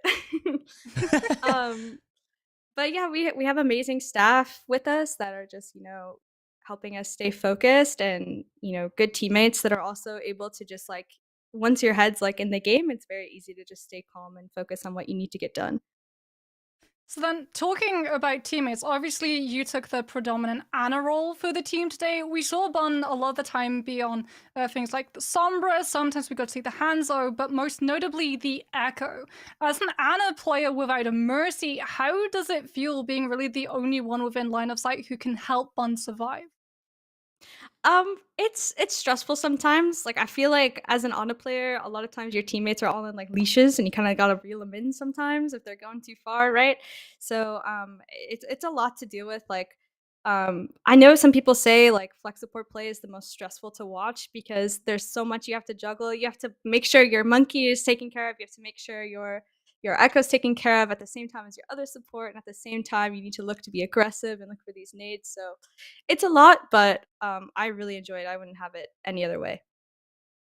And for you in particular, I think it was like obviously that change as well, having to swap over from Ana to Baptiste after pretty much playing Ana the whole way through. I mean, can you talk about making those transitions over to Baptiste? I mean, it's obviously something you practice, but, after playing, 4.5 maps basically of Ana, then having to play Baptiste, I mean, that must throw some sort of wrench, into your guys' whole system, right? Yeah, I definitely feel like when I swap over to BAP, I'm a little bit more like jumpy. Like I fall into like the bad habit of Oh, BAP where I'm just of pressing jumping into the spacebar, yeah, air. you keep jumping all the time. Yeah, which is definitely not great. But when it's like a Fine, BAP meta, calculated, totally doing it. You never know when a Maywell is gonna pop up and you need a extra boot to throw out yeah. that immortality field. Yeah, yeah, I'm definitely thinking about it. Actually, I changed my answer.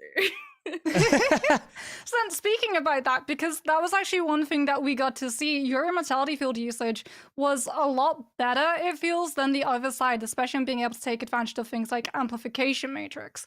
As a Baptiste, how do you decide when the right time is to throw out the frisbee? I mean, it's really just a battle of like both teams' BAPs trying to stretch, not having to use it first. And I feel a lot of times my team was just, I was lucky in the fact that my team was the more aggressive one who was able to kind of like force their hand first. And then I could look for like even greedier like lamps. Like you were referencing the window where I'm not gonna lie, I screamed a little bit with the window. I wasn't expecting them to turn the corner with window, and I just kind of was lucky that I wasn't the one who had lamp force early. In your whole series, right? I mean, like, can you guys talk about Timeless in particular? Like, why do you guys think that you came through the edge? Obviously, the map number 1 worked out, but then going down 2 immediately after that on some of the payload maps, how did you guys kind of refocus on Esperanza to make sure you guys got the win today? Yeah, I was saying like I think we just really like Tracer Sombra. The other two maps we had played like the Echo and the Hanzo. I think it was Hanzo. I don't even remember. We've played so many maps today. But we just knew that Tracer Sombra we could punish certain things and look to do certain things that we really couldn't do with the Echo, and that played a lot more to our strengths. Hmm. Oh, that makes a lot of sense. Well, obviously, Aramori, awesome talking to you. And is there anything you would like to say before we let you go? Obviously, you guys now make it to the grand finals. Is there any shout outs or anything like that you'd like to say? Yeah, thank you so much to my team for putting me in their backpack, it feels like sometimes. No, I'm kidding. But Oh, you yeah, played well. to my thank you. To my team and to my staff, just thank you so much. Well, thank you, Aramori, for coming through. And obviously, congrats to New York Excelsior Academy for making it, after such a close series. So we'll have to see you later, Aramori. And, what a series, Moxie. I mean, what a dang series. It was super fun to watch from the outside. Obviously, Aramori is probably, a little sweating after that one, like she I think said. it was But 2 hours. Like 2 hours? it was something like that. Oh, We've my. been going for like an hour and 50 minutes on this shift alone, Dustin. This is the first match that we're covering, so logic would point to it being around about an hour 50 minutes of Overwatch. It's a long one. How much do you think, like, because obviously, like chess players burn, what is it, like multiple thousand calories a day? I mean, Overwatch players got to burn like 100,000 calories, something like that day, right? It's got to be like crazy. It's a very stressful game to play at times, right? I mean, how many calories do you think an Overwatch pro burns? It's got to be up there. There's no way. But I have no clue. we'll You're have to. asking me the wrong kind of questions. I don't know how much calories you burn in like a walk. Yeah, you're right. Actually, listen, I just want to know how big the meal after these players eat. But obviously, we had to talk about everything that kind of happened today so far. It's been a very eventful day. I think that a lot of 2-0s, 3-0s happened earlier on, but it just kind of made sense for these two teams to kind of come together in the upper bracket finals and have such a banger of a series, right? Well, we knew. The second that these two teams were going head to head, we knew it would be a long one. We knew it would be a close one. All of these players have such good experience as well in terms of playing in that competitive scene, already getting access as well to coaching opportunities and VODing and scrimming to be able to better improve and have that macro game sense, which a lot of the time you got to see from how Traces were playing around Brigidas, from how Annas were playing around EMPs, from how we were seeing Sombras operate with those hacks onto Winstons to stop them from getting primal off the second that the Winston gets targeted, as well as things like going for those health packs, shutting off the angles, even in the Tracer 1v1s. Some people moving forward, taking the health pack, removing it from their opponents so that you get a little bit of a cheeky advantage and are able to find the win. That's the sort of thing you see from Tier 2. Yep, and we'll be going to a short break. When we come back, we'll see you guys for the Rising series. Very first time it's going to be on broadcast. You're not going to miss it. We'll be back after just a short break.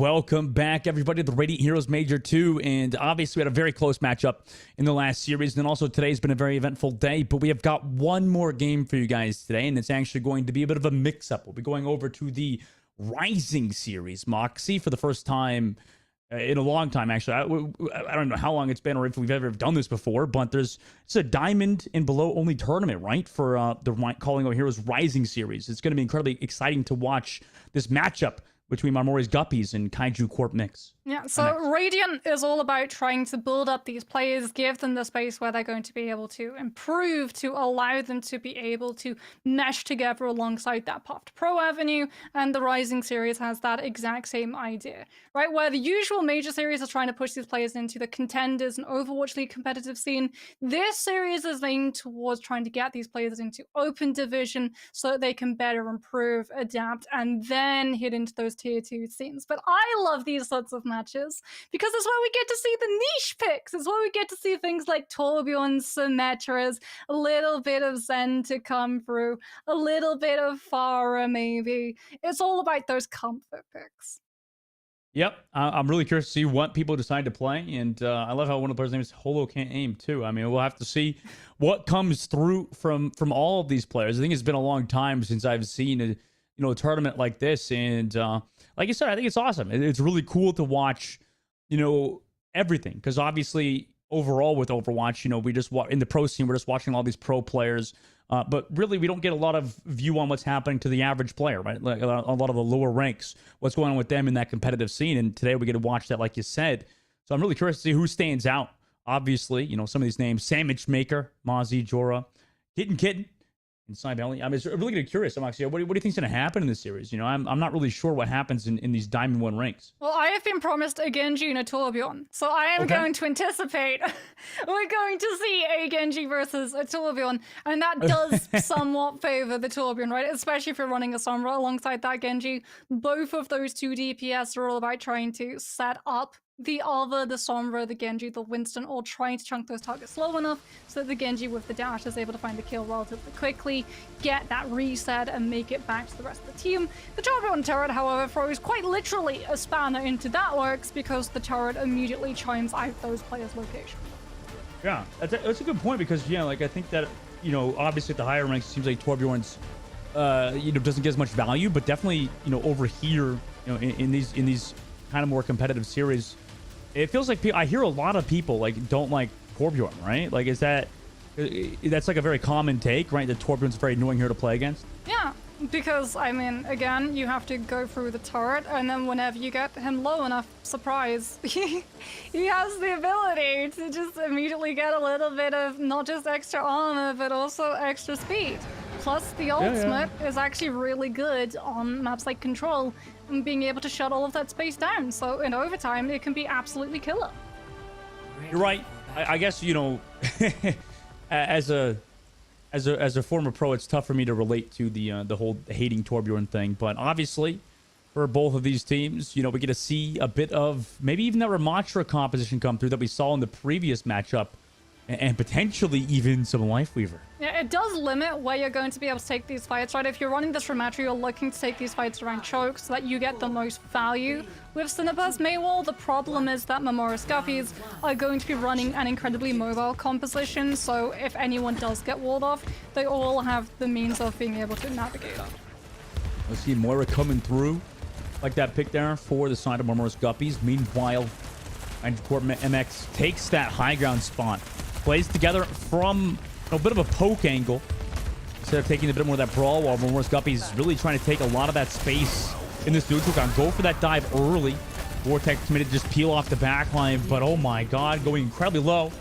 Duke on the front line, though still alive. There's a lot of pressure coming through at the moment on the Kaiju. Meanwhile, they have to give them space now. Marmore's really doing a great job with the health pool they have, diving on, forcing that immortality field, and now the rest of them surely just fall, though Hyuga has found Vasu. Nice work from them to take out that Winston player. Sandwich Maker goes incredibly low, wants to re-engage with no health, but Cinnabar takes them out, and with those two kills, Mozzie has traded back one. Kaiju takes point A first. Yeah, so if you're running the Winston, it's not the Maywolf that you need to watch out for, it's the Reaper. The second you try and dive in to close up the distance and properly put that coil to cleave, you're just going to get absolutely melted with the Hellfire shotguns. As Vaso is still going to be sticking on to pick up that Winston. Nikki gets him taken down incredibly early as well, as Vaso's just not able to find an opening that she feels safe enough to take. Cinnabar has found 2. Sandwich does trade back 1, but off of those picks from Cinnabar, that enables them. They did use the beat in that fight, though, so that's 1 ultimate gone, whereas Armodas don't have that point control, but at least they're building an ultimate. Cinnabar's going to have a Blizzard as well to be able to isolate Guppies. They're at least running this Lucio, so they do have the means of being able to speed the majority of their composition through it, as well as Nathan Kitten coming in with that coalescence to be able to keep everyone topped up full. The problem again comes in the form of actually rotating into these fights and early, and it's just going to be a reset. Hello, K-Name. I mean, you look like a name there. Nice work from Kaiju on the attack. 60% of the board now. Marmonis, or Marmoris Guppy's trying to switch something up. They're going to put Kuriko on Kitten. Meanwhile, have that EMP to set up in this fight. Kaiju kind of playing back. They did use that Ant Matrix, but have done a good job rotating those ultimates. Mozzie's in position. Yeah, Mozzie waiting over the back towards the staircase. They've actually rotated to the point. And the EMP, as the rotation came through, meanwhile, Blizzard was used. And that EMP as well on a Kaiju who goes incredibly low. The Death Blossom there as well from Sandwich. And also Sandbox on the other side is able to find 1. Kitten falls on the backside. Tasu goes so low. Sandwich, though, comes back to the point after 1 Death Blossom. 4-2 kills there. Now has to fall back. No, not a lot of healing. Does have the beat, though. Re-engage. Perfect timing on that beat drop. Now to re-engage towards the point. Basu as well. The Primal Rage will use it right before going down. Perfect with that. Sandwich also make that a 3K in this fight. Primal Rage could boot them off into the train, but unfortunately slowed down a bit from Kaiju, who's doing a great job slowing those kills from coming out. Mozzie also finds Hollow, and Marmonis actually going to recontest this point. Or Marmonis, sorry. Recontest this point. Kaiju goes incredibly low with Hayuka. Falls to Mozzie, who also takes down the Sandbox God. They reclaim that point at 90%. It's a really good primal from Vasu because she actually keeps Hayuka contested in Annihilation form, so Kaiju Corp can't actually coordinate and deal with the players on Guppy's brought low by that Ramultas. Mozzie is just going to be waiting, spawn camping, giving information. Gets spotted out, doesn't actually get followed up on. However, as Kaiju Corp just wants to try and rotate the point. Ooh, Vasu gets poked down so low too. On that point, the rotation comes through from Kaiju now. As a unit, they're all pretty healthy too. The hack did come through, but you know, we need to see some more healing maybe from Kitten to keep Vasu alive. It's tough with that Lucio Kuriko comp. Now EMP from Mozzie, but they've lost their team already. Able to find Sandbox, Immortality feel perfectly placed on the opposite side. Also have the Matrix and beat drop just to make sure they're healthy. Now that Katsuna Rush really being used for pretty much nobody here on the point. Eventually is going to be ran out of cooldown as well. Overtime now it takes down. Could it touch? Eventually one does. Mozzie comes through, but down, poke down to 1 HP. Re-attach now comes through. They have the beat drop re-engage. They have 5, and it's a clean re-engage. They're here on the point with the Death Blossom into the backline. Sandwich Maker and the boop onto Holo K&A from Cybel. Amazing work. The Blizzard here just unfortunately is a bit too late. Kitten teleports away from it. The Swift Step perfectly timed. In the re-contest last second. Oh my god, what a last second clutch from Mois Guppies. Oh, such a good boop coming through from Sybil right into the arms of Sandwich Maker's Death Blossom. And it actually allows the team not just to be able to sustain their hold on the point, but also to deal with the after effects of Cinnabar's Blizzard, something that Kaiju Corp could have used to immediately break through this choke. Mois Guppies now trying to hold on to his high ground, making sure that Sandwich God doesn't get that high ground to be able to drop with the Death Blossom onto the team below. Oh no. Lemme got picked off by Mozzie, who got the hack off them early. Now without that Baptiste, they decide to reset or push forward. We have to make the call right here and right now. Looks like they're just gonna place. Oh my god, Mozzie finds Cinnabar. Sandbox does trade back 1. Kitten. That's at least something for them as they wait back for now their May player. 82% of the board, Mox. This is getting scary. Vass is going to have Primal as well. This is where it gets even more scary. As Kaiju Corp are going to potentially have to invest all of these ultimates just to be able to break through choke. And at the end of the day, they're walking to EMP and Primal for the same full guts. There's no care though, but if there's that EMP onto the Maeve, Cinnabar goes down. Death Blossom, no, to counter that dive with the Annihilation is too much damage for Kitten and Cybel to deal with. Wayme also finds Vastu. Re-contest looking strong so far for Kaiju as they've regrouped around the point. Mozzie has the Translocate out, throws the Translocate to the point, but it's broken by Sandbox God. has to run in without that translocator. Mozzie falls. Who else is going to be able to touch here? It's a Lucio in overtime. Also, the Kariko is here. We'll see if the follow-up damage is enough to take down Kid Kid. They have 5 people looking at that Kariko. It's enough to take them down. Kaiju take round number 1. And wow, what a first round that was. Oh, what an annihilation, but I mean, what a lamp. What a lamp coming through from Kaiju Corp. There are a couple of things that could definitely be improved. I think we both picked up on the fact that Mozzie twice was spotted out early and twice was able to get way too much value before being forced to translocate out. But when it comes to being able to throw out these immortality fields, Kaiju Corp have it on lock. Wow, okay. See if Kaiju can continue their prowess. So far, going to swap over to the Baptiste again. Same compositions except for Marmoris. Maybe they're going to lock Orisa. Yeah, I think they're anticipating the Ramatra. And Orisa is a pretty decent counter against it with the Javelin. The Reinhardt, not so much. The Reinhardt does find value with Mega Base, forcing these teams into the up close and personal. A lot of those chokes allowing Fire Strike connections, but the Ramatra beats out the Reinhardt 9 times out of 10, unless you're just charging and taking advantage of being able to pin the ramp. See if Bastard can get value. Nope, gets shut down immediately, but does have some support from both Sandwich and Seinbell, who get 2 also perfect anti-grenade. Force that immortality field from Women. Now they have to back up as well, just continue to give up some space, even though Marmoris lost Vasu earlier. Are we going to see the swap? No, Vasu is still going to be sticking on her pick of this Reinhardt as Hayuko is waiting to isolate one of these target slow forces that may block early out from Mozzie, so they're not going to have it to be able to sustain when the Ram comes in with the Vortex and traps everyone in the close. I mean, it was a perfect May wall on Vasu. Eventually, they're able to find the kill 2 after the charge came through. Sandbox God also finds Mozzie. As the rest of Kaiju, does fall low HP, they're still up in the kill department, though. So really just have to do is Reaper now and claim that point back in their favor. Okay, there's the Orisa pick that we wanted to see come through. As Kaiju Corp will be able to pick up that point, the Javelin now is going to really come into handy.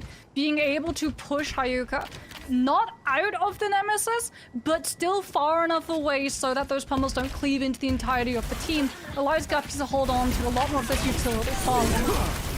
Both walls used. Oh my god, nice Javelin, but the immortality goes there into the Blizzard. Actually gets moved out of the Blizzard, but they're still able to find they get the kills. Mozzie and Vasu combined for those 2. Now, without any support, they use that beat, by the way, in this fight, even though they're down members. Hollow does find Mozzie, at least with the beat drop, but now just alone with that Reaper. Death Blossom committed by Sandwich. A little bit unnecessary, I will say. The Death Blossom is going to mean that they're at a pretty heavy ultimate disadvantage in this next fight. You could have used it to be able to peel this Blizzard or even Annihilation to come out from the Ramatra in this next engagement to be able to fully take advantage of Choker's Javelin spin from Vasu, who falls incredibly low. The Maywall too committed to make sure the Orisa is able to line of sight back to the Ana. This just means that Hyuka gets such a free path for Annihilation. Kaiju rotates around the backside. They go through the bridge. Marmoris actually looking to take that fight with an Nana boost on the May, of all things, into that Blizzard from Cinnabar, who zones it back. Freezes that Lucio, who got the beat drop off before, though. Nice work from Simon to do that. Now they rotate to the point. Vasu gets that Javelin onto 1. And then into the Terra Surge, where Hayuka's kind of stuck in it, but the Immortality Go keeps them healthy. Now Vasu has to find some kills, but it's not enough to deal with Kaiju in that Annihilation. Amazing work from their Matcha player, and his Kaiju reclaim the point. A lot of ultimates invested from both sides, but it is now going to favor Kaiju Corp, given that they are in control of the choke. And Ramatra is, as the name implies with Tempo Tank, all about slowing and speeding things up, especially when you're trying to rotate an Orisa onto point, as Vasu takes so much damage early on. A little bit of space created from Vasu with the little bit of the Javelin spin. Meanwhile, Cinnabar has to use that ice block and walled off perfectly from Mozzie. Sandwich Maker capitalizes off of that. Now they rotate towards that point down Cinnabar. We'll have to see if Kaiju can maybe get some kills on the outside, throw in enough damage, potentially do something. Hayuka finds one, Remy finds another. Amazing 2K, even though they're down a member of their team, they're able to continue for some kills and continue to hold this objective. Yeah, Weemihai going to be able to have that amplification matrix for this next one. Again, really clutch Immortality Field coming out from that Baptiste, not pressured out early from Guppy's, not shot down immediately when it's on the field either. As Mozzie is going to have the Blizzard, Damage Maker, the Death Blossom, but they have to prioritize baiting out the Bap utility.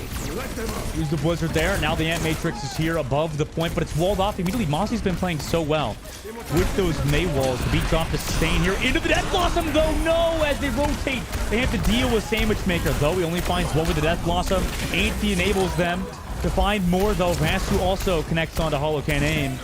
Nice work so far. As that recontest came through, 92, 93%. Reset has to happen fast. I don't know if they get another touch. I don't think they can.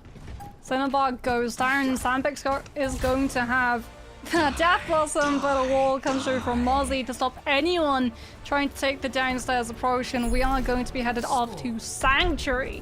And now this is going to be really interesting, because are we going to see Vasu try and stick on this Orisa, predicting the Ramatra to still be on the side of Kaiju Corp? I don't know. Yeah, that's curious. I mean, Vasu has shown a bit of flexibility so far, and it has enabled them. I mean, why not, right? Why not continue with the Orisa? So the Ramatra does fall off a little bit in this instance, purely because of how open a lot of this map can be, especially if you're in control of that point.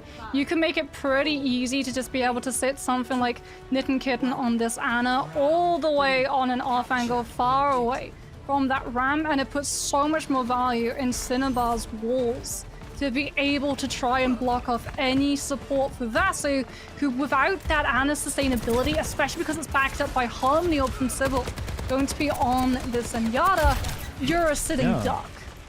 This is so interesting. This is definitely like an Overwatch 1 composition. Rotating around that point. Damage Maker trying to take some space over the backside. Cinnabar, though, finds that pick on the May. They've done it before. Why not do it again? Snidel removed from the game, but oh my god, what a Helix rocket from Sandwich Maker onto Cinnabar. After finding the opening pick, it cost them their life. Vasu also with the Javelin connects onto Hollow. And this is getting tough now for Kaiju as their health pools dwindle. They're slowly working their way towards this point, and Anti-Grenade does not make that any easier in Haruka. Kaiju now slowly falling away as Maramoto's, the Guppies, they've already reclaimed the point earlier on and just find stagger pick. Yeah, so they may have lost Sybil on the rotation, who immediately, by the way, is actually going to switch on to that Kiriko to protect themselves when that Ramatra tries to push onto them. They, however, have the Orisa where they want it to be, which is on that point, anchoring that composition, and Sandwich Maker is able to lengthen the distance, take that angle on backside, and just hammer poke damage into Kaiju Corp, allowing you to play off of those anti-nades as Mozzie with the Dragon Strike is going to set up an absolute stunner to get caught in the interim as we see Kaiju Corp absolutely sent packing. Do you think they can even like find a counter here at this point? I mean, just running right to the Dragon Strike. They're running out of options now here, Moxie. So it feels like they're trying to run on to the Zarya just so they can literally just run at this composition, right? You've got the Reaper, you've got the Lucio, you've got the Zarya. You beam this poke damage, you bubble the poke coming through from both the Hanzo and the Soldier. So what should be an advantage for Guppy's turns against them instead. The problem is that Haruka takes so much damage early on, and Vasu is entirely untouched. This is gonna be tough to recontest. 20% now to go. Guppy's really entering last fight territory with Kaiju at the moment. Anti-Grenade goes far into the distance. Does not connect, but the Ant Matrix over the left side is disengaged. Perfect by Guppies to rotate around this point. Meanwhile, Vasu's just waiting with that Terra Surge as Kaiju attempt to walk in. They send in the Visor. Doesn't have the Nano just yet, but now it connects over that backside with the Visor. Connects onto one with the Aim Hex. Vasu also with the Terra Surge is able to find Cinnabar. Mozzie also connects too. It's just Cinnabar to find one with the Blizzard, but Sandbox God falls. The rest of the Kaiju Corps, I mean, they just have to stagger on this point. Hollow trying desperately to run around as Lucio. Can play pretty evasive, but eventually is found by Knitten Kitten. And Guppies, what a flawless round for them. Take map number 1. Yeah, other than that little hiccup where they lost Sybil in that rotation towards that point, which is honestly a sacrifice you take every day of the week. It allows them to be able to pick up such important positioning, both for Sandwich Maker on that Soldier, but also for Knitting Kitten on that Ana. Every single time we cut to that Ana's POV, she is knowing that she's going to get poked potentially by the Mei as we see Kaiju Corp try and rotate, but because she has that corner, because she has that wall, she can mitigate so much of it while still sitting on that nade, keeping the Orisa in line of sight. And even though Orisa without the Ana isn't going to last very long, as long as you're communicating when you have Javelin spin up, you can mitigate a lot of that poke rotation damage coming through from the other side until you know that your Ana is in a place of safety and the Mei is distracted trying to do something else. I want to remind you as well that, like, this entire Rise of Heroes setup as well is like $1,500 prize pool, right? And whoever wins this series will lock themselves for sure into that second place. So obviously both teams really want to win right here and right now. And, there's certainly a lot of flexibility. I didn't think we would see so much compositional changes on a map like Musan, where you would think that maybe they would lock one thing or the other. The Ramacha was getting a lot of work done, but at the end of the day, it resulted in Vasu kind of figuring out, okay, we just want to play this Orisa, just kind of rotate around. And at the end of the day, it seemed like Kaiju just a bit too slow to make those rotations. Yeah, I mean, Ramacha has his place in the meta. There's a reason we see him so often in these compositions. But when you're in one of those maps and you don't really get the opportunity of being able to utilize things like the Vortex to pin down some of those players, there's too much space as well on either side of the Mei wall because, again, really smart positioning coming through from Guppies in terms of where they're taking those fights, understanding that they can potentially get walled off, that they're not running a counter Mei because they're prioritizing poke damage with the Soldier and the Hanzo, looking for those one-shots, looking for those early kills. They don't have a counter, nor do they have a Baptiste to be able to jump over and land that lamp. It just comes down to being cognizant of the Mei wall potentially being there and playing into spaces where it's going to lose a lot of its power. We'll have to see what the next map is, specifically, obviously, loser picks, so we'll have to wait and see what that is. And, obviously, Moxie, I think that the different meta as well, right, than traditionally, what we just saw previously earlier on, I think that's been the biggest thing for me that I've noticed so far, Moxie. What do you notice so far in this matchup, I guess, as we go to New Bonnie, that is different than what we saw earlier, maybe in the GM kind of tournaments? I think we're seeing that dive coordination is incredibly hard to replicate. Yes. It's the hardest meta. It's the hardest composition to be able to play. We hear it from tier 2, we hear it from tier 1, just because how much has to go right, how much you have to be able to engineer, as well as what you're relying on being able to take advantage of from the other side or create those opportunities yourself. It becomes a lot harder to find the value. So if you sort of compare the value that Guppies were finding with just the Hanzo, the Soldier, on that last map of Sanctuary, to Mozzie not really being able to find those avenues to open up space when we saw the Sombra come through from them, it is a world of difference. And I think the reason that Guppies were able to have such a dominant stamp on Sanctuary was because that they understood, okay, just by trying to run to what should be quote-unquote meta, it's not going to work for us. Let's just go for what we know are our strengths. And interestingly enough, that was something that Aramori actually talked about in her interview with us a couple of minutes ago. Yeah, it's quite difficult to make those decisions, and I think that, like, overall, it is pretty interesting to see that the difference, like you said, and it's really hard to play that dive. It's not exactly easy, and like when you see in all these tournaments and stuff too, I think it's a big thing. Like, the casual player doesn't really understand how a lot of these teams run these compositions, like that Winston, like the Sombra, like some of these characters that are way better in GM. Whereas when you come down to like Diamond and stuff, obviously, like you said, everything just looks so different. Different heroes have different win rates and stuff. And obviously at the end of the day, that's what Overwatch is kind of, balanced around is, that kind of like Diamond range, right? Yeah, we also have a vastly different meta on ranked ladder to actual pro play, which is why you see all of these people on forums talk about how crazy some compositions are on ranked ladder, how annoying they are to play into, because you don't have that coordinated environment where you have 4 other people on comms, you're all ult tracking, you're all on one page with what you want to play. So it makes sense that for some of these players, that comfort pick is going to come down to the more self-reliant heroes, the likes of Hanzo and Soldier, who their own utility, let's face it, is pretty selfish. We're going to see some Winston come through from both Vasu and now Felix on the opposite side, and Mozzie as well, kind of showing some flexibility over to the Ashe. A lot of these players making those swaps through. Also a Genji on the offensive side is quite interesting. Yeah, very ironic that despite it being her home grounds, Orisa not meta on Numbani for the pure reason of she's pretty hard to be able to engineer onto that high ground unless you're running a Life Weaver. So dive is the be-all and end-all, and that's why we've seen the Genji come through to accompany these Winston jumps. Dive early came through, but Sandwich Maker hits onto Felix. Forces Sandbox to back up. They already just want to wait for their Winston to come back as well. They just give up a lot of space here. Mozzie's going to be doing a very good job too, being able to utilize these dynamites every single time we see that Winston jump attempted. As we're actually going to see Holocon aim swap onto the Mercy to either damage boost Cinnabar or just allow a damage boost onto Sandbox to be able to have that extra little bit of damage for the Genji to be able to claim the kill. They use the Sonic on the inside. Know where Kaiju's coming from. They bubble on as well. Both bubble cooldowns used, but a lot of value being found by Sandwich Maker at the moment. Really pressuring out Felix. They want to back up, wait for Felix to get healthy. They go to the coastal side, so they make that rotation. And knowing that, Guppy's now backed up. They want to play at a distance, not really take control of some of that space. They want to give some of the space to Kaiju to find shots for Sandwich Maker. Anti-grenade thrown in there, but it's Mozzie to find Cinnabar early on. The counterpart found of the Ashe. Amazing first kill. The Resurrect could be found in the middle of everybody's. Well, Vasu gets poked down incredibly low. Doesn't have a lot of those heals just yet. We'll back down into cover, get those heals up, but it may not be fast enough rate. However, they dive back in, back to full HP. Mozzie able to find Cinnabar again. Perfect work from the Ashe player of Mozzie with his high ground space. They're able to find so much value.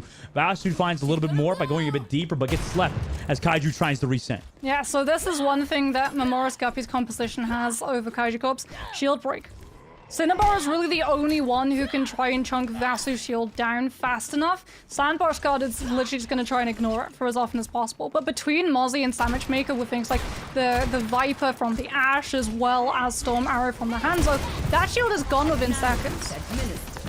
Sandbox gets dynamited, but has that Mercy pocket, so they can stay healthy. Meanwhile, Vasu with the Nano really trying to look for that Genji, able to melt Sandbox. Resurrect still could be used, and Holocam was going for that Valkyrie. Meanwhile, with the ENT, it's enough for Vasu to find that front line and the two. Morris Guppy trying to take some extra value too, going towards this bus side.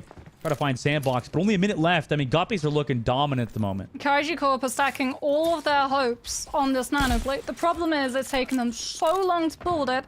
Mozzie is sitting on the Bob to be able to peel from it, and it's going to have to be a sleeped up that comes through from Wei High to be able to shut that Bob down.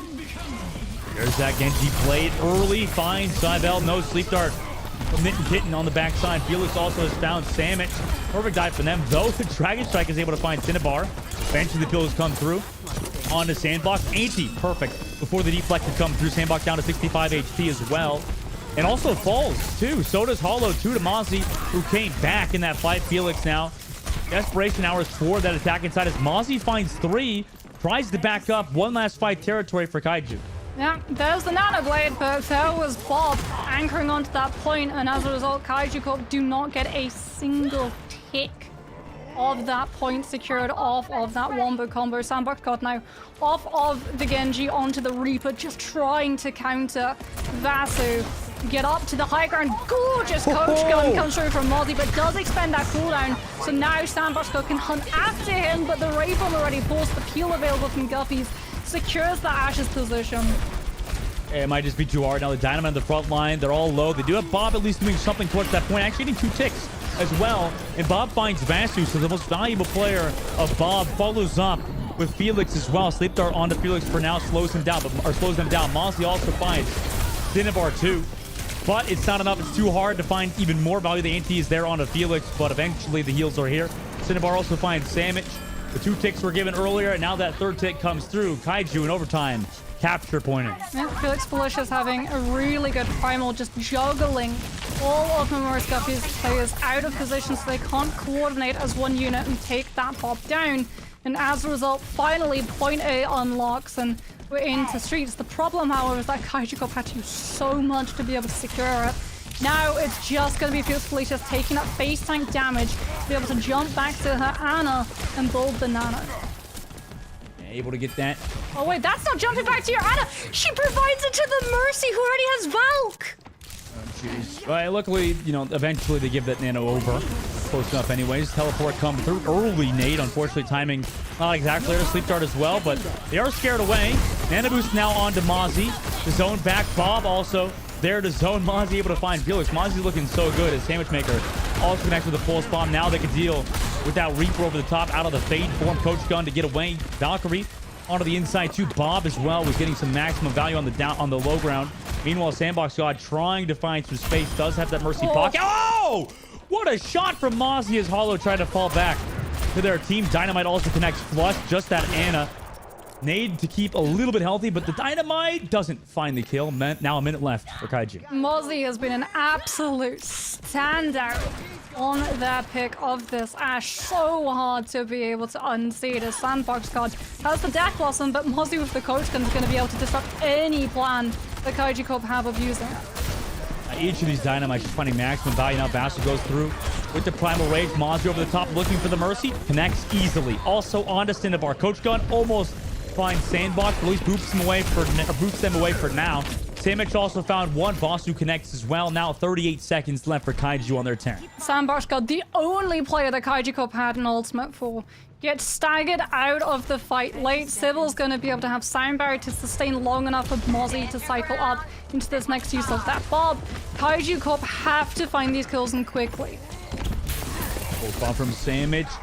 Waiting over the top. Recalls early because they took too much damage from that Winston. So give up that high ground. Drops to the mini health pack. Good movement so far from Sandwich. But the team of Sandwich is kind of dealing with a Primal Raging Winston at the moment of Felix. Meanwhile, Death Blossom still available. They've got a nice sleep.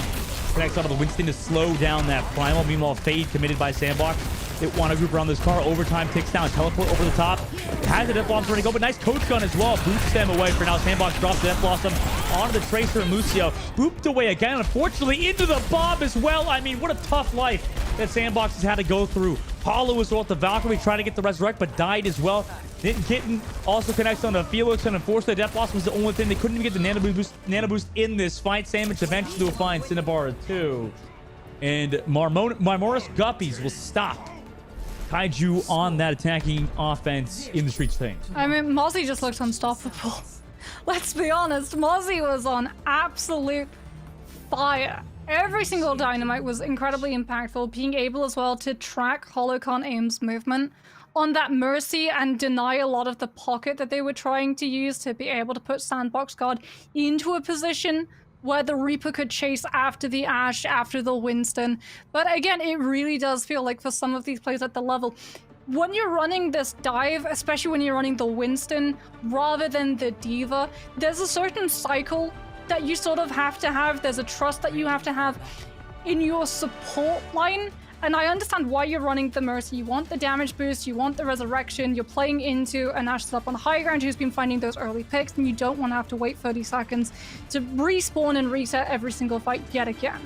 But when the Mercy who already has Valk is the one healing the Winston, well, it should be the Ana, so you can get that nano boost online, put it onto Felix Felicis, send her onto the high ground, disrupt Mozzie's position. That way is these small learning moments that separate some of these teams from being able to climb higher, and hopefully they'll be able to use those moments to learn and improve as they continue that Overwatch journey. 4, 3, See on the attacking side, if they want to swap things up, obviously Guppy's at a pretty good spot. defend Rocking that Pharah this time around, Mox. Oh, this is a mean crossfire. Mozzie has been hitting so many shots that Kaiju Corp are pretty much going to be just trying to take this Ashe down. They've essentially been conditioned. And as a result, Sandwich Maker is going to get so much more room. But likewise, if so many players look at this far, Mozzie gets an absolute free run. You're right. Now Sandwich goes for that dive early with Vasu, and that connects immediately to 2. Sandbox, though, does trade back 1. However, Vasu on a Cinnabar makes that 3 now for the Guppies. Gavasu also finds Felix. Sleeps are amazing sleep, and then Sandbox is there with the kill. Or, sorry, deflect to the sleeps, rather, for Sandbox But unfortunately, this point was taken relatively quickly for Marmoris Guppies. Yeah, no nano boost needed. Just send a fire and distract the entirety of Kaiju Corp's backline, and it just allows so much more movement for both Basu and Mozzie as well. The swap's immediate from Kaiju Corp. Felix Felicia's going to be going onto that Diva to be able to defense Matrix, but also use the boosters and close up the distance, dealing with the fire and the barrage that way. The Cinnabar onto the Cassidy, trying to find the 2 taps, however. With that 25 health nerf, it's pretty easy to run you down, so you have to be incredibly careful of the angles you take. Drops off the high ground, but we'll get back to it. The rest of their team tries to throw. Grenade, like you mentioned, but just looking for some poke. Well, the card is still getting a lot of space, meanwhile, for the Guppies. Aid comes through from Kitten, but does not connect. Rather, it's Sandwich to find Felix over the top side. Cinnabar looks for that kill, but eventually will find Cybele as well. Nice work from them, but Mozzie turns around, finds Cinnabar, and this payload's not slowing down much. Yeah, the one nade we saw Cinnabar throw was baited out. Sandwich Maker was able to avoid it and then immediately teammate Felix Felicius. And this is the floodgates opening. Marmoris Guppies. This is what I was talking about, right? Ranked ladder meta has an entirely different outlook to the esports scene sometimes. And even though we are seeing Farah really rise prominently into the esports scene for the EMEA region of Tier 2, in this environment where you have a Farah and you have the understanding of sending a Mercy alongside it and an Ashe to be able to use that crossfire, there is just so much pressure on the defense that you just have to keep giving ground and giving ground and giving ground. And if you're denied that Cassidy, that one line in the sand that you have to try and hold on to any of street space, everything else goes up in smoke. Yeah, it's tough at the moment. On the other side, obviously, we're going to look back at everything that just happened there. But like you said, it just seemed like the Guppies, they were just figuring things out. Perfectly timed dives in. And at the moment, they're just looking like a dominant force in the lobby. Such a good understanding of the cooldowns that are available for the other side too. That was what really impressed me about Mozzie. I think there was only one time that we saw Coach Gun being used a little bit too late, and as a result, Sandbox Card on that Reaper was able to find that kill. But Mozzie had still done enough damage in the fight before, and the team were able to come out on top as a result. I mean, so far, so good for them. Obviously, up 2-0. They get this last one, that'll close it out for them, lock them into that grand finals. And that'll be a huge deal if they can get that spot. Meanwhile, obviously, we got that map number 3 coming up, but we'll see after a short break. So don't go anywhere. We'll be right back for that Rising map number 3.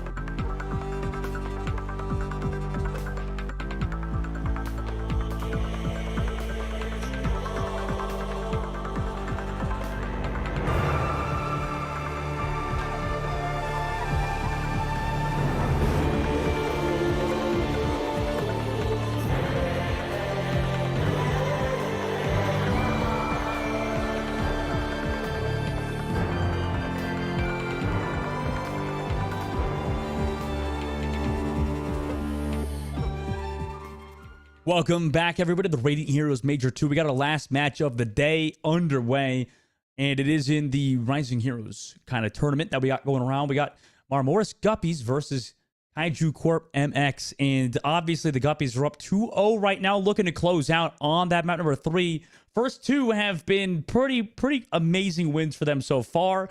It's tough to see how Kaiju can potentially come back, but obviously not all hope is lost as they've chosen Dorado. Yeah, I mean, other than that little bit of a hiccup at the very beginning where we saw Vasu try to play that Reinhardt into the Ramatra, this team has looked incredibly dominant as we head, however, towards Dorado. I wouldn't expect to see the Ram. I would maybe think that we're going to be seeing more of this Winston. I'm hoping if we are, that either it is going to be that Winston or the pivot towards the Diva, as Felix Felicius did play it out when she saw Farah come through on the other side. And honestly, in my opinion, I would favor the Diva in this dive, just the way that Kaiju Corp have been playing it previously. Yeah, I think so. I think that I would 100% agree with you, especially with the, Ash gameplay that we saw earlier. It's tough to say. It's tough to think that, such a dominant Ash player would slow down on a map like Dorado where it is so favored. Lots of high ground, lots of sharp angles, lots of places where dynamite can be just the absolute bane of your existence if you're trying to flank and you get caught out by it. The fact as well that neither of these teams really feel towards that Kiriko removes the Suzu, and obviously with like Winston bubble cooldown being what it is, you're not really going to be able to consistently block every single usage of dynamite, which is why I would much rather see something like the Diva. Yeah, maybe. Why not? Yeah, why not rock the Diva here? I mean, it seems like a lot of teams have favored it, at least at the higher level. Meanwhile, no way. They're on attacking side, right? They're just messing around about in the spawn, right? I mean, we can talk about attacking side later when, like you said, they've actually locked on to a composition. We do have to acknowledge that Marmoris Guppies have seen how horrible that pharmacy was to deal with in the previous. I know that sensitivity. It's actually pretty smart for Mercy players, right? A lot of Mercy players will have different sensitivities. So when you're rezzing, you can 360 spin and obscure your hitbox on your head for as much time as possible. And then when you're actually doing Mercy things, you'll have it on a different sense. It's kind of that's the same approach to it for sure. I'm curious to see if that is the case. It probably is for a lot of these great Mercy players, like you said. And now Vidas do it too, to obscure head hitbox. Oh yeah, true. Yeah, because it's really hard to hit that character. Meanwhile, God Sybil falls so low. Does bounce back the rest of their team. Meanwhile, that cart really not getting a lot of space. Kaiju trying to get that pressure towards it. Sandwich Maker's not giving them any amount of space to work with. Still launching rockets from above. Meanwhile, the bubble used already by Felix has to create some space here. Nade utilized as well to sustain. They're doing a great job just building towards that nano. And actually send the Genji over the top side. Felix falls low though. Sandbox dies to Vasu over the top. Now Sandwich, given that space, just looks to pressure even more so. Force everybody on the inside to build that barrage. I mean, that's the sign of an experienced power. Not sending the rocket into the deflect, but instead splashing the damage behind the Genji and getting it past the cooldown. There's damage boosted pocketed. Barrage will be able to take two. They do manage to take the power down, but we're actually going to see a res onto Vasu to try and buy the space for a res to come through. They did buy in that space, like you said. The sleep dart eventually into Felix while nano boost. It was a great sleep. Meanwhile, Vasu takes advantage of Hollow not having anybody to really fly to. Able to get that kill. Really has been a standout player for Guppies. Meanwhile, Felix finds Mossy. Shuts down the Ash player who's going towards that Bob. Meanwhile, Primal Rage still available of both Winston players. Sandbox desperately trying to build towards that that blade. Will not have a nano to go along with it. So he's just building up towards that drive blade. Looking for the dive early with the Winston. Unfortunately, doesn't get the dash close range, but they do get that pressure down range. Vasu actually takes down Sandbox God. Unfortunately for Sandbox, did not get the dash reset because that Mercy pocket was there. And now Guppy's are in a great spot. Felix has to jump back away. Does not have anybody else to go for that dive. Bob also inwards towards that cart. Unfortunately, gets stuck. He got wedged. A little bit too big, sadly, to squeeze through. Bob does his job, though, of confining Kaiju Corp onto this low ground. Mozzie, however, does get jumped onto. Still finds the kill, however, onto Weemi High. As Vasu with the Primal gets to play a little bit more aggressive. and out towards the open. Even if you get pressured, she's still going to be able to use the ultimate to save herself and keep Kaiju Corp disconnected. Oh, I don't even think Vasu meant to kill Cinnabar there. Literally just like came to the doorway, smacked Cinnabar, and said goodbye. Back to the spawn to where you go. Guppies as a team are looking so good. Felix Felicius now is actually going to be onto the Diva, even though the Pharah is off the board. Sandwich Maker came back on the Tracer to be able to regroup faster with the team and keep this payload stuck in choker. Sandbox Guard doesn't have the blade, but Weemihai close that nano. Are we going to see them hold on to this blade until she's ready to get that nano boost for the ultimate? It definitely looks like it is. Yeah, it definitely looks like it, but actually, no, they use the blade now, and Cinnabar also goes under 1. They did nano Vasu early on. That's 2 with just a dry blade. Coach gun here, dash, unfortunately, but deflex onto the Dynamite 2. Nice 2K blade. We'll take that. Also, the Dynamite 2 onto the Ash, but grabs the mini health pack 2. 30 seconds left. No blade to go. We'll have double support offense, like I said. Sandwich coming back with that pulse bomb, but Guppies now just spawn. Ozzy's gonna be a little bit late to this fight. 2 meters, 1 meters. Nobody else here to touch, sadly. And Kaiju Corp will capture out point A. Yeah, Sandwich Maker already actually forced to use her recall as well. Means that payload's going to get to continue to move a little bit longer. However, Mozzie on the Ash on that high ground is going to make it really hard for Kaiju Corp to be able to get that payload any further than the first corner. Keep an eye on the Tracer. Has 6 on the payload, but the AoE is still enough to take down Sandbox Guard. It works. Yeah, what a pulse bomb from Sandwich. Mozzie also with the Dynamite onto Hollow. Burns them away. Also make sure the Valkyrie can't be used. The Diva also staggered out of the mech. Sandwich now comes back for that Ana, but avoids some of those shots from both the Baby Diva and the Ana. Will escape with their life for now, and they have such a favorable position with this high ground. In fact, find the stagger kill into Felix. Vasu approaching that primal, but Mozzie's going to have the bob first of all, and this is really problematic for Kaiju Corp because if they try to make any advance with this nano boost, when Weemihai, Mozzie can just put Bob onto the cart. The Sandwich Maker, entirely undetected at the moment, waits on that right side to jump onto one of the supports. Oh my god, Sandwich though is pressured out by Kaiju, who just move as a unit. Anti onto the high ground, actually goes over the top side. Maybe you want to look for a wall in that situation. Bob in, no sleep dart cooldown available just yet. It distracts them enough for Vasco to not come in. Throws the nano boost out while separated, but Bob is able to find Sandbox. So with the nano boost on the Diva, unfortunately they're not finding a lot of value just yet. Mozzie's able to get Hollow on the low ground. It's just kill after kill with Mozzie sitting above the high ground. This is what we were worried about for Kaiju Corp. When you have Mozzie on the high ground, it's just so much value. Guppies win. They had to get another fight. Yeah, that's what I talked about too, right? They put the nano boost onto Felix Felicius, who does eat the pulse bomb coming through from Sandwich Maker, but no inroad is made on payload distance because Mozzie's Bob was there to peel for the entirety of that nano boosted tank engagement. As once again, Sandwich Maker not even looking for a kill at the moment. It's just delay strategy. Sees an Ana burning out, however, and might have been able to find something even better. Sandbox gets killed by Vasu. Diva Bomb here. Maybe somebody could die to this. Everybody ducks away. AT as well connects on to Weemihai. Mozzie also connects on to Cinnabar, and this spot is just so hard when you get stuffed this many fights over. Yeah, Tracer can guard that right angle. Mozzie has full control of high ground. Sandbox God is going to have a blade, but again, the Ash can just coach gun you away, and if you don't get that dash reset, well, you're not going to be able to have the high ground angle to be able to connect the blade onto those squishy members. As Vasu with Primal again just gets to cut off another avenue for Kaiju Corp to approach.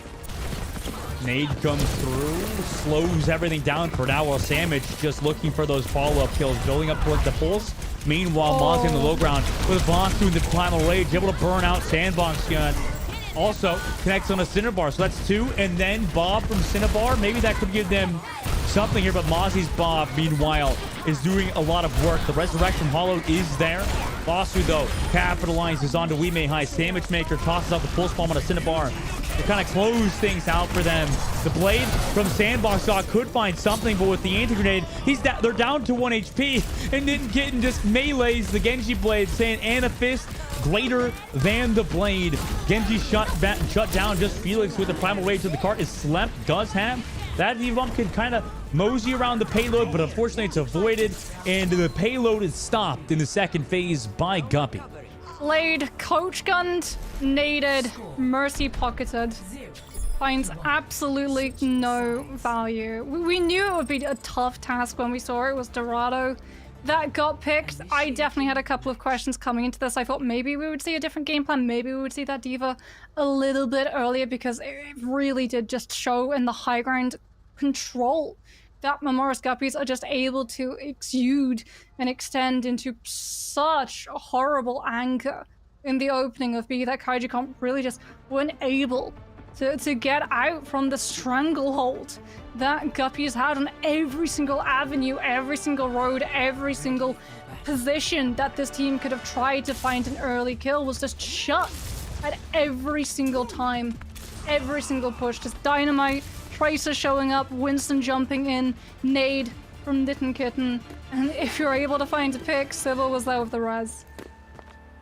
It's just so tough now for Kaiju. I can see kind of why, you know, a lot of Diamond players in particular really say the game is quite snowbally, right? I mean, Overwatch is a very snowbally game, but it feels like in particular it could be, if you're just outmatched, I mean, it could be really tough, right? Now, Kaiju Cup now are going to be on the defense. They are running a very similar composition. In fact, they're running the same composition. Cinema's going to be on the Ashe. Sandbox got still sticking onto this Genji. We do have to see the infiltration into this backline be a little bit more successful.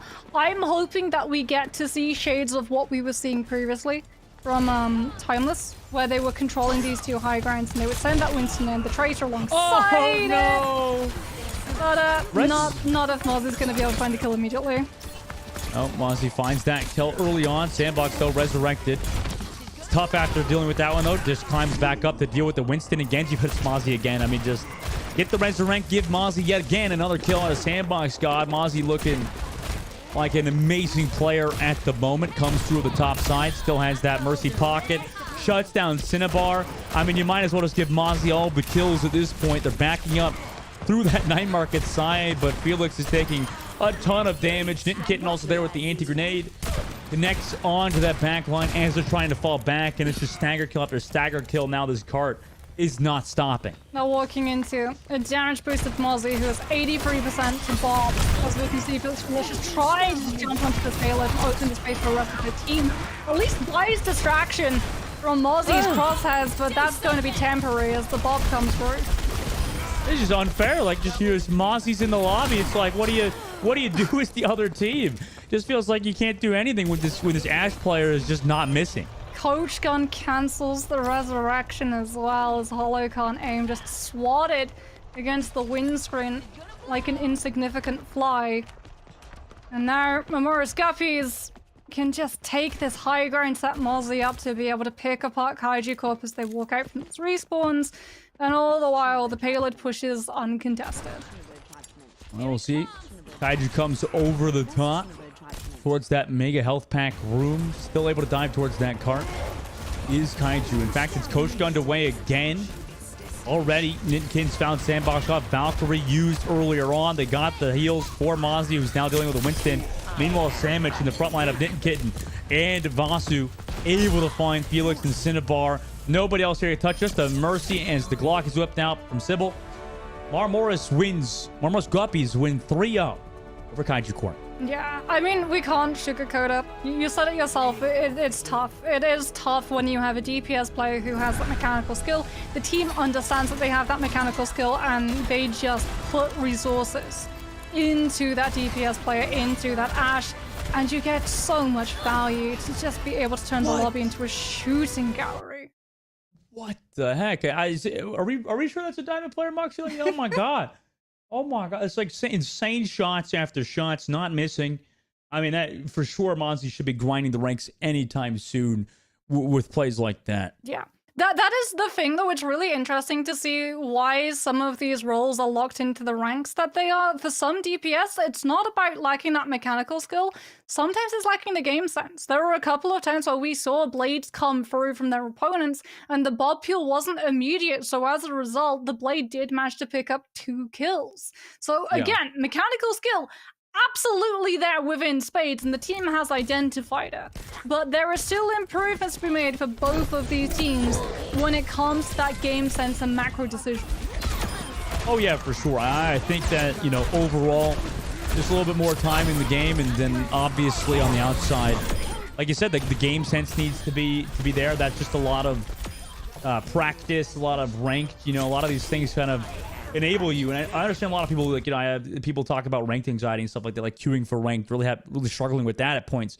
Now, I don't know about these players, but I know you need to get that practice in regardless of that pressure on the outside, because it is a hard grind in Overwatch with how many talented players have been playing since, Overwatch 1's release in 2016. I mean, that's a long time. Yeah, I think as well for DPS players on ladder, it forces you to be incredibly self-reliant, right? A lot of the time you're not really getting to full queue. So it comes down to you either hitting your shots or not. And a team is going to be looking at you from an outside POV where if you don't find those kills, they're not going to help you. They'll probably cut you loose and consider it just a trade, a sacrifice where, hey, at least they're not coming after our backline. If our DPS can't hit anything, what's the point in them even being alive? At least with their death, we're finding some form of value. So it pushes these DPS players to have that mechanical skill to be able to land those shots. And it does lead to players like that being here in these kinds of ranks. Yeah, it's going to be tough. I mean, obviously, for a lot of these players, I think that also, I mean, I've seen a lot of comments from at least pro players in the Overwatch League and stuff saying along the lines of that, like, at the point, Overwatch 2 is really mechanically skilled, like more so than even overall team synergy. So we'll have to see if a lot of these players can continue that forward. Obviously, for them now moving to the grand finals, we'll see if they can finally close it out tomorrow. But we'll be going to a short break. We'll have an interview with one of the members from the team that just won. So don't go anywhere, guys. We'll be right back with the interview and wrap everything up for today.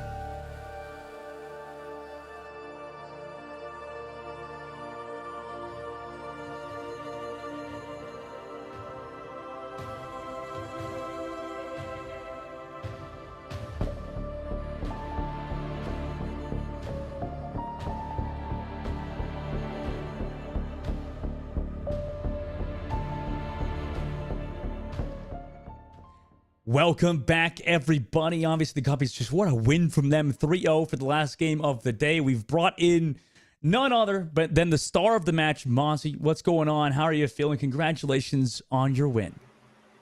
Thank you. I'm feeling great. We're all pretty excited after that win. It's a very fun match. Oh, yeah. So then, speaking of the match, I know Dustin and I were both incredibly surprised that they picked Dorado up against the team, especially with how dominant Nimbani had been with all of the control of high ground and obviously your absolute standout performance on the Ashe. Were you expecting to be taken to a different map? Honestly, we were kind of expecting Dorado just out of the principle that all of us don't like playing Dorado, so it was a pleasant surprise, I guess, for once that we were able to play the Dorado since we were doing so well in the span. But yeah, I was shocked too that they picked it because I don't know, we just kind of sat up on the high ground and farmed the entire time. So Yeah, you really did. And overall for you guys, Monty, I mean, how long have you guys been playing together for? Because it looked like it wasn't even close. It was like a 3-0 win, and as a team, you guys looked incredibly cohesive. Well, believe it or not, sandwich maker Jess, our honorary captain, actually messaged us about a month ago, and her pitch was 2 weekends, no commitments. We're just gonna have fun. So we played a little bit of ladder together, but a lot of us go way back. We're all very involved in the Marmers community. So it was mostly just a group of friends getting together. We hadn't really formally scrimmed or practiced or anything, but we've known each other such a long time, so I think it made it a lot easier for us to be able to come out on top because we've known each other for so long. So with how well the team's been performing, would you ever consider the possibility of maybe signing up and taking this team into open division? I'm not sure about this team specifically, where it was just kind of like a little pickup thing between some of our friends. But if any of us ever wanted to go to contenders or maybe try out for that, I'd be down. I'd be the first one to say sign me up. It's just about getting whether or not we can get the whole group together or not. You're a pretty hyper competitive person then, because obviously, I mean, myself and Mox have been wondering like how long you've been playing the game, like how long you've been playing Overwatch for.